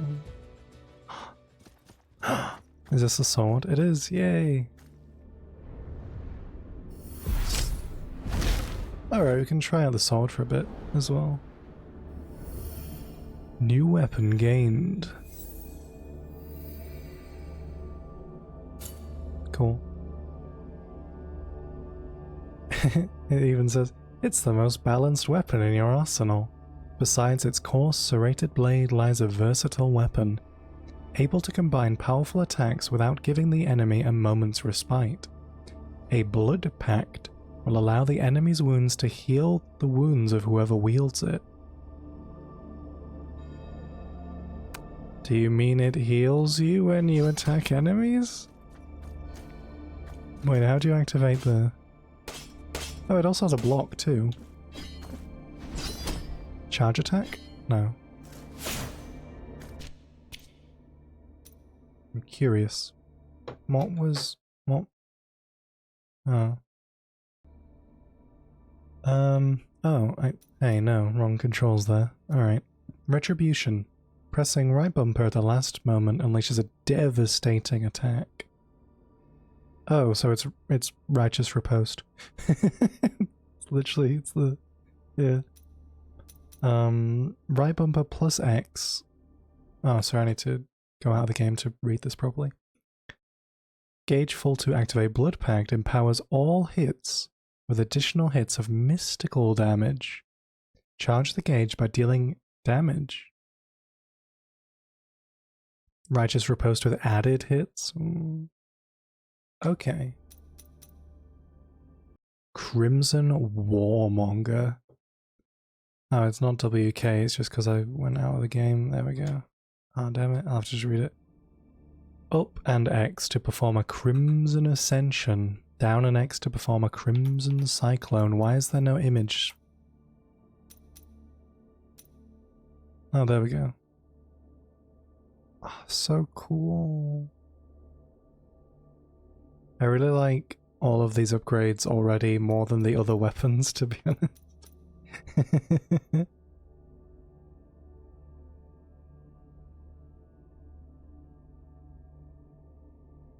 The sensor seems cool because big damage, but then again, this is the mea culpa, essentially, kinda. Speedy swords... yeah. Probably really good when fully upgraded, as you guys said, but yeah. Okay, well, right bumper during Blood Pact to launch a devastating slash at superhuman speed. Cool.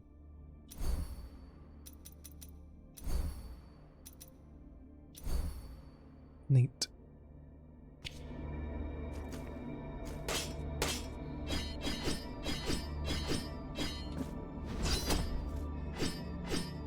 Can I actually test any of these out right now? RB plus X when the gauge is full, last moment. Oh, I can do that one. Wait a minute. Press up plus X to perform a Crimson Ascension. Oh, I wonder if that's only when I'm actually attacking. In a combo. Curious. Ryder, you said you started with this sword, right?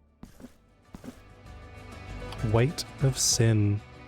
Can destroy certain surfaces that are impenetrable to other weapons. Reach a great height and oh, I see. If performed at the right height. Yeah, there was a training dummy at the very... Hey. There was a training dummy at the very beginning of the game. Do I really have to press... Oh no. Oh, that's so tedious. I can't just press down on the joystick, I have to press down on the D-pad. Ah, that makes it less useful. Okay.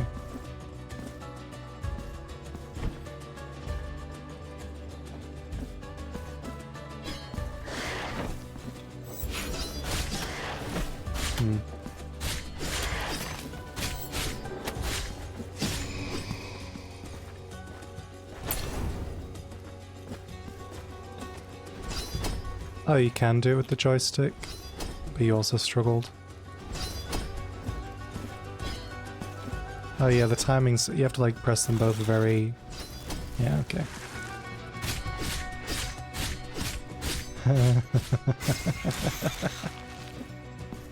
How did you... Yeah, that's gonna be the thing, like testing it out now is fine, but if I had to do it. How do you activate the mode again? Right bumper plus X. Okay.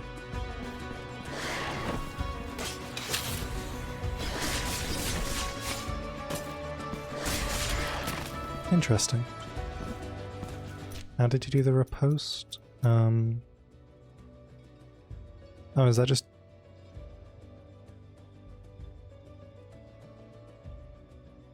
Is that just the same? It would appear. Like block and then...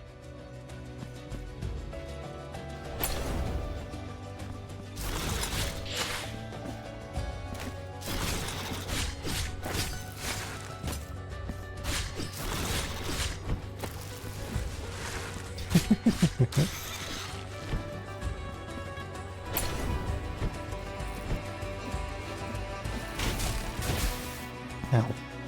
They finally damaged me. Good job. Cool.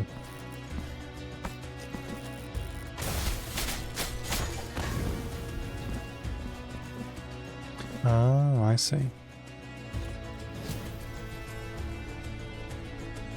Very clever. Oh, but then you can't... Oh.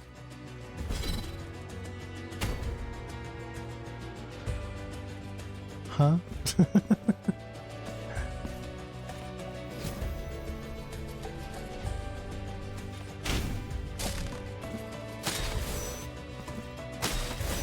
Oh, you have to like... Oh, that's terrible. Oh no, it didn't work. That's some fast weapon switching I've got to do there.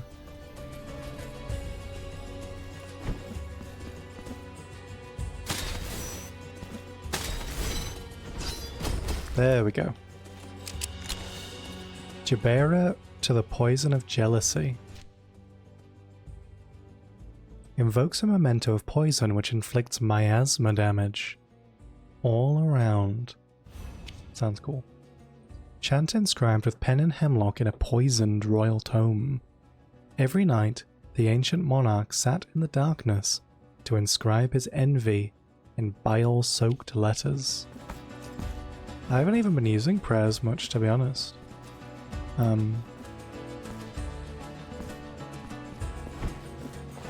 But to be fair, I also don't have my favorite one. The laser beam from space. Not the best, not the worst, just looks cool.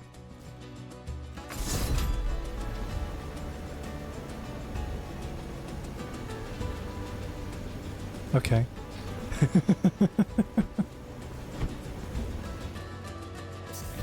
So if I did it on a boss that doesn't move, basically.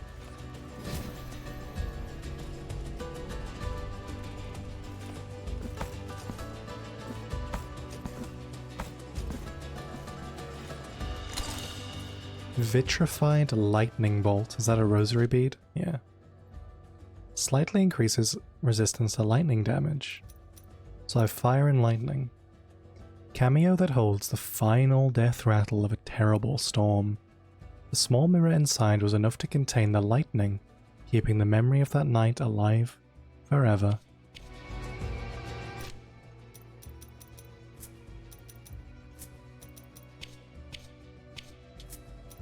Sure. You'll see the truth, my friend.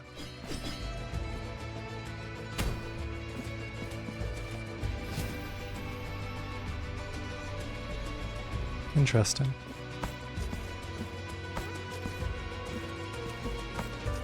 Oh. Oh, it's the other way. But maybe...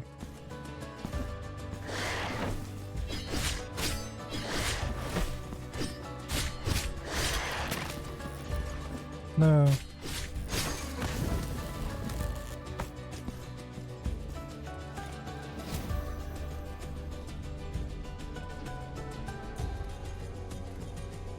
Yeah? Oh, wait. Aha, I see. So there, here, get the elevator, jump to that side, bring it back.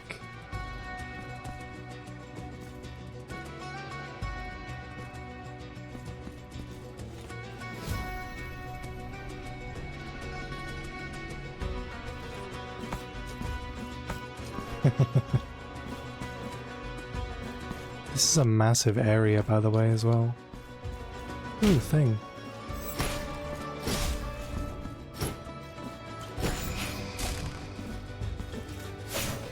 Aw. There we go.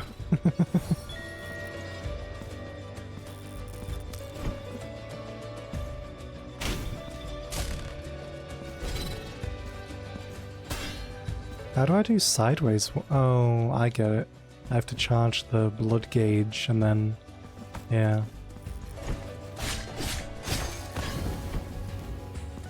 And then you release the burst by... not that one. Yeah, right bumper during the blood pact. Okay. I see.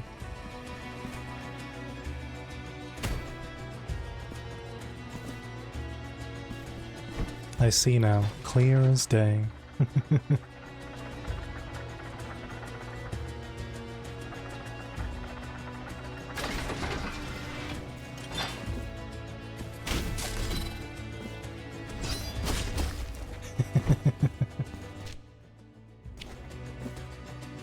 Okay, it just loops. Alright.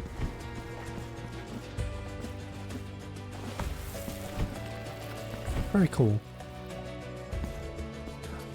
Merchant guy. This crown of majestic buildings was built to study the awe-inspiring glow, but hinted at the shape of a basilica once witnessed by fervent worshippers. no one has ever laid eyes upon it again until now. The miracle bestows its blessing upon us all by revealing to us what has long been hidden, invisible, and out of bounds. Cast your eyes upon our shop window.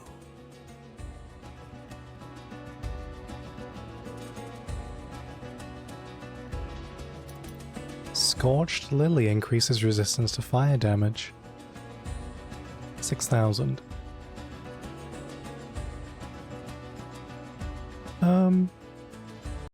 Not right now. Is there nothing? What a pity.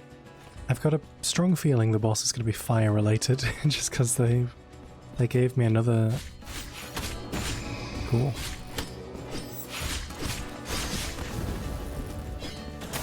They did the same thing in Blasphemous 1 where you'd kind of get the resistance charms in the same area as where you would need them. Ah, another one of these. Ow, that kind of helped actually.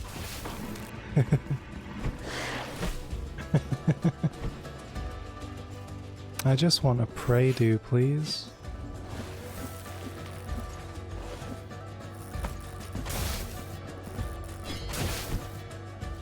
Oh, this also works.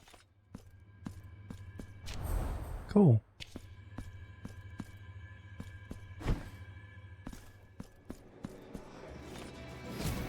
This is just another one.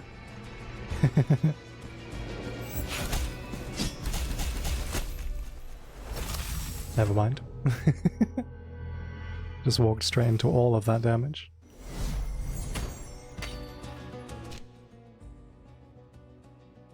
Anyway, on that note, I think I will leave it there for today. But a good stream though, nearly 5 hours. First look at the game, I'm impressed, I like it, it's different from the first one certainly. And I've explored a lot. I haven't even fought a single boss yet, besides the tutorial one. But it's cool. I like it. It's great. I may stream tonight, or if not, it'll be tomorrow. But yeah, thank you everybody for watching. I do appreciate it. And yeah, bye for now.